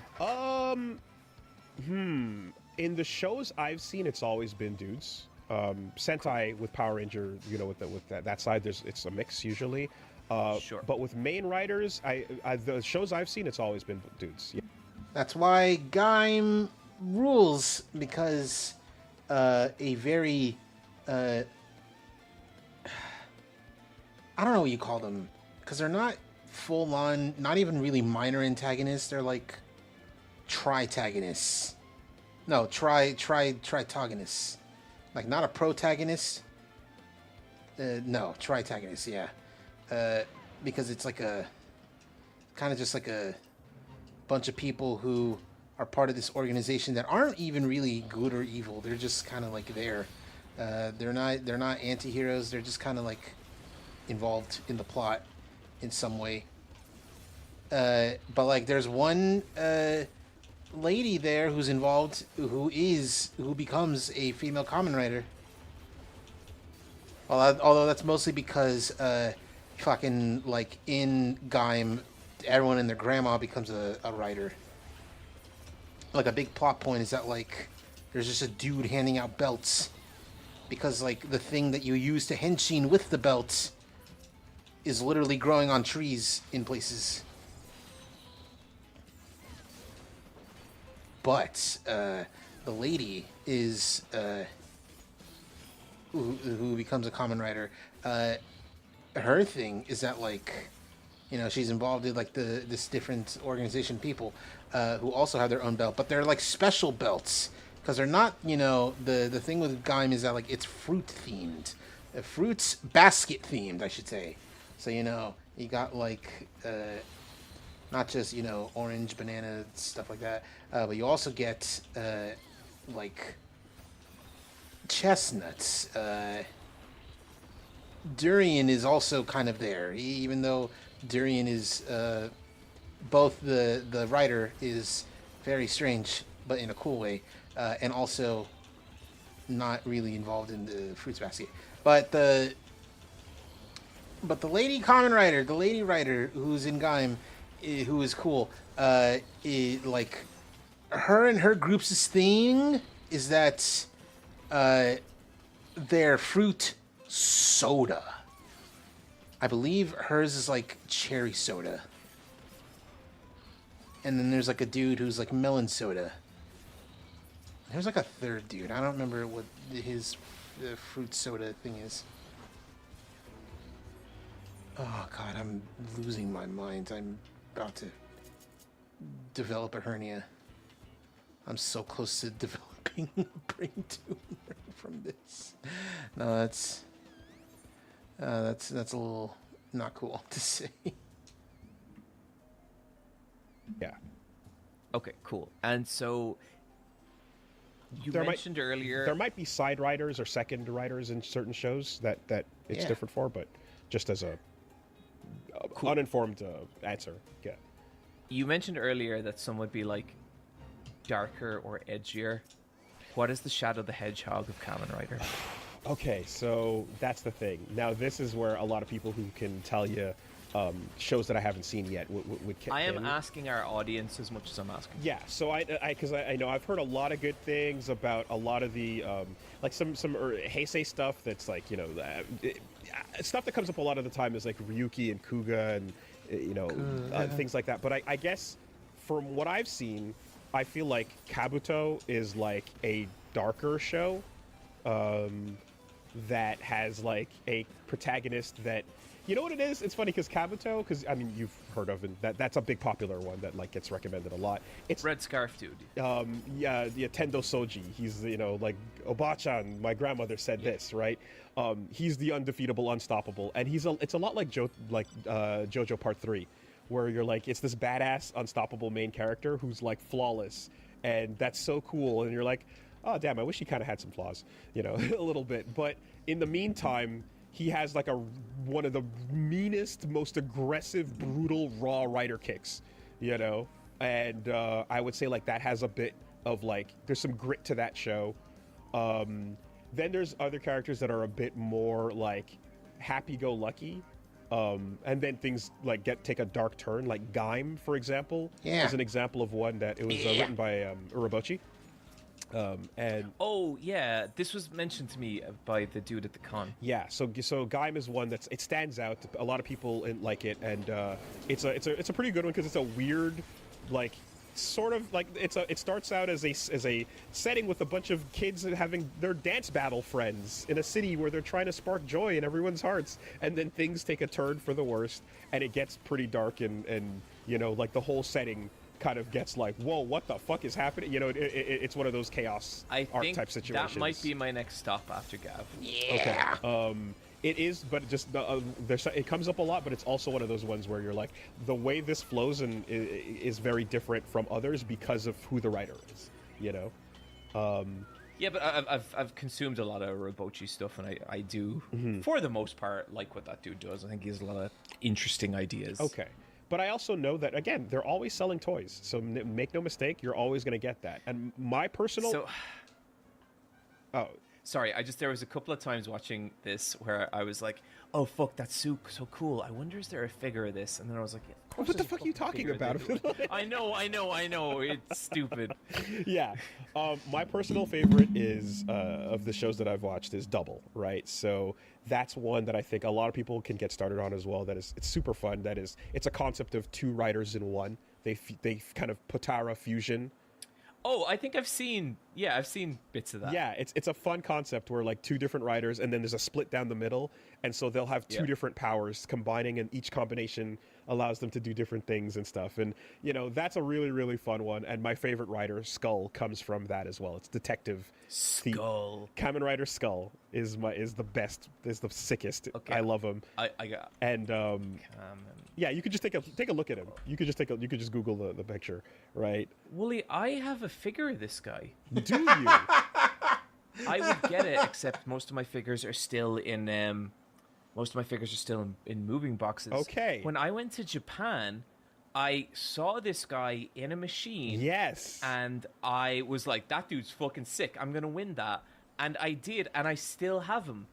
That's nuts. He's right there in the glass behind me. He's right there. Like, he rules. And so look, this was always meant to be. Yeah. That was meant to be. But all this to say that people will have, like, there's lots of different starting points and all these things. There's no places to go. But at the very least, I wanted Gav to be like, yo, get into what's currently happening. They're doing great and everyone's having fun, and it shows you the whimsy, and it's like Kirby Superstar, right? You start with Kirby Superstar and you see all the facets of Kirby, and then if you're like, I want something a little more lighthearted, I want the another character that's like kind of whimsical and having fun while going through his story. You got O's, where you got this kind of ska music, happy-go-lucky protagonist, or you jump all over the place to get these different things. If you want a noir story, detectives, you go with Double. You can, and I think maybe got what I want to music, watch, I think maybe what I want to watch is a 2-hour brief look into all the different Kamen Riders and pick out what speaks to me. But for the moment, I just want to watch Gav. There you go. I loved it. And this is all to say as well, like the original, if you can appreciate like the legacy and the special effects and the history of it, going back to the old shows, is always a possibility. You can go to the Showa era, you can watch the originals. Do you know Segata Sanshiro? The Segata Sanshiro, that okay. I am so intimately familiar with Segata Sanshiro. Okay, so then you're intimately familiar with the fact that is the first Kamen Rider. Fuck off. That is so cool. Yes, that is Takeshi Hongo. That is the guy that started it, right? But Willie, you don't wade around in the Dreamcast era as much as I have without experiencing Segata Sanshiro. So that's why he is that guy. Segata Sanshiro. Love Segata Sanshiro. If I could pick one fictional character out of all the fictional characters that I love that are men to be my dad, it would be Segata Sanshiro.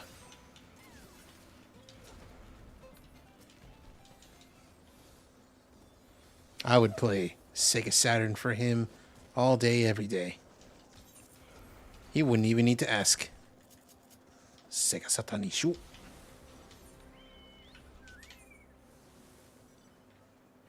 Okay. He is Sega Sanshiro because he's Kamen Rider first, right? And was that the kind of Jotaro one you mentioned earlier? Oh no, the Jotaro one is Kabuto. That's okay, cool. That's from the Heisei era, a bit later. Shin Kamen Rider I talked about on one of the episodes where we covered the best of the year. That's the movie. Hideaki Anno movie, exactly. So that is Hideaki Anno redoing the first Kamen Rider, right?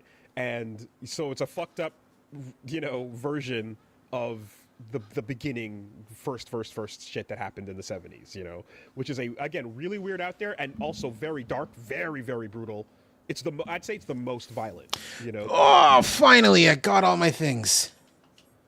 Oh, finally. Hello, Genzo. Welcome back. Oh, holy hell, finally. I don't remember how to get there. Oh, okay, cool. Oh my god, we've been doing this for so long, I can finally maybe close this. Because we don't need to do this anymore. We can just go. We can go now.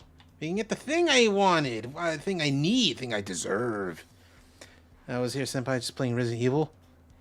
Which one? No, I'm asking mostly out of curiosity because, you know, Resident Evil's good. But, like, which one, though?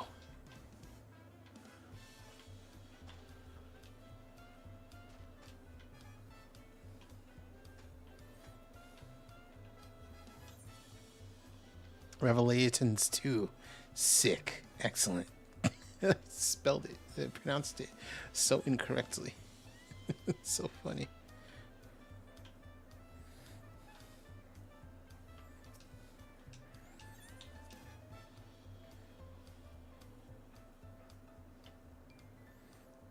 Geralt, take my shit.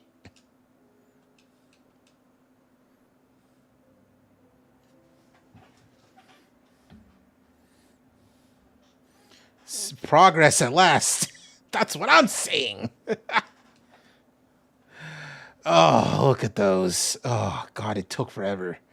All 18 of these fruit gummies imbuing me tools. All right, me tools have been imbued. No. It's going to do a thing. Ah! Whoa. But my JP friend want to play Resident Evil 6. He doesn't want to be the child in the game because he sucks at controlling the character.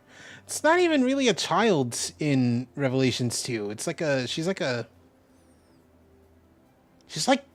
teenager. Oh, I think maybe 20 even.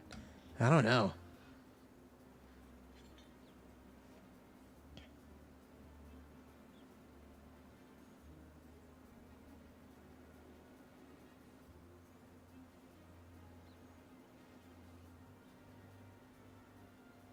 A little girl? Okay, I have no clue. Who you're talking about then?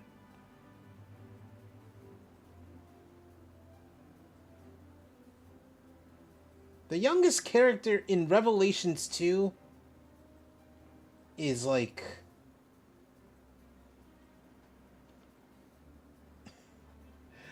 Okay, I actually don't know. Natalia, okay.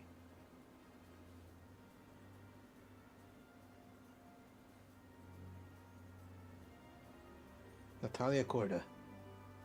Oh, that child. Okay. Born in 2001. She's still older than you. Okay, whatever. I don't know nothing about Revelations 2.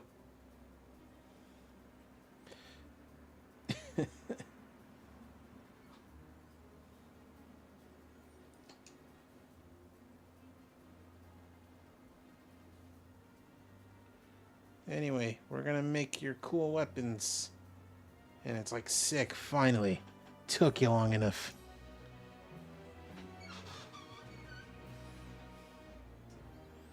Demi-Atma attained. I can now make the phantom weapons. Ugh, my god.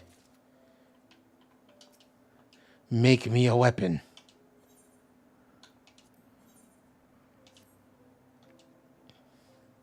My friend loves playing Dead by Daylight on Switch a lot. Cool.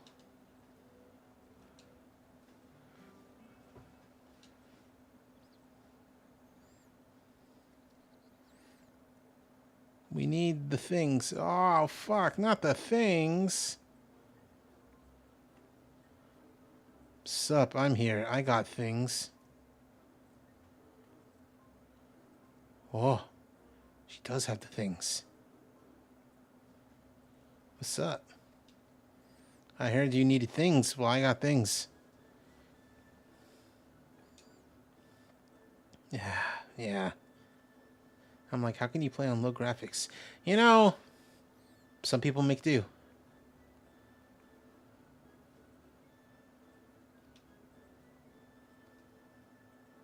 Oh, little man. What's his name? The Dokuli. The Dokuli. Anyway, we'll be talking with him, I guess.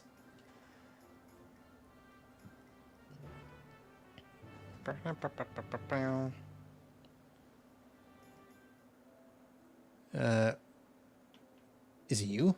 Oh, yeah, you. Alright. Just like last time, we need 3 Arcanites. Not Arcanines. Also, Splat Tim turned 10 years old. Finally. The average age of the average Splatoon player. I'm joking. I'm making jokes.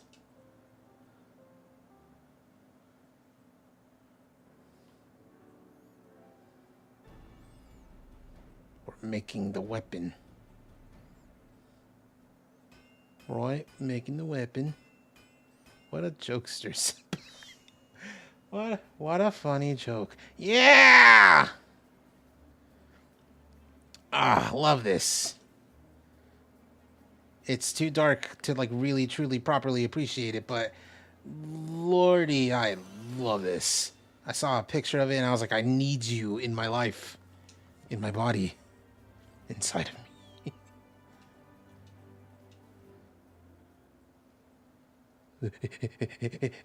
Hey, what's up? You're making weapons? That's cool. I'm the little dude. My name's Archive. Wah!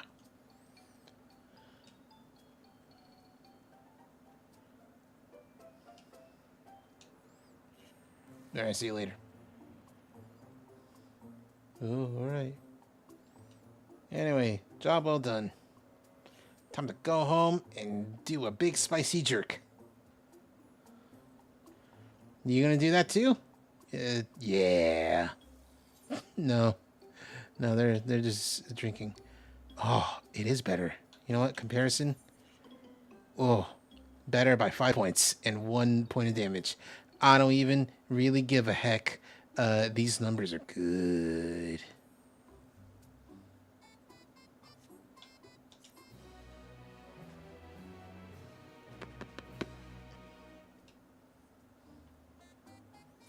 Wait, hold on. What did it say? Phantom weapons. Okay. Just gotta get more Arcanite. Cool. Put that shit on! And show that shit now. Oh. Oh. Look at that. Oh, it does light up a little bit. Question, Senpai, would you prefer Twilight Princess or Breath of the Wild Zelda or Breath of the Wild Zelda?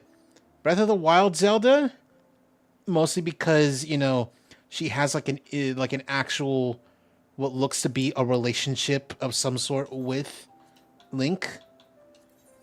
That being said, a shulk weapon noise. I had a shulk weapon earlier. You just weren't seeing it earlier. Hold on. There you are. Like, look at this. It even has a hole in the middle. It's the Monado, this one. But it's also, oh! I wasn't showing it off. And also, when you see me hitting things, it looks like that, which is also very Monado. But it also goes purple, which is cool. Anyway. The weapons are cool in this game. But I like this one better because it's better and shinier. But also, I don't know. It's something about the design specifically it's very sexy. Oh! Oh! Hold on. Hold on. No.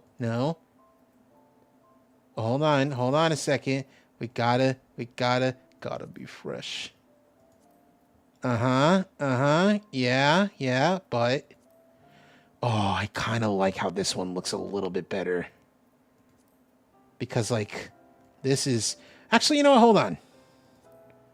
It's only slightly brighter if it's this. But this, oh, it's so vibrant, so, oh, it's tasty, it's delicious.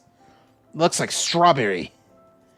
Oh, yummers, yum yum yum yum yum. Honestly though, this that's a bit.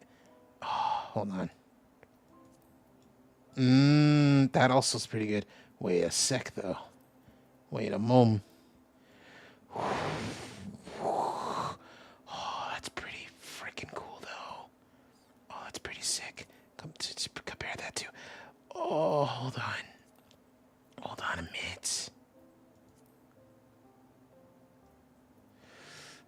And then, oh, and then, oh, and then, oh, and then, oh, oh. That's pretty. No. Oh, shit, wait, hold on. Oh, I messed up. Okay, it's this one. I've been making all these noises. Oh. And then, oh. And then, oh. And, oh. And, oh. And then, oh. And then, oh. Now we gotta do this.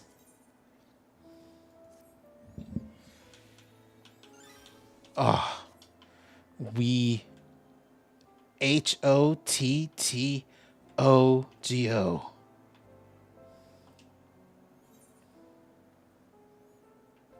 All right. Let me hold on.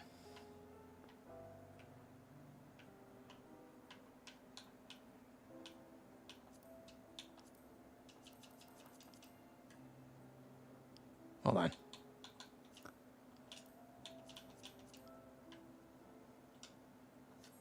Hold on. I need to be as default as possible.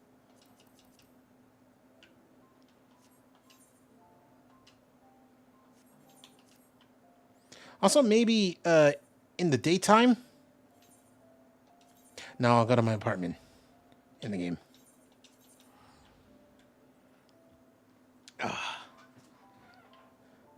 It's taken several hours, but we finally got it. Oh, it's night in the apartment, too. Oh, it's like... It's almost 9 p.m. Boom, boom.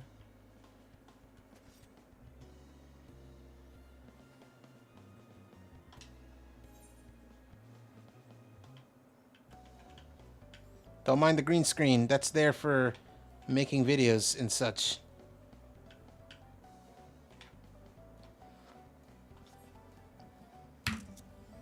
Beautiful. Time to post this in places.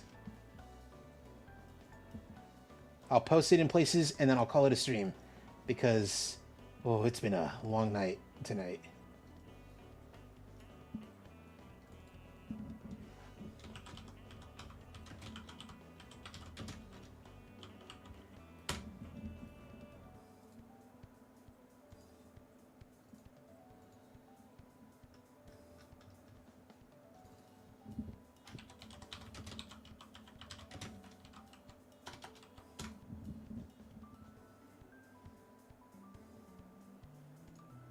Cool. All right. Sneakers look fire. Hell yeah, they do. I made sure to dye them in the correct spot because it's black and white, but I wanted it to be black and red. Also, you gotta pay money for those sneakers. Not specifically just for the sneakers, but because they come with the top that I'm wearing right now, not the shorts. The shorts are from something else. All right. Real? Yes, real cash money. There's a lot of, you know what? Let's look at what I'm wearing. So the sunglasses, you pay with real cash money for like a summer island, not summer island, but summer event, like collection of things, outfit. The glove also comes with the top and the shirt and the top and the shoes. The necklace, not the chocobo one, but the little blue crystal thingy, comes from a thing they give you in the game. And the shorts come from a thing they also give you in the game. Oh, hell nah. Genzo, this is a MMORPG. They, like... You pay, like, $13 USD every month, and you play as much of the game as you want. Hell, the game's free for, like, a good chunk of the main storyline. Like, you can just... Oh, hello. Hello. It's funny that you show up now, because I was actually going to call it a stream, because Guilty Gear was finished an hour and 20 minutes... Not an hour, 40 minutes. I took, like, a 20-minute break. But then you finished it in an hour? Because it's a game from 1999 with an arcade mode, versus mode, and training mode. It's got nothing in it. But it did take a while to finish, because the game is hard, and also it soft locked me, so I didn't even get to see the ending in the game.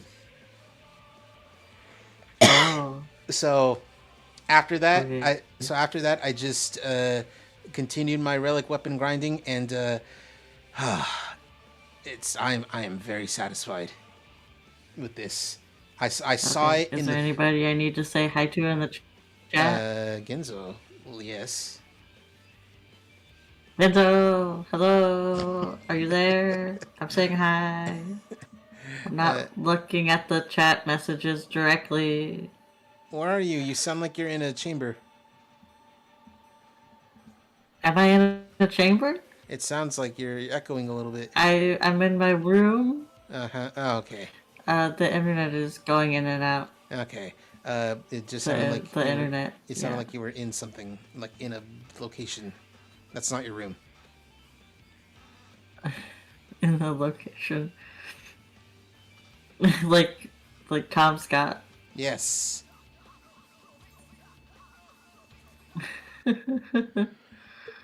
Genzo says, "Oh, I am here, honey son." Hello. Okay. Well then. Well, I don't know if my internet is gonna be okay, but I'm gonna say, catch you on the flip side, Cheese. Call me in a couple of minutes. Okay. Okay. All right. Later, Genzo. All right, and with that tumultuous stream, a lot of stuff happening on that stream. Let us call it a night, everybody, because we've been doing things. Next week's gonna be weird and busy, because new Deltarune comes out.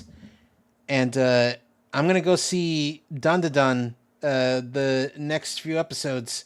So that's going to be fun. I will talk about those when I see them. Okay, time to get the freak out of here. I am tired. I yelled quite a bit. All right, anyway, see you later, everyone. Take care. Bye-bye.